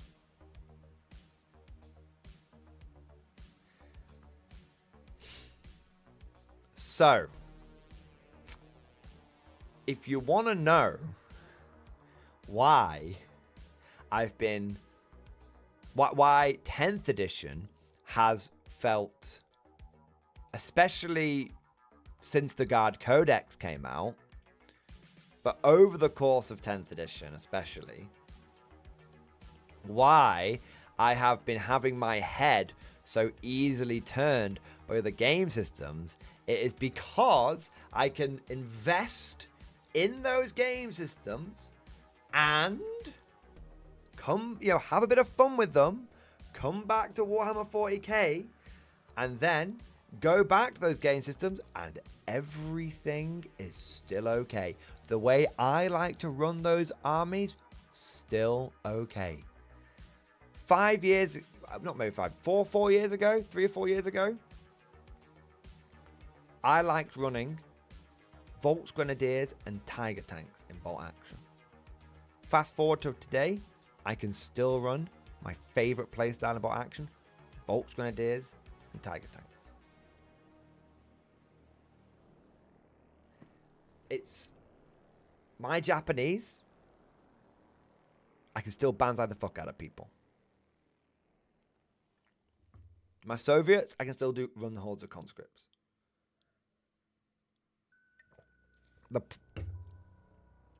So this is why I have been saying, I didn't even really realize it, guys. I've kind of worked through this with you guys. You guys are like my therapy right now.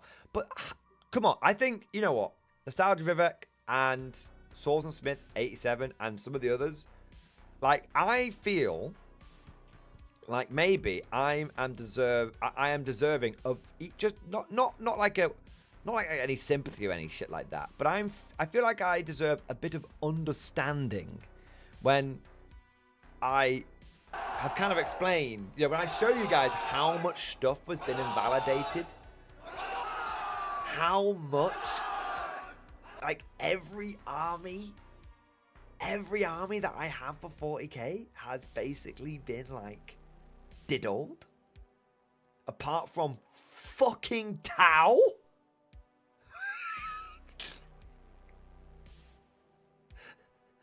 Boys, the army that feels like it plays the best is my fucking Tau. Ah! That says it all. Ah. Swordsmith 87. I get it, and if my demons go away next edition, you can let me cry in your arms, dude. I will take you in my arms, I will pat your head, and I will say, there. I will say, there. So, no. I don't expect you guys to wank me off or to make me feel better or to get any sympathy, but at the very least, I could get just a crumb of understanding about why I might be feeling a little miffed. And why I really hope that 11th edition fucking adds loads of shit back into the game. That would be great. That would be great. Not just adding models back into the game, but adding a variety of playstyles back into the game. That's what I would like. That's what I would like. All right. All right, so I think that was a good discussion. That was only topic number 1. Guys, we got fucking 3 more topics to go through today. But let me just make a note here, because Evan might want to turn that into a stream highlight. Okay, so there we go. So I'm gonna catch up on some. Super chats, and then we're going to have a look at our second topic, which is going to be much more positive. Much more positive. Okay? We're going to go negative, positive, negative, positive, and then we finish on a positive note. Okay? So, all right, let's have a look here. Russell W! Russell W, thank you so much for the super chat, man. Vow update in stream discussion. Let's have a look, man. Ooh, I like it. Let's have a look, man. Ursa squad almost finished. Just need basic. Not sure if I'm going to do snow, grass, or mud. Oh, well, I'm partial to snow. No, not like that. I'm partial to a snowy base, but maybe a muddy base, like to represent like the Ratsputzitsa would be a good way to go. Trooper number 212, he is Mudman, and so completely unbiased, he says go mud. Yeah, I think mud would be a good look. Yeah, for sure. Can confirm mud is good. Yeah, Russ W, I think mud. I think mud's a good way to go. But I love the colors you've gone for, man. Absolutely fucking love it. This white one here, just love that. Love the polar bear look. I love all of them. I like the polar bear, the brown bear. This guy feels a bit like a grizzly bear or something. Yeah. It's kind of cool. All right, love that, Russell W. That's cool as fuck. I want to say a big thank you to Alex Robinson. Thank you for the generous super chat, man. Sup, Mordy, do you reckon a good fix would be to bring back legend units to the game, but sell them as STL files so that they aren't overshadowing them, shooting themselves in the foot with increased production costs? Ooh, Alex Robinson, you're a smart cookie.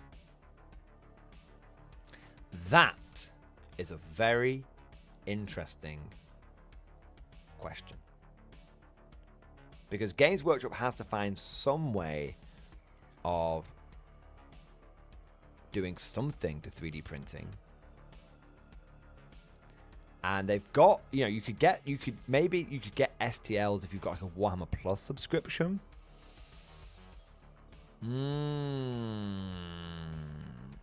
Very, very clever. I think that's a bit of inspiration. And if Games Workshop does that now, I'm going to credit you with the idea, not them, because they clearly stole it from you. I really like it. Makes Legends feel less like a graveyard where things go to die. Allows UW to dip their toe into 3D printing with STL files. Doesn't give them helps them alleviate production costs. Production capacity, because obviously we know they've got quite a tight production capacity at the moment. Doesn't compete with any of the new releases. And they can leave those files up forever. They can leave those files up forever because they're not taking up space in a warehouse. Mate, I think that's a really good idea. Do that, and then what we need is for people. That's good, but there's one missing piece of the puzzle, which is removing the stigma of Legends.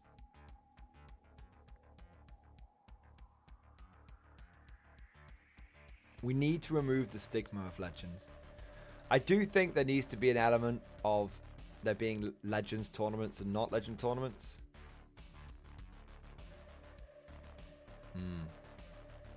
Raising Rune Lords, it's only for models that GW has decided to discontinue. So it's not, it doesn't compete with the new factories. The new factories focus on new product, keeping things going forward, blah, blah, blah, all that good shit. But so this is not trying, this is just, oh, we've removed your model, now you get an STL. We've removed your model, it's not coming back, but here's STLs for it. And you can get it as part of like a Warhammer Plus subscription, or you can buy the files, like £5-10 a file. I think it's an interesting idea. I don't think it competes. I think it helps them with production capacity without competing with existing products and new products that they're trying to make. I quite like it. I mean, think about this. How much goodwill would... I think about how cool it would be if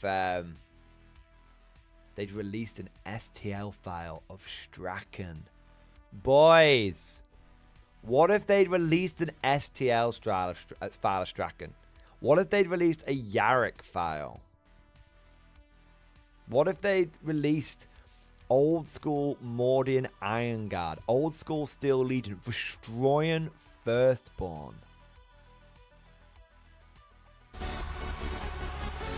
Whoa.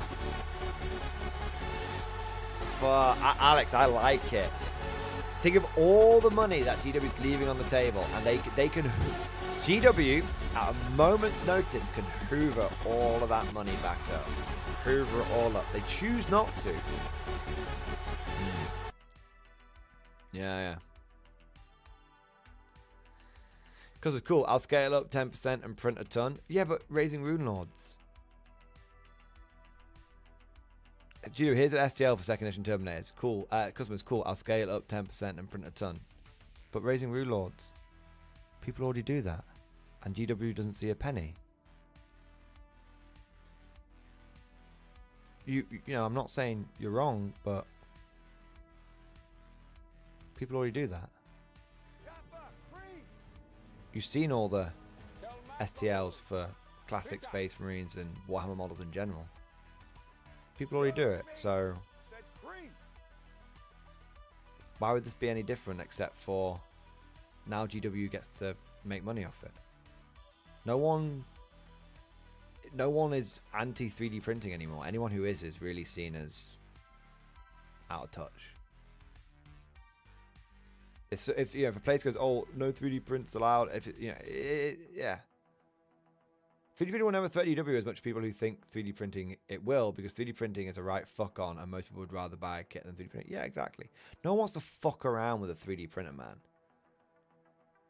The people who are going to 3D print are going to 3D print, and then GW could either make money off those people, or they could not make money off those people. But those people are going to 3D print. Those people, the people who are going to 3D print are going to 3D print. The people who aren't. So GW might as well make money off it. Yeah.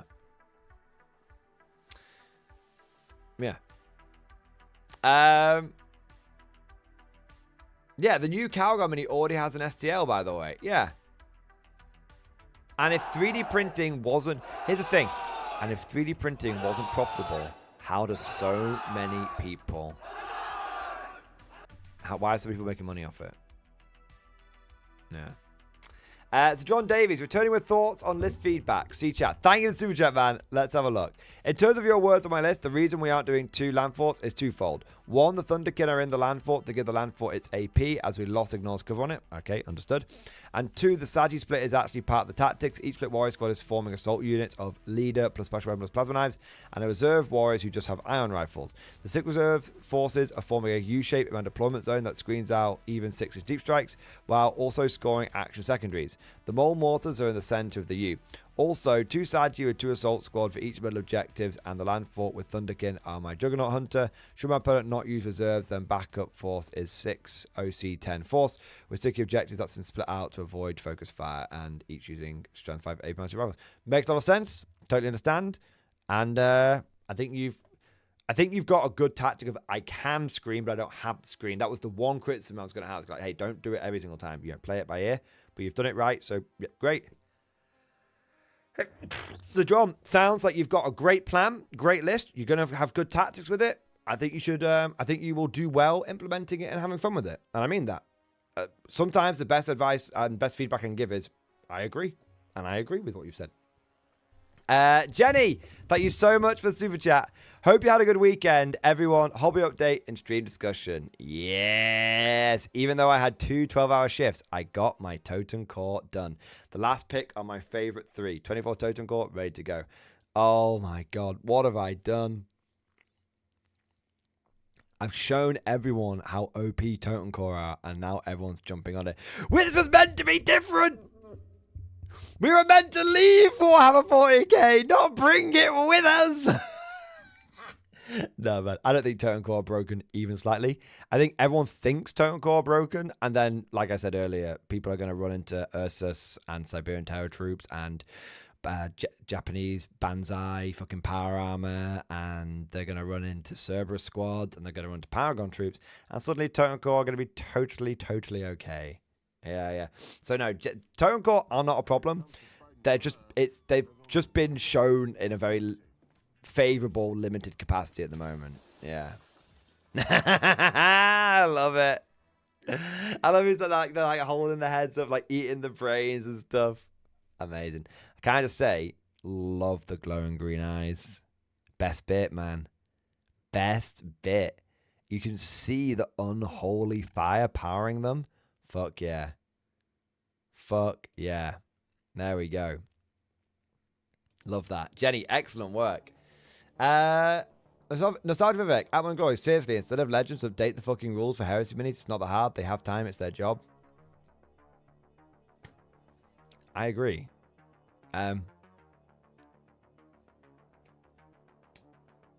Games Workshop makes a lot of money.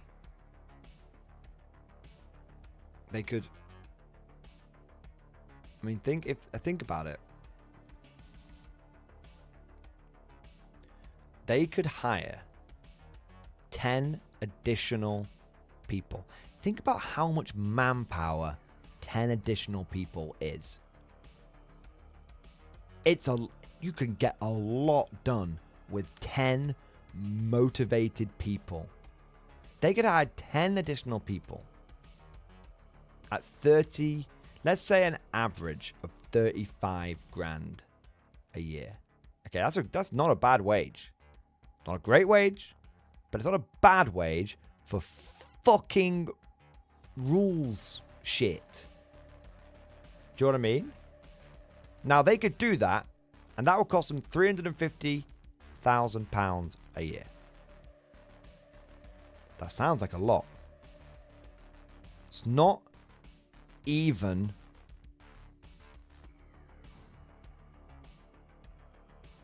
It's not a percent. It's not even 0.5%. Over 280 million. Over 280 million. Because if they hired 100 people, it would be 3.5 million, right?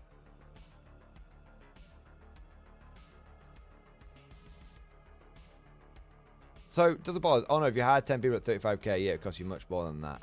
You got to pay them pensions shit. Yeah, but my point is, guys, I'm doing rough, okay? Sure. Let's say it costs them 700,000. Let's say it costs double it. Cost them 700,000. Triple it. Cost them $1 million. Okay? Let's say it costs them $1 million. All right? I don't know if that's fair, but I am being very, very generous. It costs them $1 million. It's still not even 1%. It's because $1 million. If they make 280 million, then 1% would be 100. $1 million. 1% would be 100, and it cost them $1 million. It would be 100 million. So it's like 0.3%. Is that right? Is my mathing very, very, very roughly? It's like even if they spent £1 million on hiring a team, you know, £1 million all in, taking everything into account,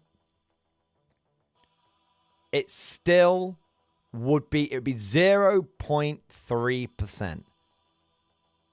And that is like, you can get a lot done. You gave me 10 people. I'd do it myself. Give me £1 million.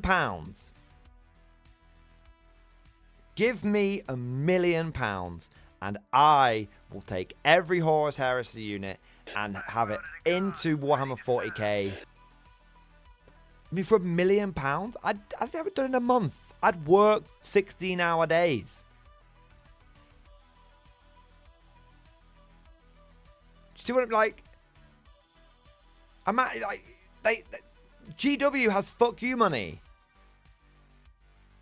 GW has fuck you money. Why can't they? Do you know what I mean? I'm just saying. Cosmic, I know you're right. I'm moving on. You're right, Cosmic. You're right. You're right. You're right. I'm just saying. GW got the cheddar. Got the cheddar. Trooper number 2102. Thank you for the super chat, man. Summary of my last game in stream discussion. Victory! All right, let's have a look. Let's have a look. Victory is assured. The Hunchback is a good soldier mech. Truly nothing else can compare. You can disassemble the machine down to its bolts, plates, and frame, and it keeps going. Needless to say, this game turned into a turkey shoot for my opponent, and my lance smashed through the enemy and carried on. The Hunchback survived, by the way. Near total armor strip and several limbs blown off, crippled beyond immediate repair. My Highlander and Huron provided long-range fire support, and the Hunchback / awesome I love that. You got one called an awesome combo provided CQC beatdown. It was glorious. As for my thoughts on game complexity, this is why Battletech is my new love. It's grindy, it's crunchy, because I want to figure out where each hit goes and each specific component on my mech breaks, because I want to roll a die to see which direction my mech falls when my leg breaks. Alpha Strike is so much more complex than at surface level glance. I mean, for me, it's like I want a game to be crunchy but not too crunchy, but at the moment, I think 40k isn't crunchy enough. Yeah.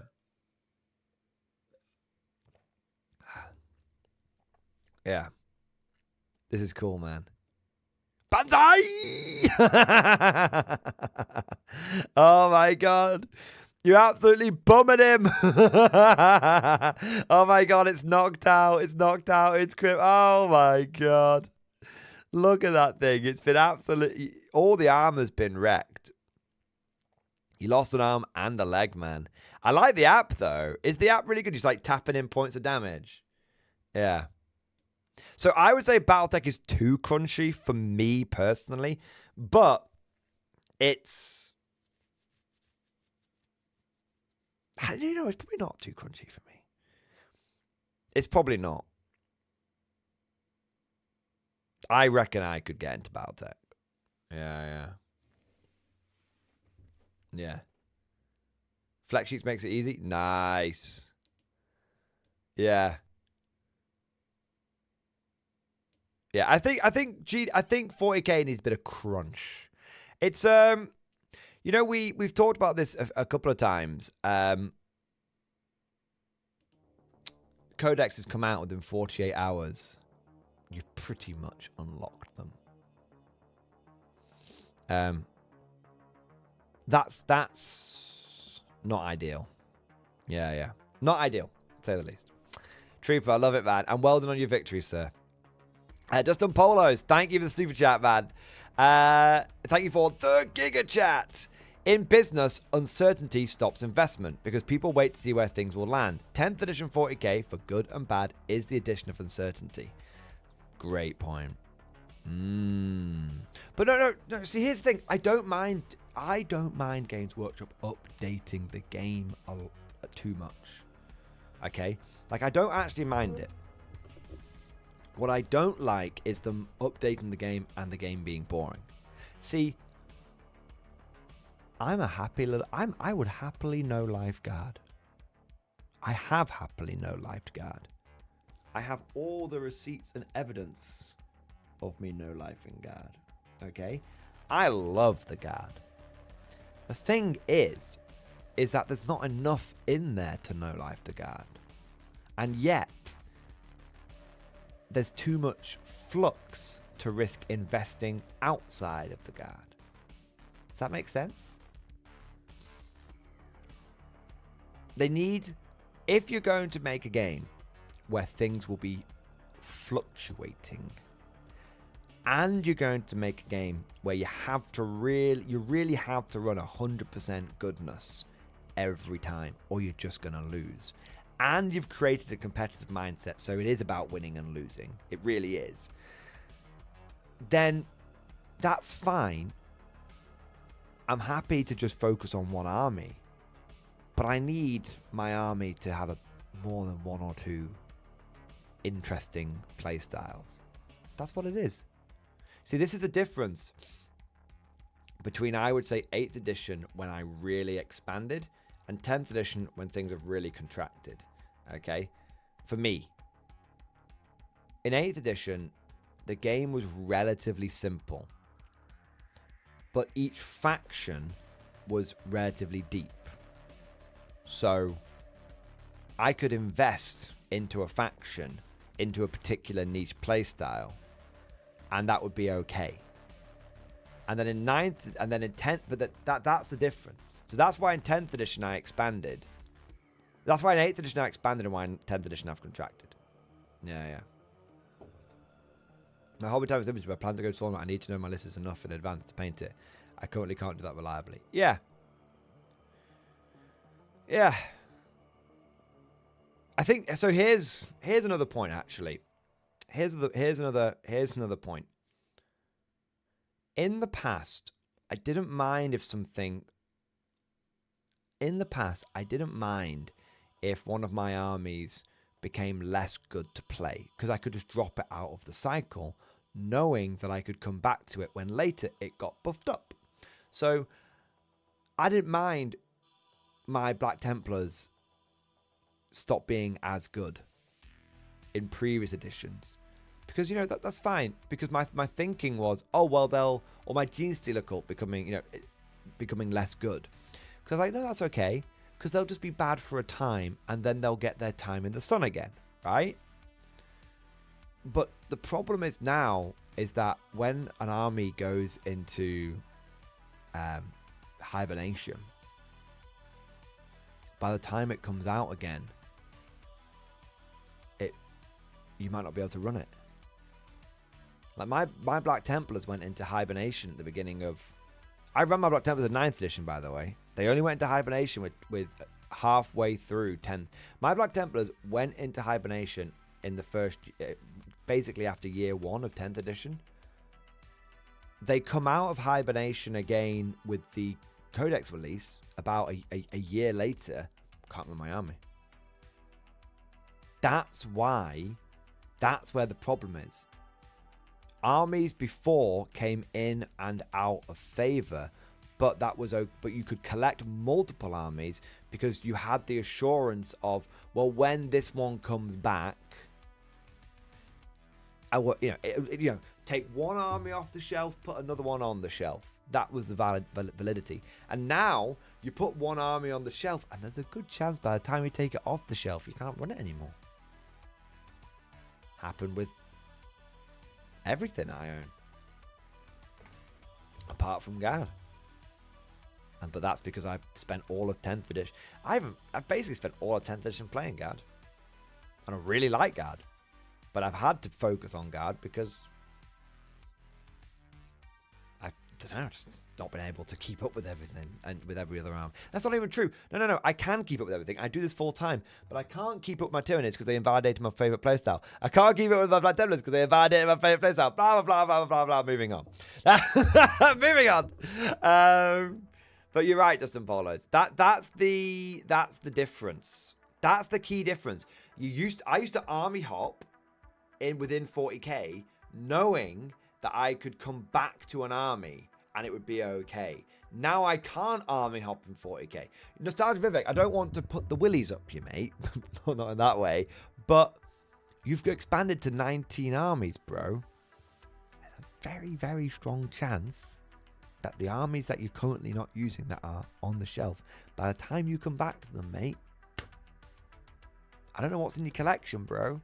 But if you built each one up to 2,000 points, there's a good chance that every time you have to take one off the shelf, it's going to need some investment back into it. Yeah.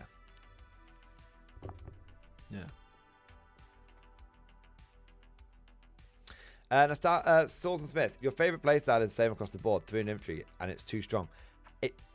It didn't used to be too strong. It being too... And I don't think it is too strong, but I will just... For the sake, I will accept your premise, just for the sake of it, to make things easier. It didn't used to be too strong. And it being too strong in the nicest possible way is not my fault. Because I've played pure infantry when it wasn't very good. And I've played pure infantry when it was very good. And I have enjoyed playing it. But it being too strong doesn't mean it should be completely invalidated. You know what's kind of crazy? You know what, Swords and Smith, you know what's kind of crazy? I don't know if this is the case. I don't know. And being too strong has stopped you before, but I guess they are trying to be more balanced now. But Swords and Smith, I wonder if an 11th edition GW will make Hordes more viable again.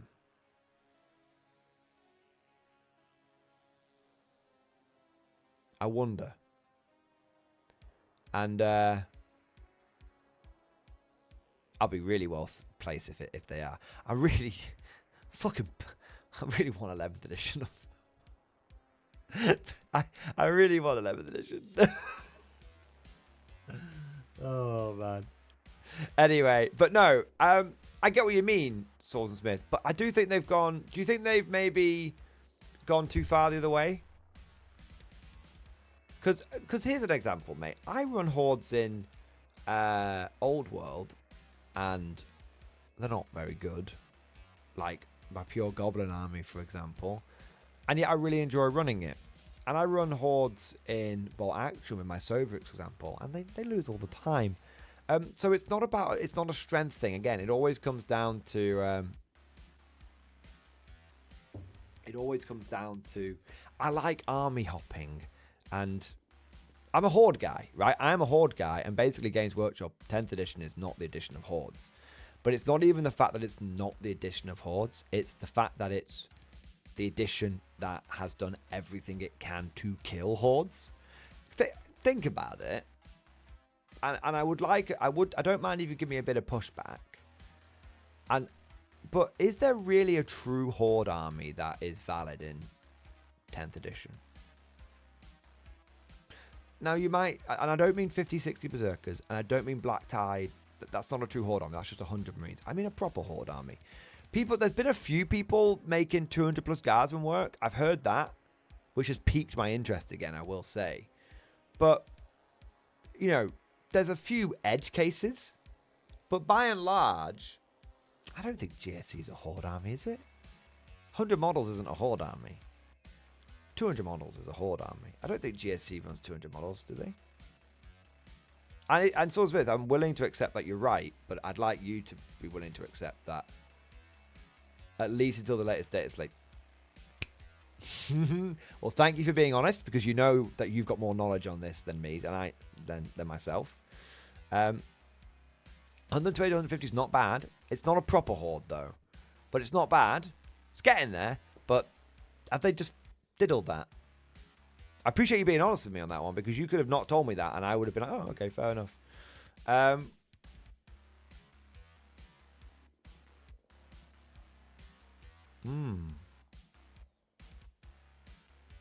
Unfamiliar with a lot, but R2 is useful as a Horde army? Nope.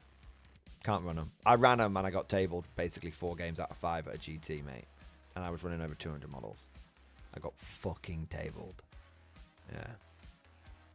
Yeah. So yeah, so Swords and Smith, in a funny kind of way, I would like to, I'm not trying to, you know, pull the rug under you or anything, mate, or trip you up with your own words, but would you say that actually, as someone who, you know, obviously I've got my perspective, but from your perspective, would you say that as any time a Horde army has been powerful in 10th edition, it does seem to have been overly corrected? Because I understand that they really overcorrected the Gene Stealer cult thing, and it's... Yeah. 10th edition, maybe, you know what? Maybe we're getting to the crux of it, boys. This is why I like talking to you guys. You know, you give me information. You let me bounce ideas off you. I appreciate it. Maybe the reason I hate 10th edition is because not hate's the wrong word. Maybe the reason as 10th edition has gone on, the reason I've become less and less happy about 10th edition is as 10th edition has gone on, it has become more and more and more of an unhappy place for Horde armies. Guys, I think that's it. Oh my god, that's fucking it. Oh, it makes so much sense.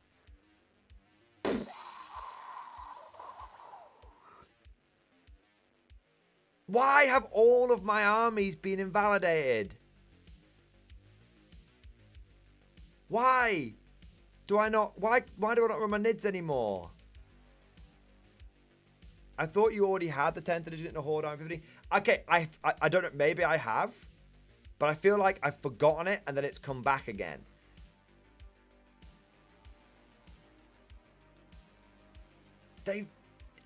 The longer that, oh my fuck, this is it. I'm telling you, this is it.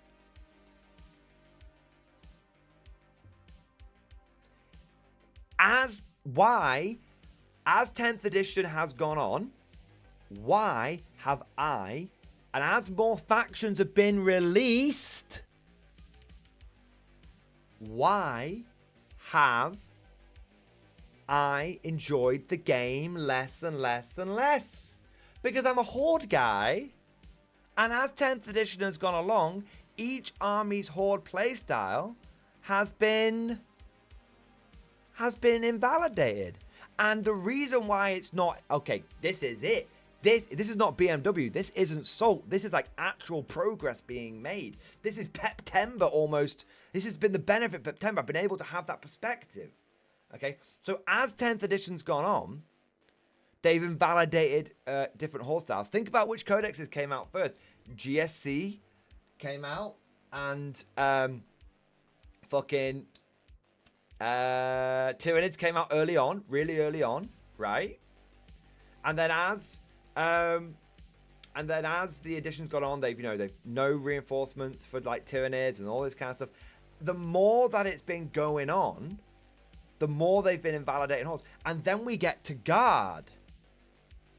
And then we get... So, and why has my 10th edition view constricted until it was only Guard focused? Because I couldn't run my Black Tide because they nerfed it early in 10th edition. I couldn't run I stopped running my Tyranids because they diddled Endless Swarm. And that was my favourite way of playing it. Haven't been able to run my GSC since the beginning. Since the fucking beginning, because the whole army was just fucked on its army rule, and you were spending so much on neophytes, you couldn't run a proper Horde, all that kind of stuff. So as it's gone on, different Horde playstyles being restricted, and the one that survived the longest was Imperial Guard. That's the one that survived the longest. And then the Codex came out, and Recon Guard should have been like, hey, Horde Guard is back. But then there's been, but then Recon Guard is like, it's like Horde Guard is back, but then at the same time, Recon Guard is like a very sneaky play style, and I'm not really a sneaky guy. You know what I mean? Like, I think Recon Guard, I think it's good, but there's just something. I think it's good, and I think Recon Guard does have some potential, to be sure. But it does feel like, but then the platoons themselves, that was it. But then the platoons themselves have become so bloody fragile that they instantly evaporate, and they've made them ever increasingly more expensive. Think about it. You used to be able to get 55, you used to be able to get 10 Guardsmen for 55 points, 20 Catachans for 110 points. Now, it's 120 points, 120 points, 145 points. And as Swordsman Smith said, it's not just about what Recon Guard can do, it's about what you can do into other armies, what other armies can do to you. No point in playing Recon Guard into Tau, no point in playing Recon Guard into any melee army. When Recon Guard came out, remember, when Recon Guard came out, I went to Manchester Super Major. 500 people there, big event, right? 5 out of 5 armies I faced were assault armies. So Recon Guard it should be the Horde army, but everyone's running fucking assault armies, or they're bloody ignoring cover or some bollocks. And then also you've got the limiting factor that Recon Guard, you can no longer have las cannons hidden inside your squad. So the way that Pure Infantry Guard used to work The reason why it worked also at the beginning of 10th edition is because it was a bit more of a shooty meta, and also I could have las cannons in infantry squads, so I could have them protected, but now I can't do that if I want to run pure infantry guard. So it's you know, it's like it's on the surface recon guard should be there, but there's all these little other factors that come into it, which basically mean that it doesn't play the way that you need it to play as a horde army. Because you know, if you buy 2 armored sentinels to bring las cannons, that's 20 guardsmen you can't bring. So that drops your numbers very, very quickly. Very, very quickly. So I'm just taking for knights, though. Example, World is taking 10 berserkers and more 8-bound. But I think 8-bound blend guardsmen, man. I think you can't 8-bound do it. If someone takes like if the 8-bound charge into the guardsman, because unless you've got Acadian guy, you can't fall back and shoot. That is gonna.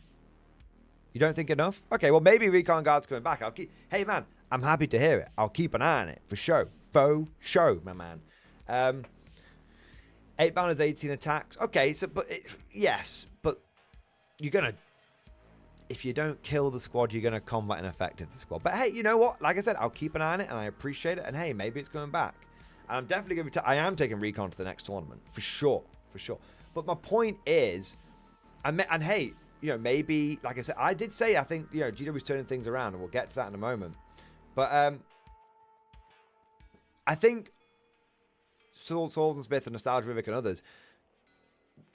Up until this point... Like where we are now... I think it's fair to say that Horde armies have been getting butt-fucked... progressively as 10th edition's gone on. Now maybe maybe we're going to turn that franchise around. Fantastic.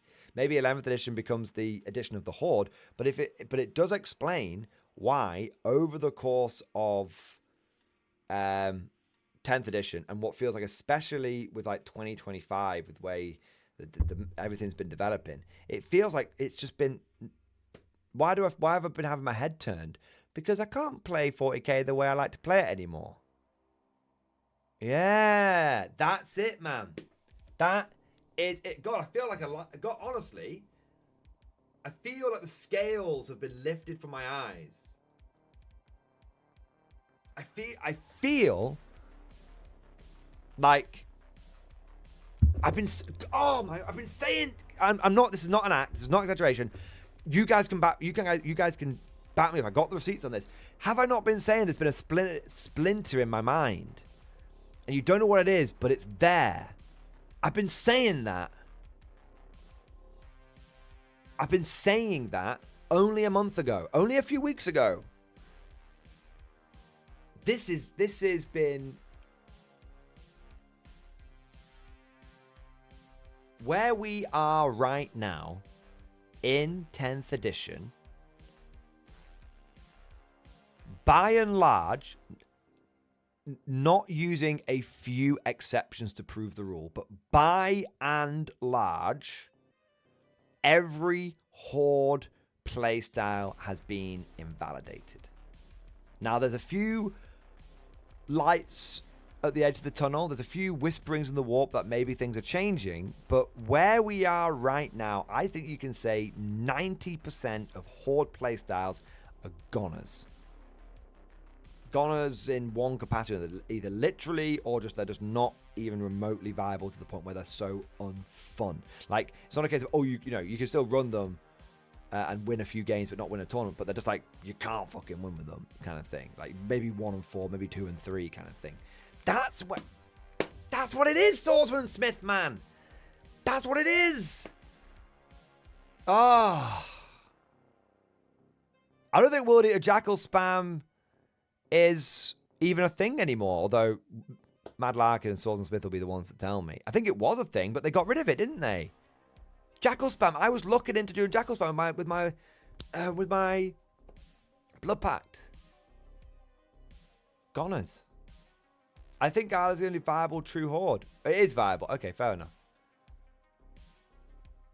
But still, isn't that like a Jackal's battle line? It's still only 120 blokes though, isn't it? It's still only 120 blokes.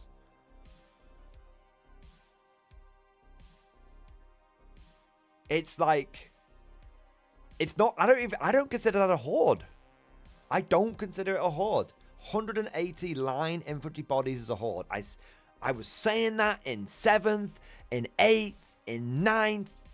Is there a single viable horde now, outside of maybe some crazy guard recon shit, where you could run 180 bodies? No. No, 1,000 times no. Not even one, man.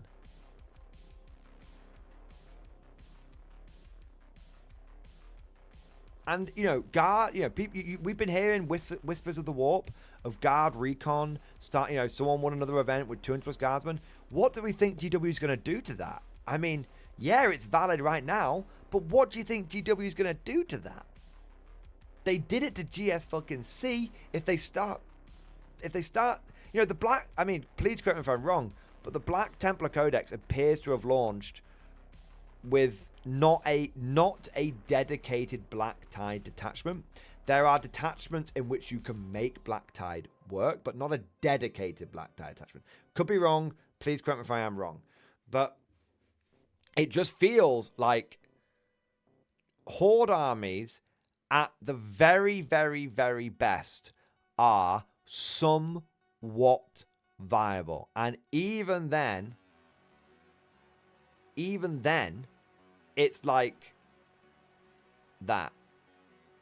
Swordsmith, it makes me sad though, because I know you'd fucking love 120 Jackals. There's some crunch on how to play. I would love to play 120 Jackals, man. I'd love to. I got the models. I'm paying up. I'm ready to go. I've got my water hundreds. I got my Magnum condoms. I'm ready to plow. You know, I'm ready to fucking go, man. I'm ready for it. But you know, and I'm happy to give it a go, and that will definitely reinvigorate me. And there's no negatives to that whatsoever. I'm ready for 120 Jackals, man, 100%. But you know, like I said, there's one or two little wispy examples, but I think we can agree 10th edition has been it's been a bad place to be a horde commander. It's been a bad place to be a horde commander, and there's going to be other reasons for other people, but for me, that's why it's felt increasingly off. Because guys, how many times at the beginning, think of how quickly, not quickly, but think about over the last 9 months how my opinions changed on 10th edition. Swordsmith Smith, I was doing Meta Mondays, I was fucking you know, going to loads of different tournaments. I was running Combat Guard, Pure Infantry Guard. I was running Pure Infantry fucking Tyranids. I was running Black Tide at the beginning. You go back and see 10th edition Battle Report we did with fucking Tom, where I had like Black Tide and everything. Oh, man. Once I was blind, now I see. Fucking hell. Crazy. Green Tide, Goners. Oh, man. I feel strange. Like,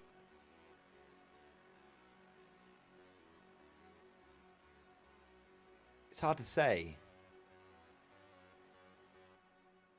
I feel genuinely like Neo waking up and looking around, you know?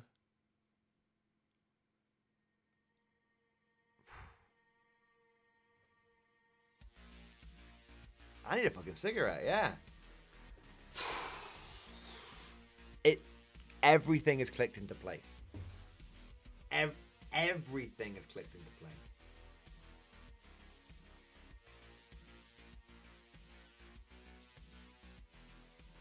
Right, I got some more super chats to do, boys, but holy fuck, man, my consciousness has been expanded. I've leveled up. Wisdom has gone up by 1 point. Oh man, by the way, look, I just want to say, there's a lot more going on in chat, and I do want to get to it and stuff, but I'm like an hour behind on super chats, boys. very, very naughty, and some people are going to be very miffed that I haven't done the super chats, and I do apologize to all of you. So let me go through these. Ishmael, my boy. Ishmael, thank you for the super chat, man. One day I will get a Cadian kill team, or at least a blooded Cadian conversion. I mean, the blooded are the Cadian models converted over. If you want a blooded Cadian conversion, it's just called the Cadian shock troops. But I guess you don't get the cool like shotgun and shields and stuff, so there's that. The Cadian kill team is the Kazakin one at the end of the day. Yeah. But Ishmael, I know that's not what you really want. What you want, you used to get a Cadian kill team, man, but it's gone away. It's gone into the off-season or unclassified, whatever it is. Awesome Possum, thank you for the super chat. GW releases balance updates way too damn often. So yes, they release them a lot. I don't mind. I actually don't mind GW updating the game a lot, but what I feel happens is the more they update the game, the more that the walls close in. And I feel like the more that they update the game, the more variety we should have. It's my brother came back to playing 40k a little while ago, just very casually, and he was going through all of his armies, and he was like, "God, it's a barren wasteland out there." He was trying to put an army together. He was like, he was brother's got some very extensive 40k collections, and he's like, I couldn't, there's just not a lot. He said it was just not. He just didn't have a lot of choice, and I was like, yeah. So they update the game a lot, but the more they update the game, the more the walls close in, which is the opposite to what we've had in every single other edition of 40k, which is the more they update the game, the more it expands. Now, this is where, but I think 10th edition has been a great purge. I think 11th edition, we go back to great expansion.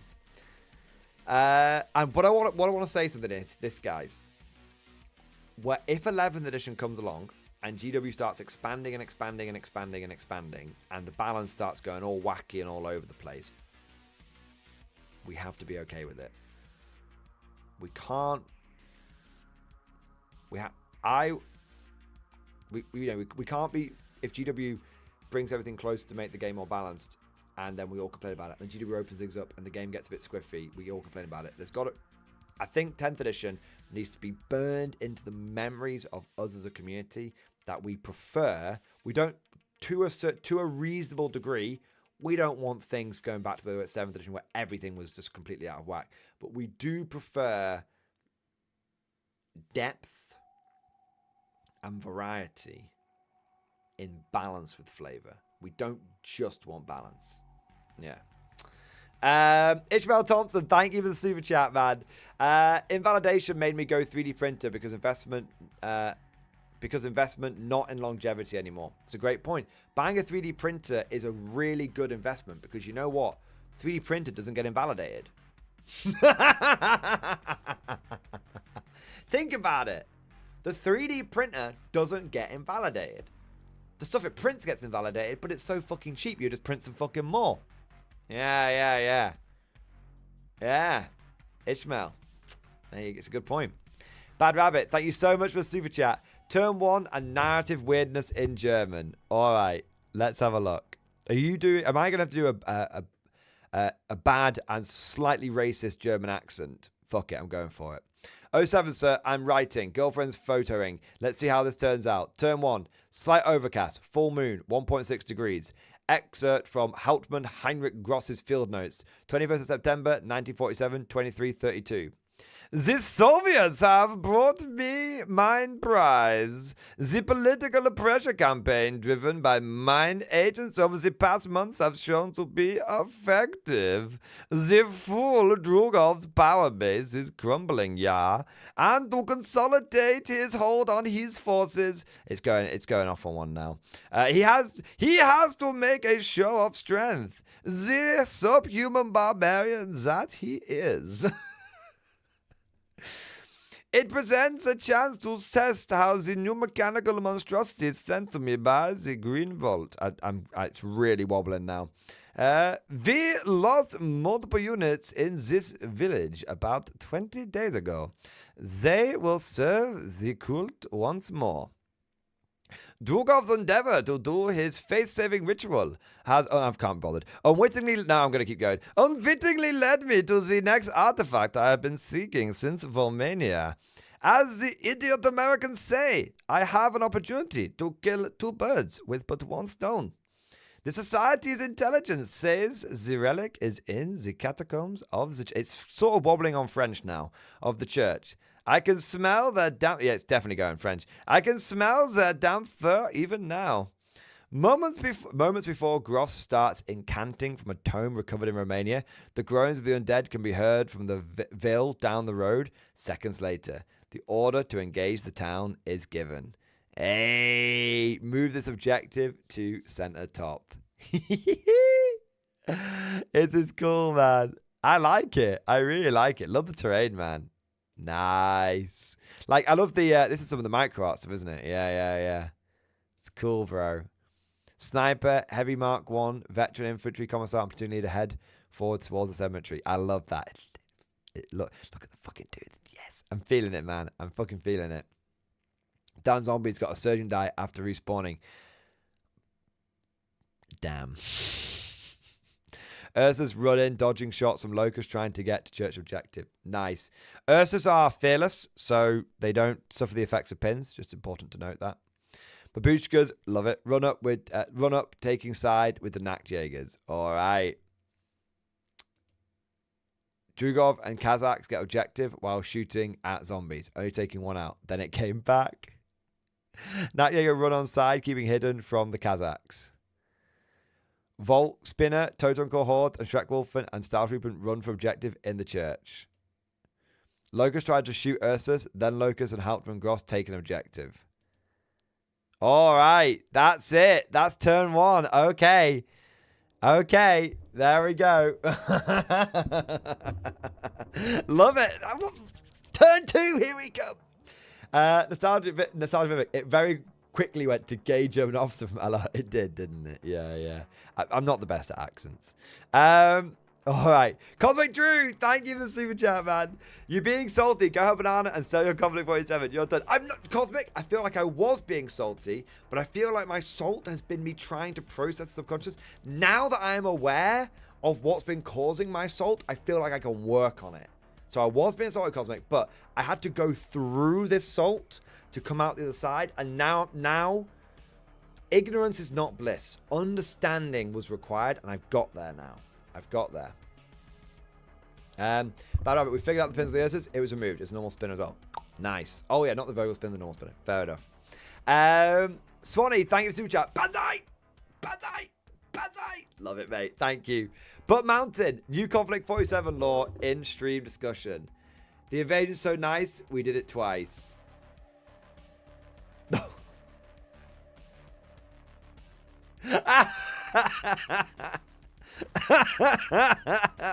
Whoops. Maybe, you know what? Maybe it did happen twice. D-Day, 6th of June, D-Day and US and Commonwealth forces land in Normandy. The Battle of the Philippines Sea, Soviets begin offensive, US break out of Normandy, the Axis leadership unleashes the Dread Totem Core in Normandy, Allies liberate Paris and France. I don't know, maybe it did happen twice, because they unleash the Totem Core in Normandy. Maybe there was, I mean, it's probably a misprint, but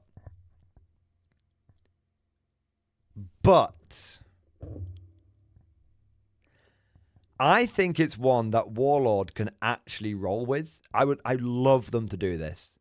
This would make me so happy.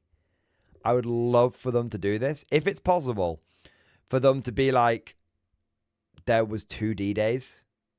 They had to do it twice because the first D-Day was going as per normal, and then the Totem Core came and basically pushed the Allies back, and then they did it again once they had their own power armor and rift units. They knew how to deal with the Totem Core, and they did it again. They've been more successful. Yeah. I hope. It's probably a misprint. It's a shame if there's a misprint. I'm not gonna own it. But I hope that if it is a misprint, I hope that Warlord just roll with it. They make some lore out of it. How cool would that be if they did? Yeah, double D-Day. I love it, Joe Camel. It's double D-Day. I hope so. It doesn't seem like it because it literally says D-Day and then D-Day again. Yeah. There we go. Oh, man. Well, it's not ideal, but hopefully Warlord roll with it. Double D-Day.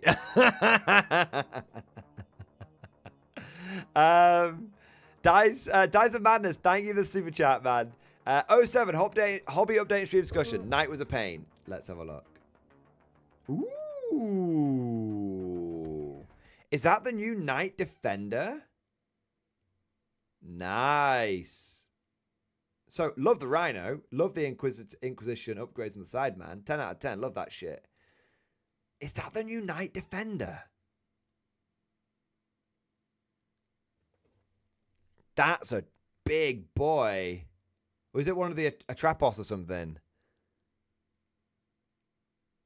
I feel like that's either the new Defender or it's like one of the Lancer Knights.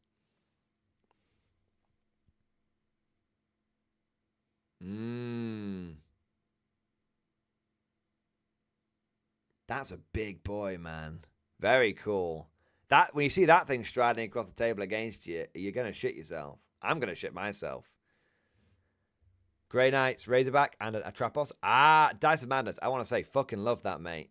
I've never seen one next to a Rhino, man. The only time I've seen one of those is at Thanatos, and Thanatos is so big it kind of loses its scale in there. But that's very cool. Dude, it might have been a pain, but let me tell you, you've done a good job, mate. It looks fucking solid. I love the basing as well, man. Nice. Nice. Thank you, man.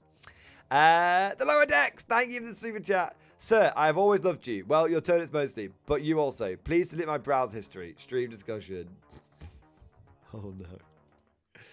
Sir, we bring fire. Opening up on the Xenos, we pour firepower into them. These Xenos creatures take hits that would sit an orc on his backside. They slither towards us, chunks of flesh blasted out by lasbolt and bullet. The closer they come, the more revolting they are. They appear as columns of hovering flesh, the colour of fungus. They have no heads as we would, just tentacle growths. Pincer-like limbs burst forth from their centre mass, swinging towards us with evil intent. Bro, fucking yes. Interesting, bespoke fucking Xenos. Dude, sign me the fuck up, I'm in. Sister Ramona gets a lucky shot from Multi-Melter, whining a winning blast hitting one of the Xenos. Incinerates it with a screeching cry. The two flamers dials a second as it whirls into close combat with the sisters. The flames slow it, and Sister Persephone hacks it with her chainsword. The third, however, it comes for me. My las pistol has negligible effect. We lose 2 penal troopers to the thing's pincers. They fold, cut through like their armor was paper. I hammer blows into it with my titanium knuckle dusters. Sir, it's like punching a beanbag. Wait. Are these going to be bean monsters? Oh my fucking god. It's going to be, all these things are going to be, it's going to be like, this is where all the beans came from. These are, yeah, I know where this is going, man. Fuck's sake. Alright, fine. They're going to be fucking bean monsters, aren't they? Sir, it's like punching a beanbag. The blows seem to do little. Worse, the flesh latched onto one of the knuckles, ripping it from my fist. I'm in dire straits when I feel it. A pincer around my codpiece. The pressure, sir, is immense. I can feel my codpiece start to crack.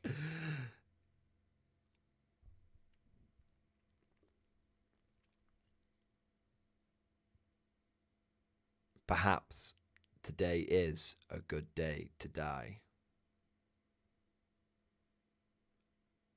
That's all I'm going to say.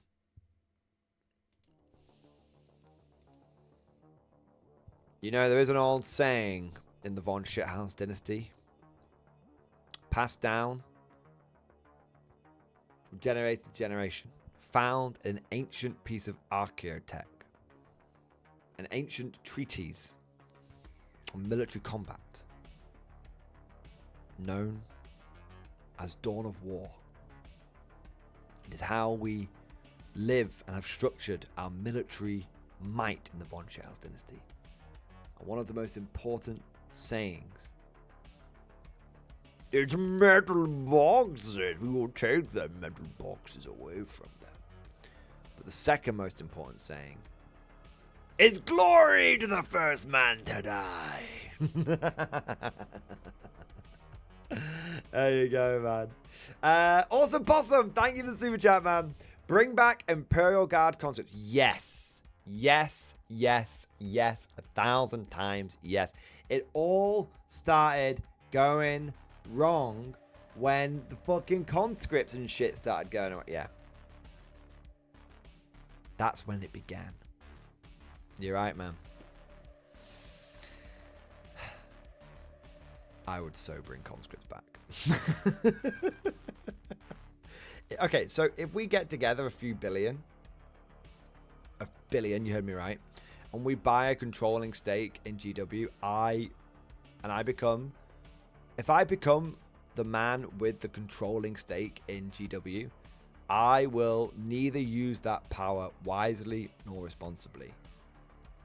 In fact, these live streams you would be my shareholders, and these live streams would be our shareholder meetings, and via the power of polls and lobbying, we would make changes to Warhammer 40k. And as our Stellaris streams have shown, that is a completely foolproof system.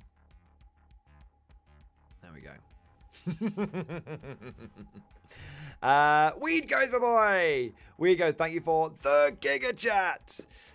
Allowing Heresy units, though I would like it, would be a straight buff to Marines and Chaos Space Marines and AdMech. And Guard, we could get the Valdor. It's not just about allowing Heresy units.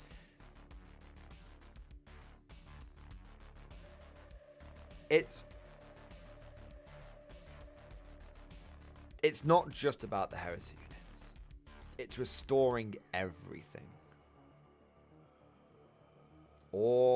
Everything that has been taken away must be regained. There you go. There you go. There you go, man. Everything. Heresy units, legends, things that were disappeared that never came back. Like where did they just got rid of the platoon command squad? They just got rid of the infantry squad. Bring it all. They got rid of conscripts. Why don't conscripts go to legends?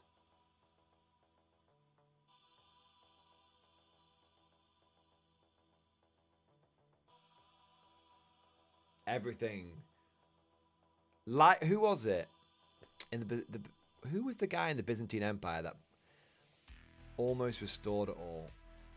I'm sure it was like, I don't think was it Belisarius? I'm gonna find out who it was. There was someone in the Byzantine Empire resurgence.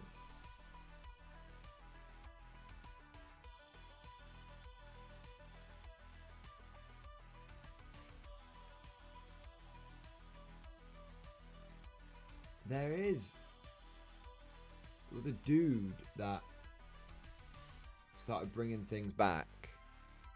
It was Belisarius. I thought so. We need a Belisarius. Yeah. That's what we need. Darren Wenzel! Thank you so much for the 19 months, man. X-Force, baby! Enjoy stream, hobby update, and stream discussion. Have a wonderful day. Dude, thank you, man. You have a fucking wonderful day as well, man. Oh, yeah. Fucking yeah, baby. Here we fucking go. World Eater fucking Horde, bro. Yes. Love it. Guess the tank? Is it the Sicarian? I feel like it's a Sicarian. It's like the angry wedge of cheese with the autocannons on top. I feel like that's what it is. Yeah. Love these guys. These are the Red Butchers though. They look fucking mental. Love that shit. Nice. Nice. Tight. Awesome. Okay. Big shout out to Very Silent Mouse for subscribing on YouTube, and big shout out to Magnus4444 for following over on Amazing, man. Just want to do a quick check here. I think we're all gravy. Baby. Okay. Now, I can't go to bed too late tonight. So I need a wee and a drink. And then I've got to wrap up at 3 o'clock, I think.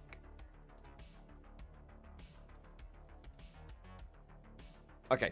So, quick wee, quick drink, and then we're not going to get to every topic I want to talk about today, but that's okay because I can talk about the ones that I didn't get to talk about today tomorrow.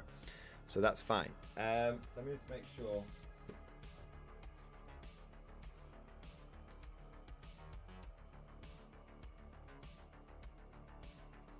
No shit.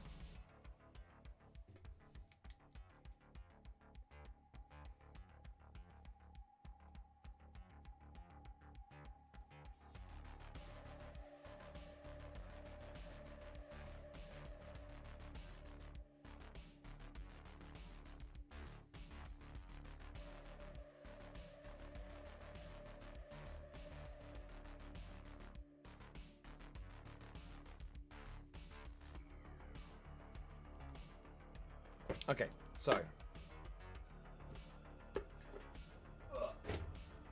quick wait. I'll be back in a second. Honestly, I'm only gonna be quick, and I want to talk about. Well, I'll tell you what. You guys can always decide what we talk about. Which topic should we talk about next?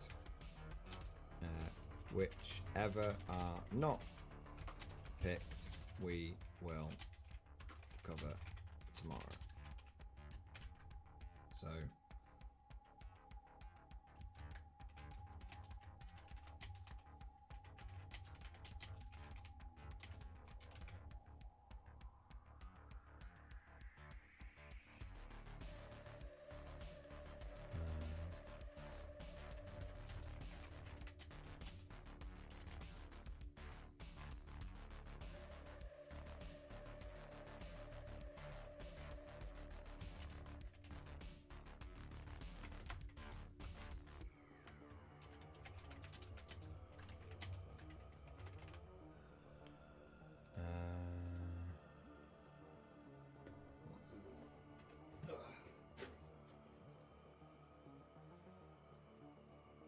oh yeah, that was it.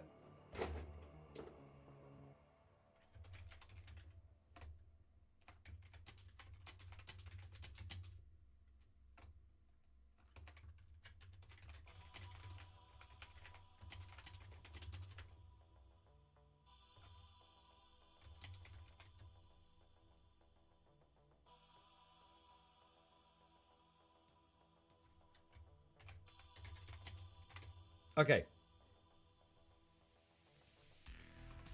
So this is to explain. So there's a bit of news about there's now an AOS guy running one of the main old world teams. So that would be a negative one. And then that's the first option. Option number 2 is addition of gain incoming. GW is really, that's a really positive one. It's about like it seems like this. That's quite a quick one. That's quite a quick one. GW turning 40k around, and there being lots of good evidence for that. And the third one would be a fun sort of thought experiment. I go through and change all the points on every faction on how I would usher in a new, more interesting meta. So, what would I nerf? What would I buff for every faction? What would the Mordian meta be? So, first one's negative. Second 2 options are positive. You guys get to vote on it, and when I come back, I'll go with whichever one. So, so this is not me choosing to be salty. I've got 2 positive ones, 1 negative one. So to you guys, what we discuss. Whatever we don't discuss today will be discussed tomorrow, so you won't miss out. As long as you join tomorrow, you won't miss out. Okay, there we go. Back in a second. Oh, need a drink.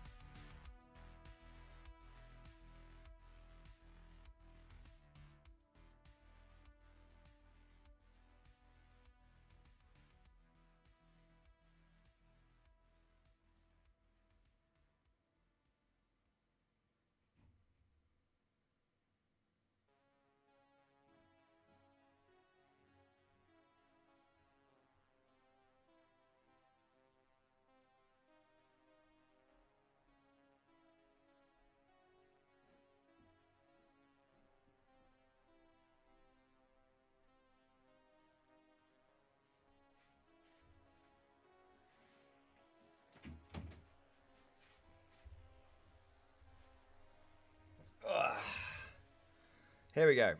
I'm back, baby. Hey, Parko, thank you very much for the super chat, my man. Got a doubles tournament next week, and I am mad rushing some painting. Photos in your email plus a list if you have time. Cheers, mate. Of course I do. Of course I do.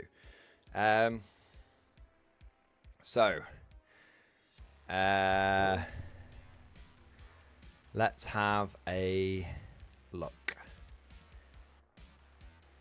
Ooh. So we'll look at the list first.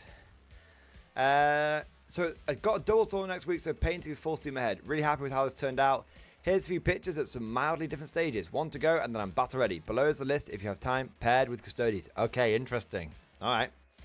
So we've got here Cadian Castellan, Commissar, Lemurus Commander, Artillery Team, Vanquisher, Scouts and Hills. Perfect.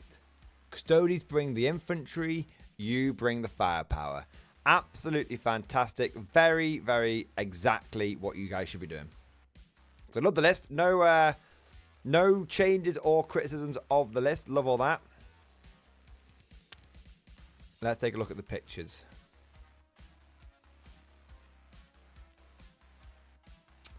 I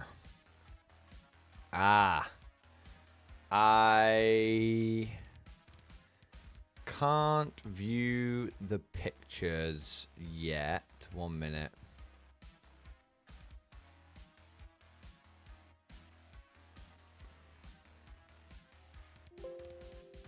No. You've sent them in a format which my computer doesn't like. I'll try a different thing.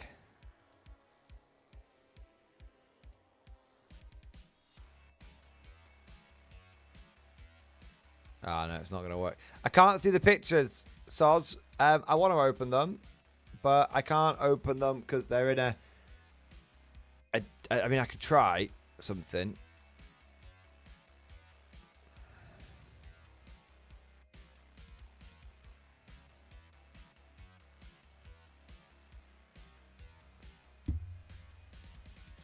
No, I can't do it. Sorry, man. They need to send them. They're sent. You've sent them as HIEC files, and just send them as like JPEGs or something, and I'll be able to look at them. I'm still gonna be streaming for another half an hour or so, man. So if you resend them, I'll keep an eye out for them, and if you resend them, then I can look at them. If you're in the mate, you've got a dude. You've got a channel membership. You should be able to get access to the Discord. Just post them in the... You should already have access to the Discord if you've not already joined. Post them in there, and I can... Rather than emailing them to me, and I can... Discord. I can view them on Discord instead. That should work, mate. That should work. Okay. Okay, where are we? Right. Too easy, mate. AOS guy... running old world team. That's what people want to hear. Okay, so before we'll get to that in just a moment. That's quite a quick one. Should only take like 10-15 minutes or something. Cosmic Drew, thank you for the super chat. Seduce Mad Larkin. The chat demands it. Cosmic, I cannot seduce Mad Larkin, for I have already seduced him.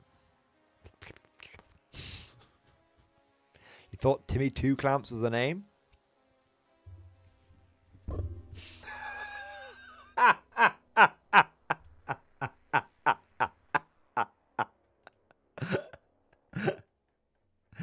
There you go, man. There you go. All right. Okay. Right, let me have a look here. So I want to find something. It'll take me a second.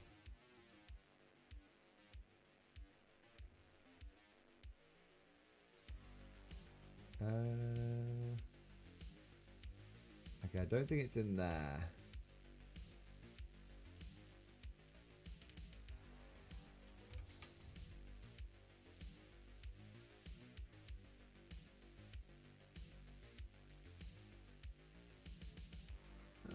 Oh.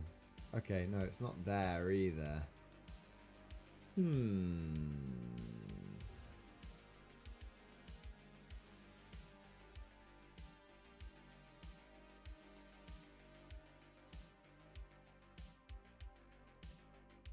I might take a. It just might take me.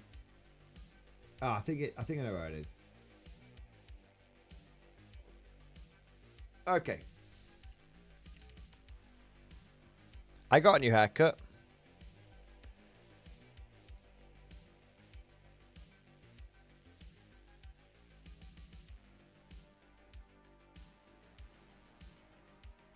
But that's not. Where was it?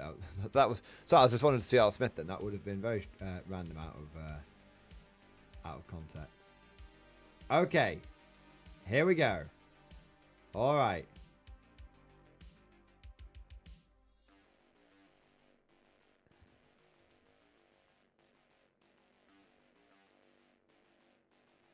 So.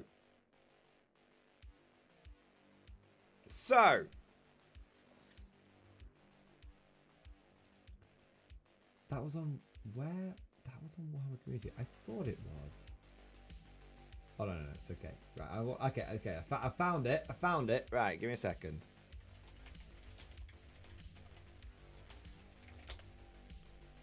I want to do my fact finding. Oh, take a second.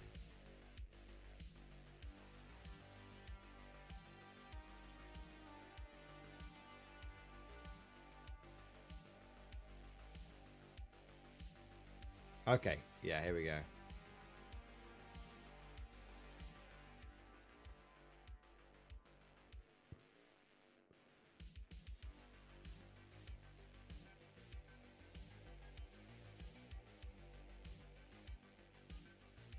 Right. So I've double checked this. There is some confirmation here. There's some confirmation here. So let us have a look. So, earlier today, some news crossed my desk. And I found it to be both very interesting, potential for hope and hype, but also potential for some worry. I don't mean to alarm you. This was posted in the Mordian Glory Discord, and I've gone and checked it to make sure it's legit, and it does appear to be legit. There is a new person in charge of the Old World's miniature design team. So a new lead miniature designer. And the person is, if we have a look here, the person is a chap called Christian Hardy. Now, I want to make something absolutely clear here. I don't know anything about Christian Hardy. I've never heard of him before, and that's not meant as an insult or anything. But apparently, according to this post on Warhammer Fantasy, he is the man who is responsible for these two incredible models. And I do think it is absolutely worth starting off on the positives. Okay? Absolutely worth starting off on the positives. These two models are, frankly, bloody incredible. He has worked on this big-ass Ghoul King motherfucker. And he's also worked on this big vampire guy riding the dragon. And I think it goes without saying that both of these models are absolutely stunning. And that clearly Christian is a very, very capable and skillful person. And that in many ways we should, this is a very, very positive thing. Firstly, the guy's obviously got talent. Having him as a lead designer, he's going to bring those skills over to Warhammer the Old World, which is fantastic. I think, I think the guy's clearly got a talent for doing big, showy centerpiece models, which is cool. And, I'm sure whichever faction that, whichever models he starts working on, the faction is going to be blessed with some really cool showpieces. And there's nothing wrong with showpieces, by the way. Nothing wrong with showpieces. Showpieces are great. Another positive thing that someone pointed out is that this guy obviously works on undead. So Vampire Coast come in to the old world? I mean, that would be really, really hype. Vampire Coast confirmed. Sounds like a good title for a stream highlight. Maybe that's what we'll go with. So, I mean, if that is the case, then oh my God. I mean, absolute hype. Absolute hype. Drain my balls and my wallet simultaneously, Games Workshop. I think that would be fantastic. And there has been a bit of a hypothesis for a while now that because vampire counts are very firmly in AOS, and people and everyone is aware of how cool vampire coasts are in Warhammer Total War, that it makes sense for GW to be like, okay, well, we'll bring and also in lore it kind of makes sense for the vampire counts to be a little bit dormant at the moment in the old world. So it makes sense that Vampire Coast would be kind of the direction that GW would choose to go in. You can bring back zombie-ish, because obviously the Tomb King's a skeleton-based undead. You can bring back like the rotting flesh, ghoulish zombie undead to the old world, which is great, without having to upset your own bullshit policy of, well, we can't have a faction 2 different games for some reason. So GW can, wank themselves off, and they can get the kind of undead back that's very, very popular. And also it hypes up a whole new faction, which is really good. Which is really, really good. So lots and lots and lots to be hopeful for, lots and lots to be positive. I think another thing that's really should be highlighted here is that this shows that Warhammer the Old World has been a success. This shows that CL Smith can't have a faction in 2 different games. Me, a spacesuit player, eyeing Horus Heresy. Yeah, sure. But yeah, but you can't have Primaris. You see what I mean? All the firstborn's got to go on. And also, Space Fiends are always going to get special treatment. But it's a good point. But this, going back to the point, this shows that Warhammer Old World has been a success. So many people lambasted Old World when it came out. Oh, the game's dead on arrival. Oh, it's just a cheap cash grab from GW. Oh my God, the models are so old and so shit and all this kind of stuff. All of those doubters. Shut your batty. Okay? Shut your mouth. Shut your mouth. Because you've been proven wrong at every single point. GW is taking people from like the Age of Sigmar. This guy was an Age of Sigmar guy. They're taking people from main studio, from AOS, and they're putting them to fucking Old World. I wonder how many people are going from Old World to AOS. I bet the answer's fucking 0. So, the point is, this is yet more evidence that the Old World coming back, Warhammer Fantasy coming back, has been a resounding success. And it's a little bit of, we all get to sort of chortle, and all of us fanboys and ball washers of the Old World, we all get to sort of chortle and wank ourselves off and feel very smug about this whole thing because we were right and the detractors were wrong, which is great. That's actually the best bit. That's the best bit, right? But on the other hand, hope is a dangerous thing. Hope is the first step on the road to disappointment. This both excites me, this news, but it also terribly worries me. Maybe I am a foolish fool. Very, very possible. Maybe I am paranoid and buying into conspiracy theories and all this kind of mad stuff. Maybe I shouldn't believe all the talking heads online around the Old World and how it came about and all this kind of stuff. But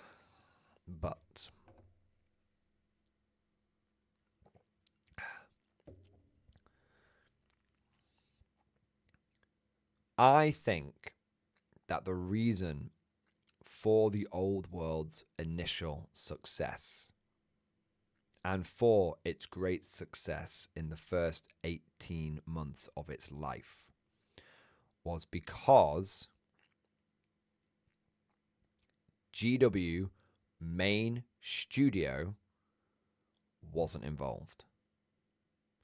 Warhammer the Old World, I believe, was not expected to do very well by main studio Games Workshop. If the stories are true, and this could be total bollocks, if the stories are true, it was basically a one-man side project that took about 5 or 6 years to come together, which does explain some of the idiosyncrasies in the rulebook, for example. And, in JTY We Trust, he was the guy that apparently wrote the whole thing, or at least did a lot of the legwork until GW realized there was a bit of hype around this. But the point is that I think what made the Old World so good is that main studio stayed the fuck away from it. And that it was so good because it was actually allowed to be made without the interference of the corporate overminds.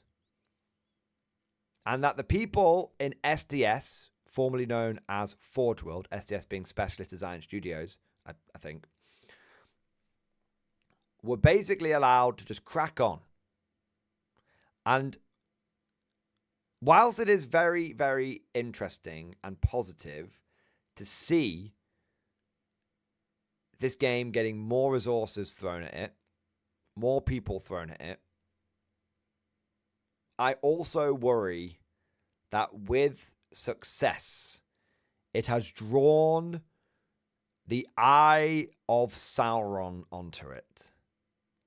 I don't know, but it feels like anything that like main GW starts getting its fingers into and starts fucking with,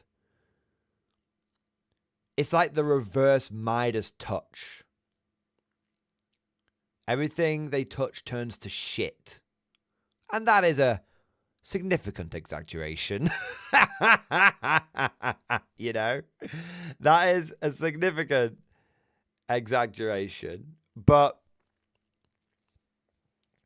the goodwill around Old World in the first 18 months was because basically all they were doing was re-releasing Warhammer Fantasy, but this time they hadn't but the balance was close enough that people were kind of okay with it, and people were just happy to have it back. And I'm worried that, yes, this guy isn't a rules writer. This guy isn't a rules writer. But this is another sign, another indication that main studio is now wanting to get involved with the Old World. And in the nicest possible way, I don't want that to happen. I fucking never want that to happen. The Old World, they almost don't need to do anything to it. They just don't need to. It's really good. All GW needs to do with it is, release a few models. In fact, all Games Workshop needs to do for the next edition of Warhammer the Old World, 2nd edition. They literally don't need to touch it now. Okay? We've had Old World. That was great. We've had 1.5. That was great. All they need to do is, for 2nd edition Old World, is bring back the other legacy factions. That's it. That's all they need to do. That's all they need to do. And I'm worried that's not what they're doing. Let's look at Cathay. Cathay is 110% a new a new Hammer thing. Okay, and that might sound kind of crazy. It might sound kind of crazy. But look at the models. They're in the new style. Very bitty. The Sentinel for Cathay is in like, the leg is in like one leg is in like 14 different parts. All the models, the models are beautiful, but they're very, very fiddly. And the Cathay models, they somewhat don't. They fit in. They do fit in with Old World. I think that's unfair. I do think, but they're obviously they're kind of at a different scale. I mean, look at the fucking size of the balloon. Look at the fucking size of the Sentinel. Like, I'm not saying they don't fit in, but they stand out. Not just in terms of quality. And so and then you see, like, the issue with Cathay is that they've got a very limited roster. Kind of like, we've seen that with New Hammer. Look at, the Cathay and Arcane Journal didn't even contain any additional units. It was like, the Cathay was almost like the Emperor's Children release of Warhammer Old World. Beautiful models, but very limited. And also, I'm not even going to get into like the balance around Cathay, but there is a little bit of an issue with the balance in Cathay. There is a little bit of an issue. So, Cathay, and if you've seen the lore around Cathay, they're not grimdark. I mean, I will admit that could be a very bullshit statement from me. I've not read the deep, deep, deep lore on Cathay, but the lore that I saw a lore article from Cathay about Cathay on Warhammer Community, and the way they were presented was very nice. Oh, we're going to put this force together, and we're going, we're just going to magically raise more troops and put them on the walls, and then we're going to get all these guys, and we're going to go on a crusade, and we're going to go and save the world. We're going to save the Empire. It was very Mary Sue, Noble Bright. They couldn't do anything wrong, and they all just turned up to Marienburg, and everyone was okay with them. Ooh, this is great. Ooh. And it was like, what? Why the fuck is that entire... What? It didn't feel that... I'm not feel, you know what I mean? So I'm worried. And if you look at, Warhammer Old World 1.5, the FAQ, really good. Love that. No complaints whatsoever. Warhammer Matched Play Guide, every mission is standing on circles, scoring arbitrary points now. And whilst that is good for gameplay, it's New Hammer written all over it. It's good. It's good for game mechanics and like balancing out missions and stuff like that. And it can add some interesting things to it. But it's the same path that we saw with Warhammer 40k and the same arguments that we saw with Warhammer 40k. So I'm not saying that Old World's fucked. I'm not saying that this is going to be a bad thing. I'm not saying any of that. What I am saying is I am keeping a wary eye on Warhammer the Old World. And I am really, really... I am hoping for the best.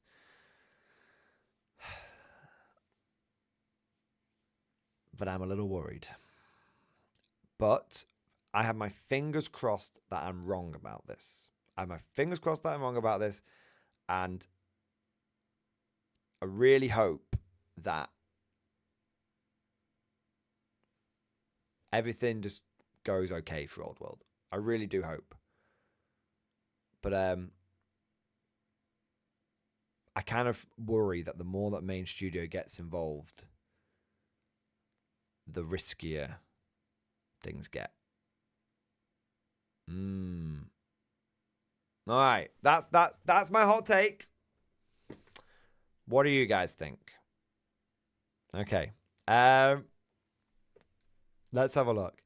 At Morning Glory, there is a lot of darkness below the surface in Cathay. Yeah, they're the greatest source of light at the moment, but the darkness is there. Okay. Also, the Dragon Kids have literally and figuratively fucked the normal people over and over. They tend to make Cathay go into civil wars at times. Remember, we're not talking about like the deep. What I was saying is there will be a lot of lore about Cathay that exists, but you've got to think about new lore and versus old lore. Okay, I don't know if what you're saying is prevalent in the, because I don't know it, but I want you guys need to be honest with me. Is that something that's overly present in the new lore, or is that something that maybe is a holdover from the old lore and Warhammer Total War? Does the bowlers, they need to bring in the Legends factions. More armies of infamy would be great. Updated monsters for some older kits. New factions like Cathay are a very good thing. C.L. Smith, Morning Glory, I want Old World to succeed. Monkey's Paw Curl, it succeeds so well the main corpo hands start messing with it. Well, yeah, that's my worry. Yeah. Does Balls, I don't see a problem here. He says animals, not rules. Presumably he's moving from main studio to SDS, and getting more support is the only way the game can thrive. It needs investment. No, so there are no Dragon Kids in the old lore. Okay, fair enough. Fair enough. So, no, for me, I want to make something clear. I'm just worried that this is a sign that main studio is getting more involved. And I don't think... Warhammer the Old World succeeded perfectly fine without main studio. I don't really see why it needs their involvement to be a success.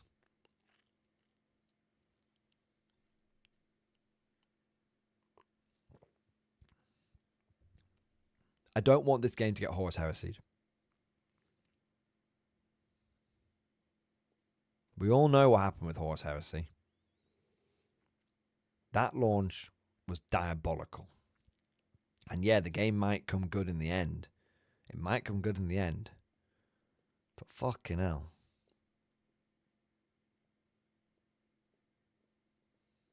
You know? So, SDS has shown to me that when they are left alone, you know, SDS has shown to me that when they are left alone, they do really good work. SDS, as the consumer, SDS has proven to me that they can do it.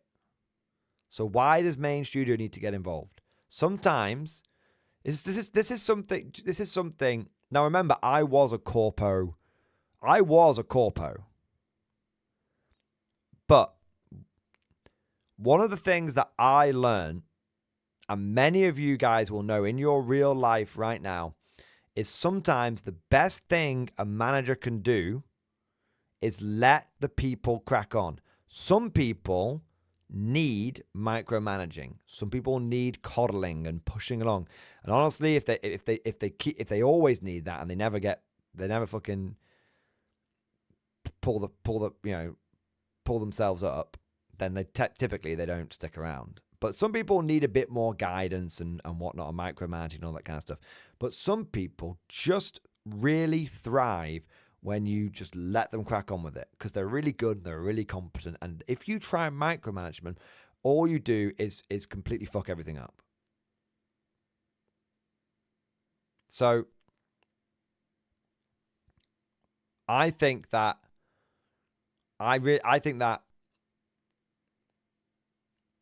I'm worried that this is an example of an overbearing manager not letting the quiet, slightly autistic, but incredibly competent employee just crack on with their job.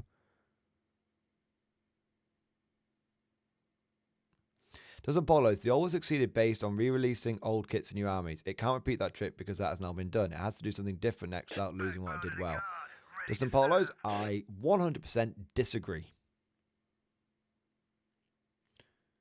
The old world did not succeed based on a trick. It did not succeed based on a trick.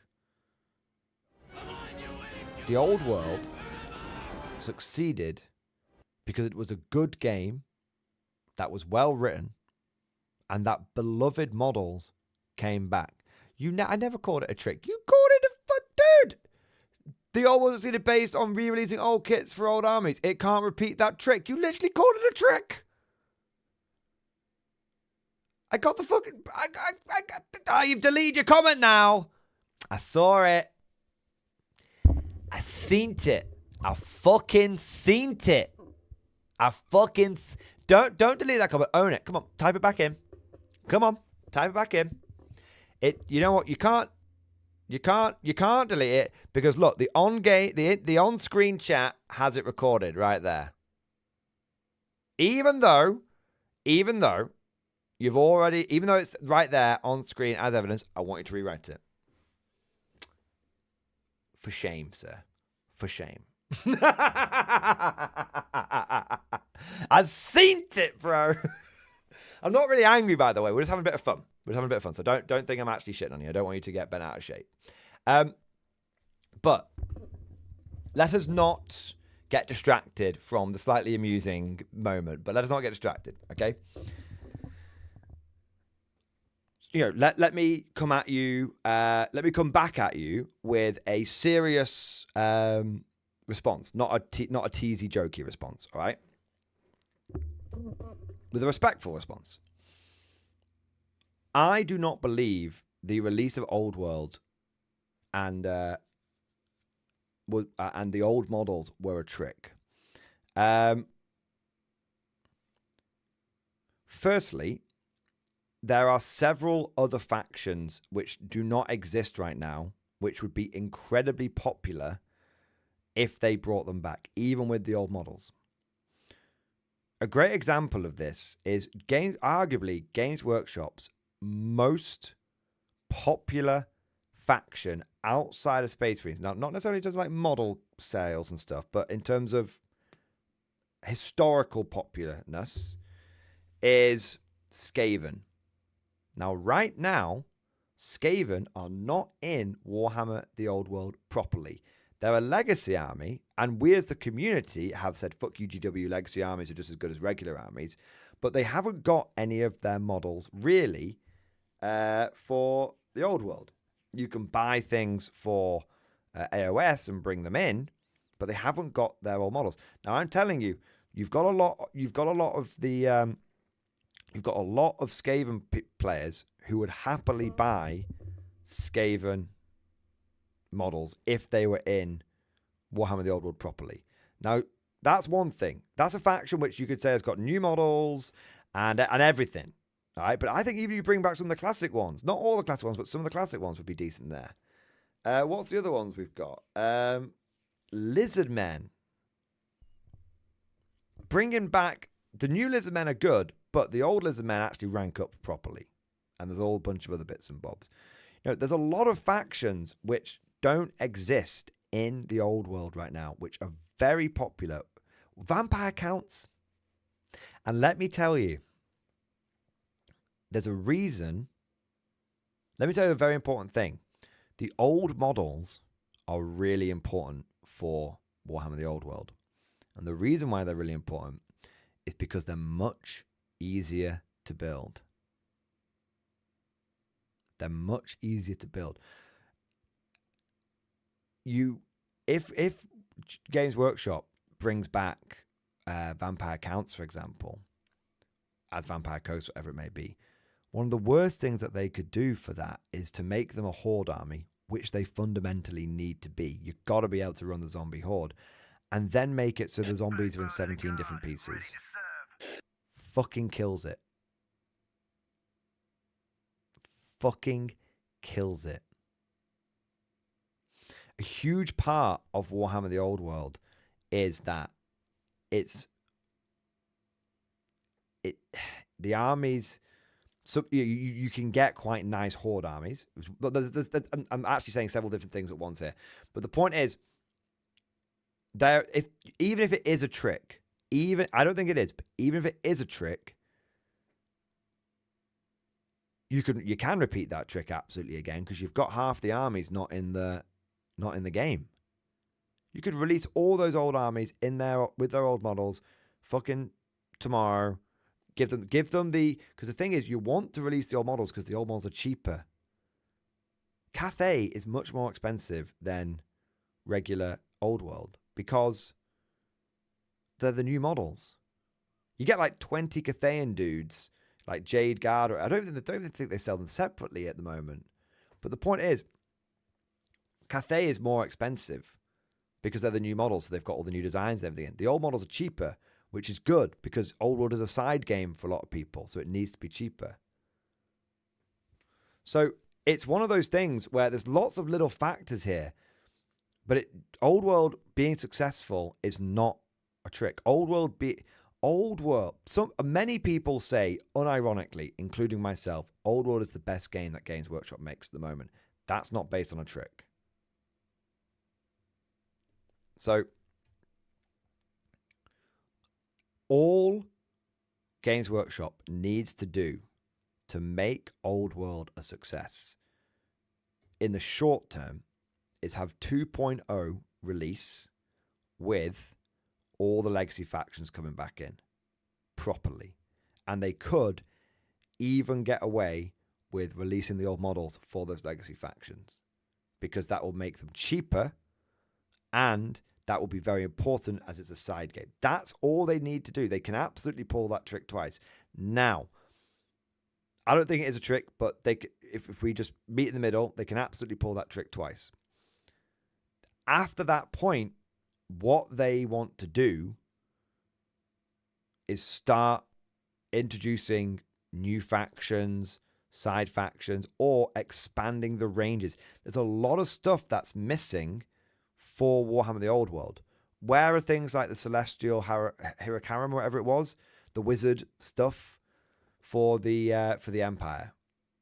There's so many legacy models that they can dip into, and there's so much that they can add onto the game. The game right now is a skeleton and it's still very successful.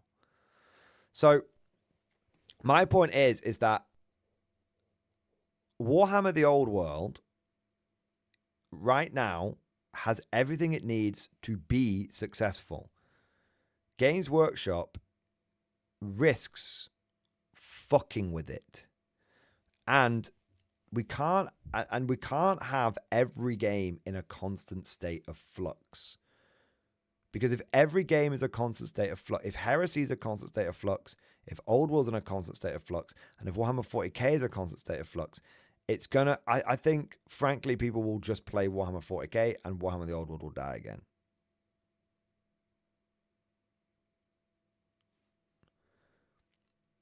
Games Workshop needs to have some games that are just stable. Stable, that get treated to a steady stream of consistent a steady yet non-hyperactive stream of just good updates and additional kits. That's all they need. And I really feel very strongly like Old World. It's too I feel like absolutely in the long run, I want to say something this right now. I feel absolutely in the long run that Warhammer the Old World, there will come a time when it naturally needs to expand. My concern is that Warhammer the Old World will start focusing on on new shit before it's got the stability, the foundation of the old stuff. That's where I think it needs to go. And I think a good example of this is, you don't have to reprint the old models. You could update things like High Elf Spearman. I think you absolutely could do. I agree with you, Justin Polos. You don't just want reprints of the old models. You do need to update some of the old models. Yeah, no, I get that. But that's where I think we agree, mate. I think that's where we agree. We want what Warhammer the Old. This is where I think Warhammer the Old World needs to go. This is what I would do. You release all of the legacy factions as proper factions. You add in a couple of cool new factions, Cathay, Vampire Coast, maybe one or two more, but you add in a couple of new factions, and then you go back and you update and improve the old models. Go back. Let's have a look Yeah, the current Empire state troops, I really don't like them. They're really fiddly. They've got fucking, half of them have got fucking shoes on. They look shit. Let's fix those. And that's what you do. And so Old World, it just, Old World, and I think what's interesting is what I'm saying is actually something that I feel like Games Workshop should have learned by now. Games Workshop, the reason that they have, look, let's look at this. The reason why I think Games Workshop has started to learn this lesson, but we all know the reason why Games Workshop released Primaris Marines was because they wanted to force all of the Space Marine players to rebuy their models, because they thought that if they released an updated tactical squad, that it wouldn't sell, because everyone has all the tactical Marines they could ever possibly want. And they were like, we can't just remaster Space Marines. We need to reinvent Space Marines and make everybody rebuy their Space Marine armies. And the truth is that Games Workshop has begun to backpedal that position. Marnius Calgar has come back in Terminator armor. We don't have Primaris Terminators. We just have Terminators. We don't have Primaris Assault Terminators. Don't think so. We just have Assault Terminators. We just have Sternguard Veterans. We just have Vanguard Veterans. And all of those models have been very, very well received by the community. Very well received. Games Workshop underestimates the fact that people like to have new shit and they like their armies to be pretty. There was never any, and it's what's interesting is you don't need to fuck people over to make them buy new models. This is something that's true all over. If you just make good products, people buy it. Yeah, you can fuck people over, but in the long run, it's not a good idea. So, Sternguard Primaris, fair enough. But the best model in there is the Firstborn one, right? The one with the Firstborn helmet? There you go. But the point is, that lesson should be applied to the Old World. We don't need to make Primaris state troops. We just make the current state troops, and then we make the models. We take the old state troops, throw them away, and we make the new state troops, which have all the same options, but are just better. They're easy. How do you make them better? You make them easier to build, because at the moment, those fucking weapons, they're always the spear. You have like the handle, and then the spear goes on top. Fucking nightmare. All you need to do is improve the old models, and the way you improve them is you make them more detailed and make them easier to build. It's not actually that hard. Why do the new models need to be harder to build? Have you seen a fucking Gundam model? There's lots of companies out there which make models which are easier to build and more detailed. All the time. So, that's what Games Workshop needs to do to make Old World successful. So what happens is you get all of the people like me involved who like the OG models, and you've got not necessarily like a decade, but you've got like 6 years of being able to milk our balls. Maybe 3 editions of like milking our balls, but you've got all this time to bring the game back up to its triumphant full power. And then you go back over and you start remastering everything, HDing the fuck out of it. And that's how you make Old World successful. At least for like fucking 10 years. And I don't know, man.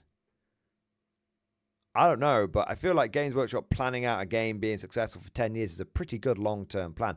I don't know if they work in decades. I feel like they work in 3-year plans. And I feel like that's a good fucking 10-year plan.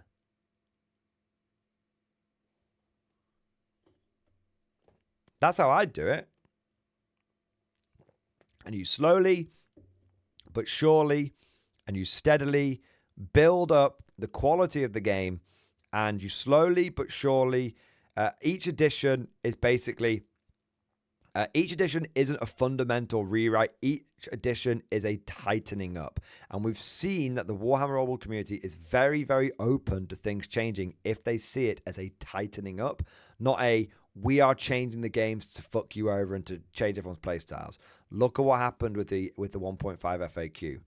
The 1.5 FAQ was a really, really good FAQ. They sorted out magic. They made infantry viable. Everybody liked that. They just need to keep doing that. Tighten up the game. Improve things slowly but surely in both the rules to improve things slowly but surely in terms of the rules department, in terms of the rules and in terms of the models. And you'll have a game which will just be so fucking good. Vanguard Veterans are getting new models, Mad Larkin. Yeah. I don't know. That's how. And so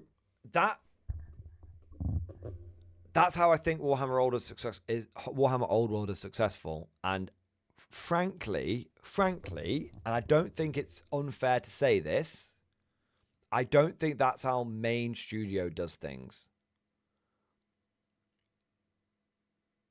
I don't think that's how main studio does things.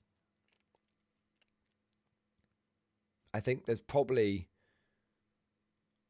maybe it's because executives join and leave companies all the time. Maybe it's because executives, like when, you know, and managers, when they join, they like to make their mark and stuff. Maybe it's the fact that as a society, as a culture, there's no longer, you stay with a company for 30, 40 years and then you retire and you've got a nice pension and you get fucking, you know, your loyalty is rewarded. Maybe it's the fact that now everyone jumps into a job for 2 or 3 years and then leaves to, you know, the only way you get a promotion is if you leave and go upwards. Maybe that's the way, but I feel like that is the corporate mentality. And that's why I feel a lot of what Games Workshop does is, I would say, focus on short-term gains, because if you can make a short-term gain and then fucking bounce before the consequences of the actions hit, then that doesn't matter because your CV already looks good and you already bounced it on to the next fucking gig. Yeah.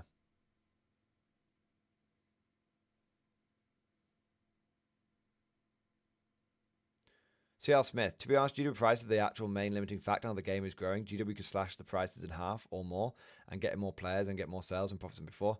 Dude, you're absolutely right. C.L. Smith, how does Games Workshop kill 3D printing overnight and kill Chinese recasters overnight? Cut the cost by half. At the very least, cut the cost by 40%. Oh, but Games Workshop would lose money on that. No, they wouldn't. Games Workshop sells to third-party distributors at 40% off and still makes profit. I believe the Games Workshop staff discount is 50% and they still make a profit.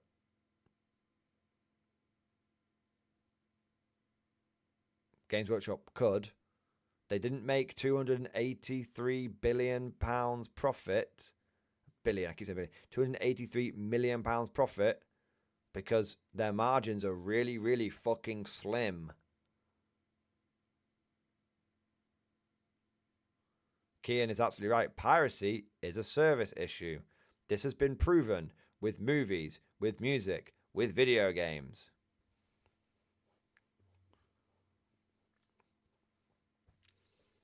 .3D printing would die overnight. Wargames Atlantic would die overnight. They could destroy. The whole point of scaling up production is when you produce things at mass production, it's cheaper. The bigger Games Workshop has got, the more production capacity they have had should have brought prices down. Very, very simplistic look at the world. But it never fucking does it?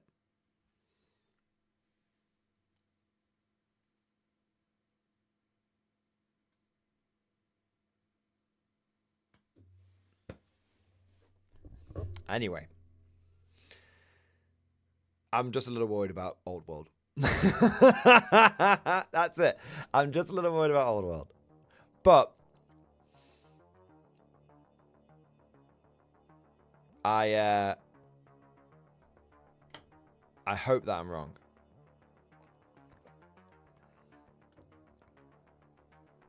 Yeah. Serious question. If GW suddenly said we're cutting all prices in half, what would happen to third-party FLGS and their product they already have? Well, that's... yeah, that would be pretty fucking bad. For them, you know. It'd be bad for the third-party retailers. It'd be good for Games Workshop, though. Then they could get an even bigger monopoly. Joke on Twitter, they lifted max 50% discount. That's only a thing in the US. After killed one fancy, I'll never not be worried about Old World, but this isn't spooking me yet. It's not spooking me yet. It's a slight worry. A slight worry. Anyway, catch up on our super chats, and then I've got to bounce, guys. I'd love to go for another half hour, but I've got to be up early tomorrow. So there you are. Cosmic Drew, thank you for the super chat. Take the red UFO and place the black and grey octopus on it. Where the fuck have I put the black and grey octopus, man? I have it. I have this one. Oh, Cosmic, you're gonna be really angry with me. I can't remember where I've put it. Are you sure it used to be there? It'll be around here somewhere. I'll just fucking be. Oh, there it is. I knew I had it. I knew I had it. There you go. Is that better, Cosmic? There you go. I actually do have to be up early tomorrow. I'm going to see a friend who has just had their first baby.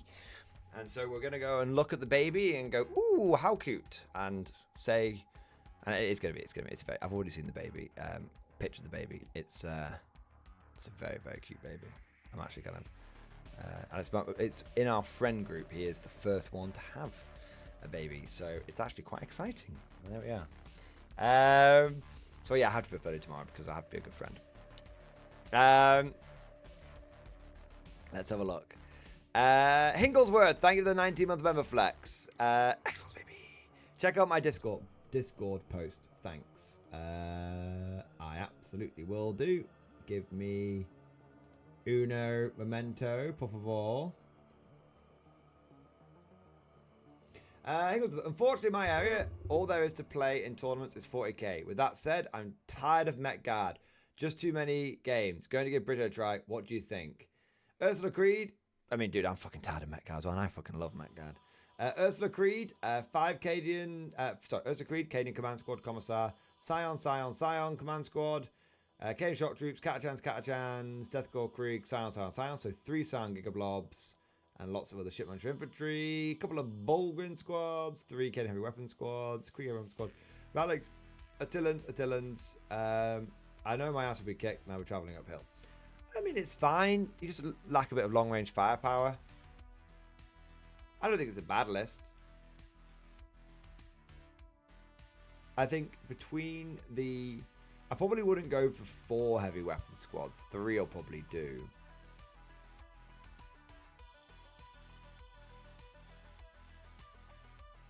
But,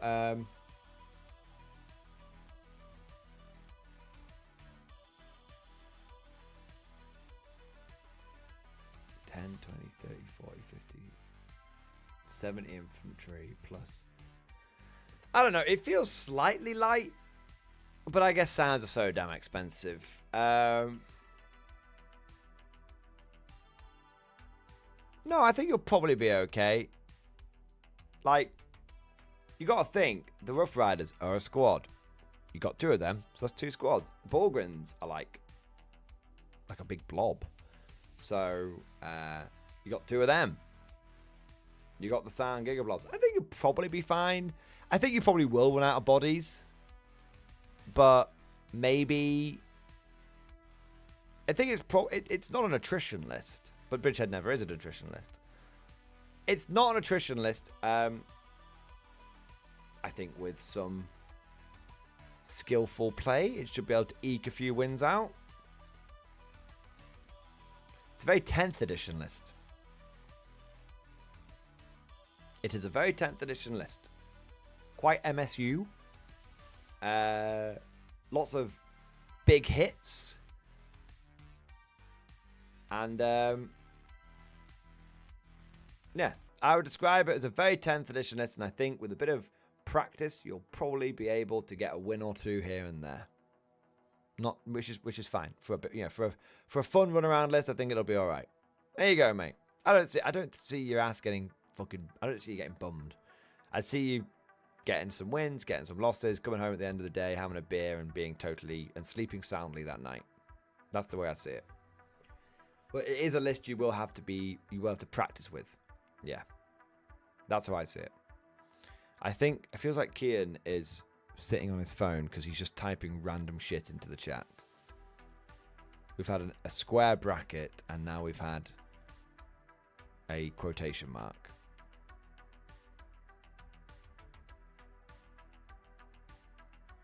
Unless he is speaking in tongues, I have the suspicious feeling that he thinks he's locked his phone, and it's just in his pocket, and it's just like pressing fucking things. All right. Commander HHL, thank you for the 5 gifted memberships, baby. Yeah, buddy. Yeah, buddy. Yeah, buddy. Yeah, buddy. Oh.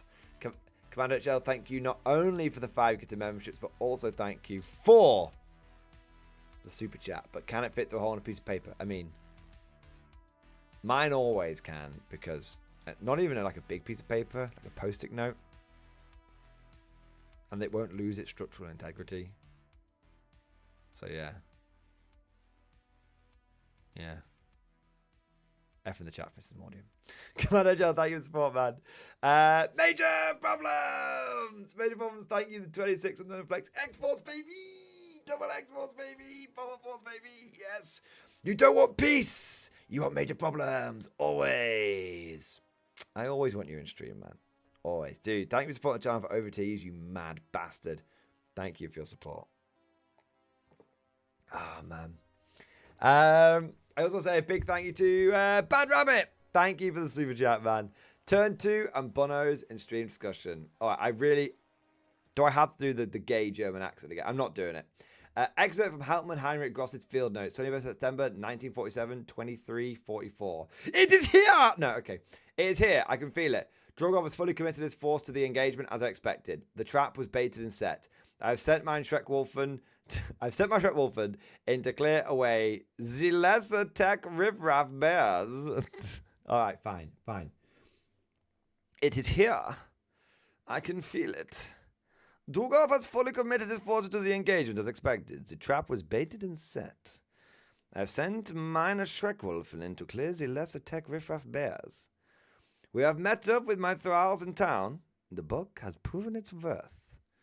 I have delegated the right flank to Augustus. May he prove to be a useful tool, and if so, I will hold the vault no ire for burdening me with him. However, if he falls, I will have a powerful thrall. Either result will serve me. The church is within sight now. The prize is minor. I hear the Schreckwolfen howl. It's going French again. They have found their prey. The Soviets push on the flanks and center. The Ursas focus the church. No, it's getting French again. The Schreckwolfen run to intercept, but fall short, however. They stage themselves to charge. Gross, unpleased with their progress, orders them to press... Wait, we fucking finished the thing. The Soviets push on the flanks and center the Ursas folk... So focused on doing the voice. I fucking missed it. The Soviets push on the flanks and center. The Ursus focus the church. The Schreckwolfen run to intercept but fall short. However, they stage themselves to charge.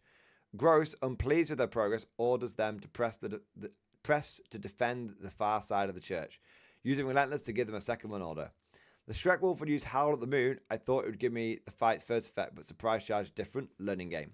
The Ursus and Schreckwolf would absolutely blend each other. Yeah, baby! Fucking yes! Oh, man. The Alpha stands alone amongst the rendered corpses of friend and foe alike. He hears the roar of Drugov and his bodyguards as they annihilate the church's iron fence to exact their revenge on the abomination, shredding him to gory gobs. But not before the Alpha drags one of the bodyguards down into hell. The Spinner and Augustus the Strong, Clone with his acolytes in tow, hold back the Cossack advance on their right flank, forcing them to flee with recon moves with their anti-tank weapons.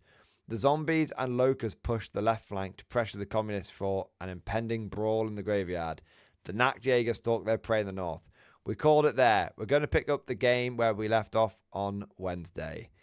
So Ursus v Schreckwolfen ended in an absolutely brutal engagement. Holy fuck, man. Babushkas tried to sneak to objective from Nachtjägers. I mean, the Nachtjägers can't charge them because you have to be able to see to charge. So that's kind of interesting. So you'll have to come out and then charge them, which is obviously you can do that on advance, but you can't do that on a charge. Yeah, it's not like old one where you can charge what not like 40k you can charge what you can't see. Vet infantry take 1 casualty, platoon commander, heavy mark 1, and commissar run to cemetery objective and take down 2 zombies. Okay, so the zombies go down, but they're just going to get back up again. But okay, fair. Hey, it's a good little advance. Okay. Oh my fucking god. Oh my. Locust shoot at infantry, zombies and gross move closer. So many zombies. Vogel Spinner and Startrooper make Kassak's Recce to safety. They rise again, plus look at those rift dice rolls. Oh my fucking god. They're never, ever. You cannot. I've done it. You cannot kill Totem Core in shooting. You have to kill them in melee. You have to kill the melee. If you just have to. And I think killing the Ursus with the Schreckwolfen is a really big deal because it takes away one of the Soviets' main ways of being able to deal with the Totem Core.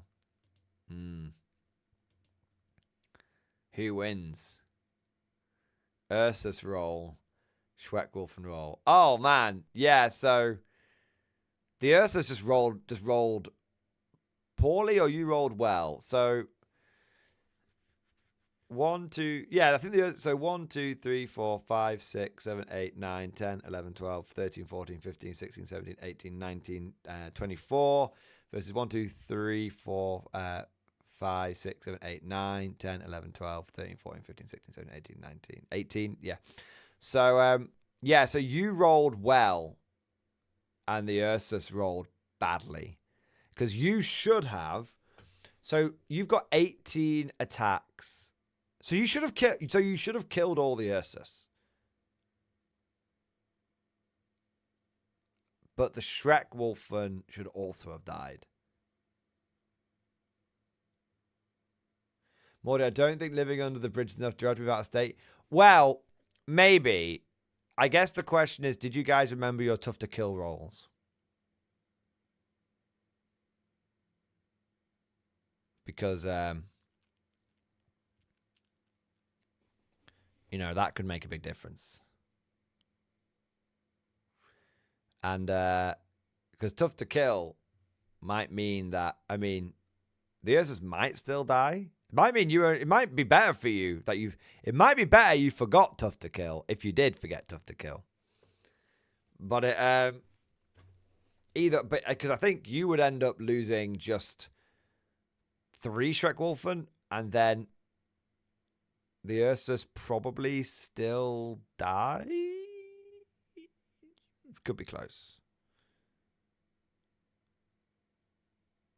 I saved all of the one required for the 1 month survival. Oh, okay. Is this after everything? Okay, fair enough. The winner gets the spoil. You shall not defeat the alpha. Juggov takes revenge for the Ursus unit and wins with 1 casualty. Nice. Holy shit, man. Ursus versus Schreckwolfen.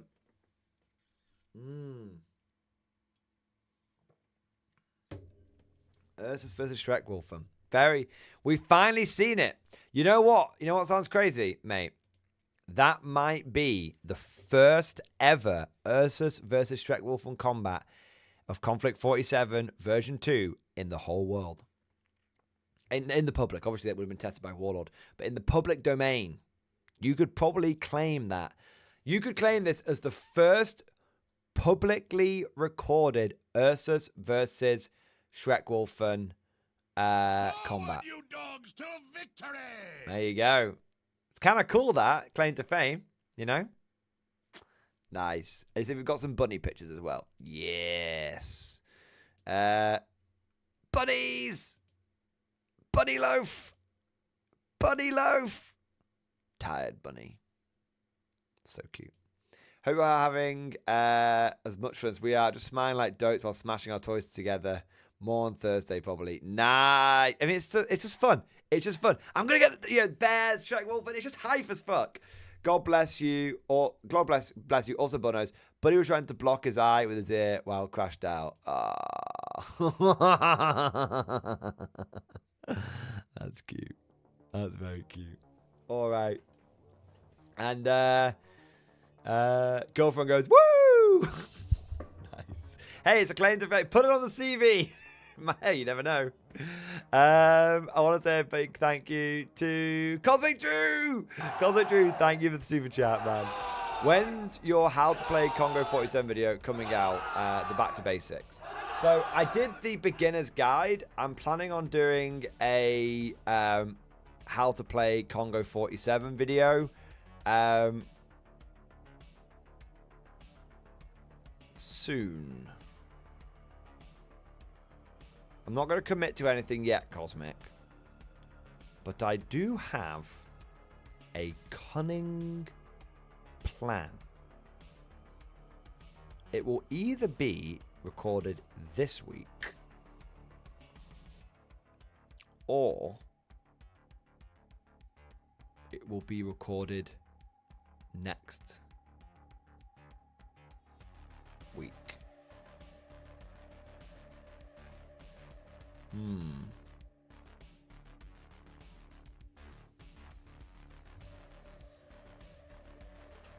gonna make a note.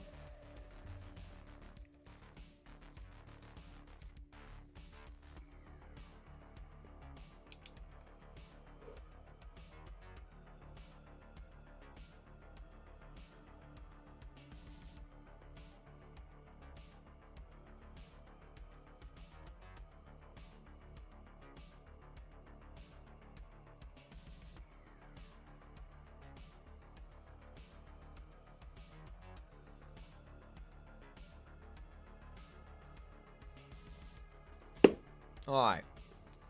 I got a plan. I've got a plan. Cinematic Tabletop star today. How to play Series K47. His tutorials are exceptional. Give our boys some love. Yes, that's fair play, actually. Shout out to Cinematic Tabletop. He did do a video on Rift Dice and as a tutorial. But I might see if I can do a teaching game this week. Alright. I want to say a big Cosmic thanks for support, man, and it's coming out soon. Yeah. The Lower Decks, thank you for the super chat. Pax Imperialis stream discussion. Oh my god. Right, let's have a look. Sir, things are going awry. The foul Xenos creature has me by the proverbials. My codpiece, that symbol of imperial power, is cracking under its unnatural strength. Sweat pours down my brow as I desperately contest my remaining set of brass knuckles. It's all I can do to employ our way of the eel to stay alive in this fight. Realizing I am out of options, I activate the failsafe. Sending the command from my augmetics down to my cock and balls, I give the command voice. Pax Imperialis. The codpiece attaches. The Xenos beast falls back, grasping its temporary prize. The Fool. I jump back as the timer reaches 0 and the codpiece detonates like a cluster of cinch-fused crack grenades.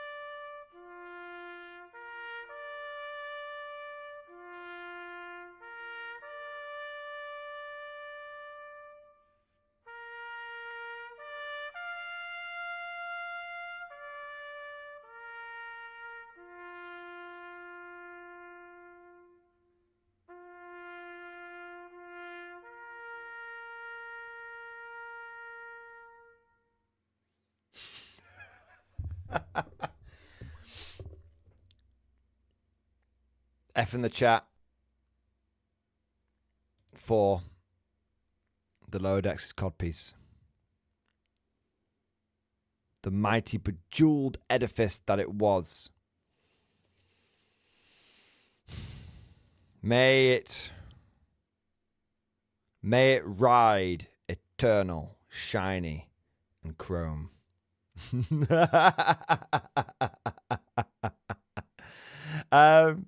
The beast, sir, is slain, and my beast is now exposed to all and sundry. Such is the price of imperial victory. Glory to the first codpiece to die. I race to Lady Bourbon as fast as I can, but it's too late. She lies on the cusp of death, her body ravaged by the Xenos. She presses a data slate to my hand, and I lean in to hear her last word. She whispers out, "The coal trade is an infestation, a mistake. The worm that walks, she expires. There's no time to mourn as Katerina holds up the Auspex. Contact! Contact! They're coming out the goddamn walls! We run. 12 meters! That's right at the door. 10 meters! 8 meters! That can't be. That's inside the room. 6 meters! You're reading it wrong. I'm reading it right, man! Must be something we missed.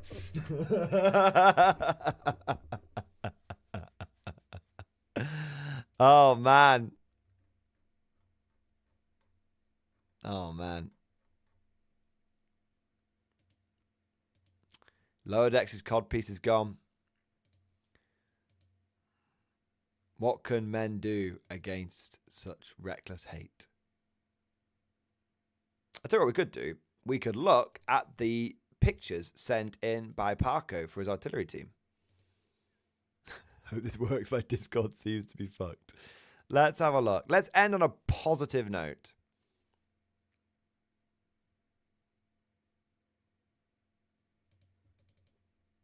Ah, yes. 1 minute. Why are you the way that you are? 1 minute. Yes. Yes. Yes. Here we go. It's working. It's working. It's working. I love it, mate. It's very gritty. It's very, very gritty, man. I do like it. That's cool as fuck, bro. Is that the same picture? I think I opened them differently. Team 1? Oh, fuck, I opened Team 1 twice. Oh, no, that's okay. That's Team 2. Hey! Oh, because it's in the various stages, isn't it? Right, so that was like early stage, second stage. Early stage from a different angle. Early stage from a different angle. Fair enough. Hey, it's coming together, man. Loving the transfer, bro. Stubby can just like Mordian. There you go. Nice. Hey, it might only be 2 inches long, but it feels a hell of a lot more when you got 20 stones slamming it in. Actual quote from someone that I know. I'm not 20 stone, though, so it's not me, sadly. All right. Anyway. Parko. Great work, man. I like it. Excellent work. It was worth the wait, and I appreciate you sending them in again because it would have been a shame to have missed those, man. Fantastic effort. Fantastic effort. All right. All right. And on that note, guys, we are going to wrap things up. Now, I do want to say one thing. Tonight's stream was a little salty, but I do want to say this. I felt like it was salty, but we kind of went on a journey.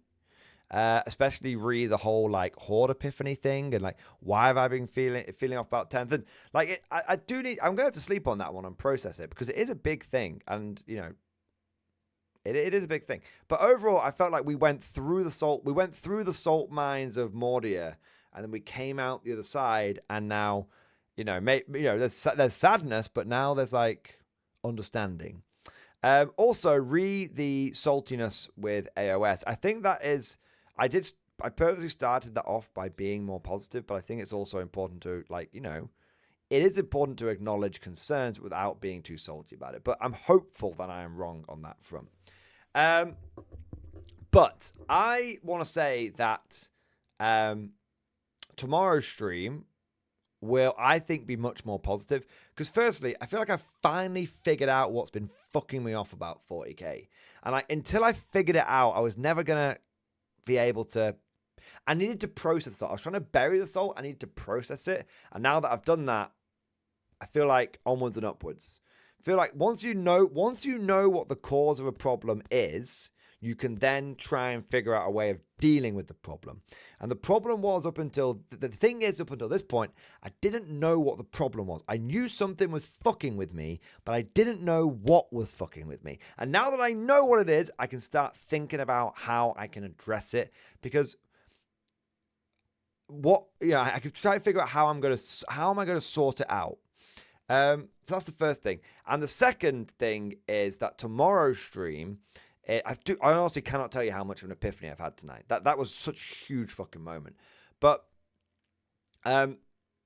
tomorrow's stream is going to be much, much, much more positive because I had 4 things to talk about today. 2 of them were negative and 2 of them were potentially salty, and 2 of them were potentially are much, much more happy. So to give you an idea, I want to do a segment in tomorrow's stream where we talk about the Terminator box set and how that, amongst several other box sets that GW has been releasing at the moment, gives me a lot of positivity and good feelings and good vibes that GW is turning the franchise around, that maybe we've come to the end of a dark era, but we're about to enter a really fucking good era. And then, it's interesting. Just as they finished the last shitty combat patrol off, think about this, the Dark Elder one, just as they finished that one off, they fucking start banging out good combat patrols, like the Krieg one, some of the Space Marine ones, and the new Terminator box set. It's interesting, that, isn't it? It's almost like we were talking about before, how executives come in, they want to make their mark, managers want to make their mark. It's almost like the last 2 years, and there's been like a great rush of getting the codexes out. It's almost like maybe the last 2 years have been one game plan, and now that game plan's run its course. GW is now, they've tried to rush to get that game plan finished because they've already committed to it. They've already got all the models produced and everything for it. And it's almost like they've finished that fucking game plan, and now they're doing a new game plan. Now, maybe that's part of, 2 different management directions or executive directions, or maybe it's, we've had the purge and now it's time to have the game. Either way, Great potential for fantastic positivity tomorrow about how we can get all hyped up for we are going to enter an era of gain, which is fantastic. And the other thing is we can have a funny little sesh tomorrow where we talk about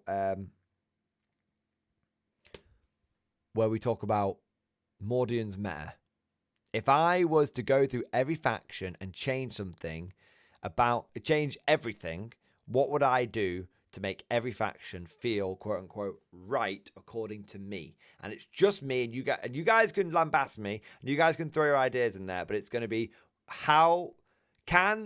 is Mordian's meta better or worse? That's going to be the big one. So yeah, I think that should be a great opportunity for positivity tomorrow. And I feel like we've finally processed the salt. We've refined the salt. We've got it out of the system properly now. We haven't just buried it. We've got it out of the system. Now we can start. Now we can properly start Peptember and Peptober. We've had Peptember. It was more. Peptember was almost like we were trying to bury the salt, but now that we've refined it, I think we're going to have Peptober. It's going to be even better. All right. There we go. Positivity. Optimism, Captain. Optimism. There we go. To quote, I think episode fucking 1 of Star Trek Enterprise? I think so. Maybe episode 2. Anyway.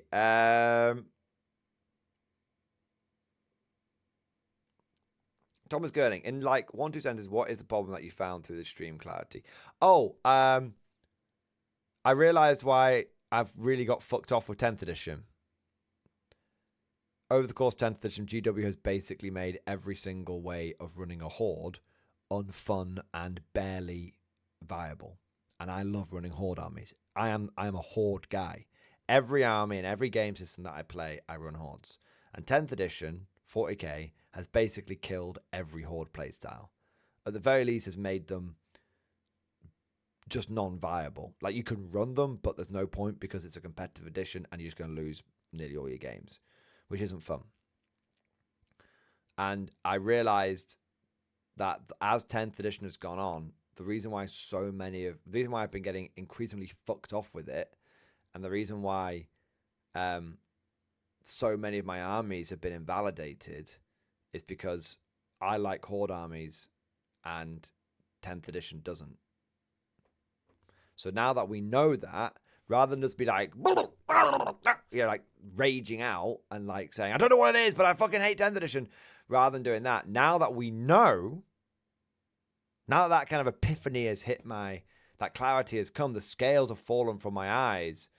Now that we know that, now that we know what the problem is, we can try and think of the solution. Whereas before, all I was doing is trying to like bury my negative feelings, which wasn't working because I kept being salty even when I was really, really trying not to be salty. Really trying. And now I feel like I've actually, rather than trying to bury it, I've worked it out, and now I'm always more positive when I've got a fucking plan. I'm always more positive when I've got a fucking plan. And I got a plan. This is the plan. Gentlemen.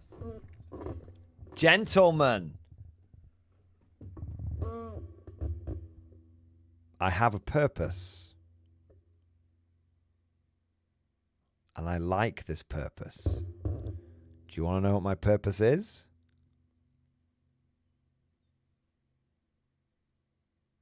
Make hordes great again. By blood, sweat, and tears. Between now and the end of 10th edition, we are going to make hordes great again. We will revitalize the infantry guard. We will revitalize foot guard, the infantry corps. We will revitalize the green tide. We will revitalize the Tyrannid swarm. We will prove, one way or another, that quantity has a quality of its own. having a mission, fighting against fearful odds, going down swinging and giving the enemy a bloody nose is exactly why I made this channel. And now that I know what the problem is, I'm going to fucking go at it. I'm going to go at it like a homeless man eating a bag of chips. Right. Let's fucking do it, boys. I'm ready. I'm going to sleep good tonight. All right, you mental bastards. Thank you so much to everyone who joined today's stream. Thank you to everyone that supported today's stream. Thank you to everybody who liked and subscribed and followed and all that amazing stuff, who joined on YouTube, Twitch, and Kick. Thank you, thank you, thank you. And of course, a massive, massive bunker busting thank you to all of you crazy bastards who came in with the super chats, the gifted memberships, the member flexes. We had so many member flexes tonight. It was amazing seeing all the members coming out. And I want to say a special thank you to not only everyone who supported, but to single out Gathering Clouds, who did come in with 50 gifted memberships. Absolutely fantastic. Excellent, excellent, excellent effort. All right. But gentlemen, that's all for now. Thank you for watching. Hope you enjoyed it. And of course, as always, I'll see you guys next time.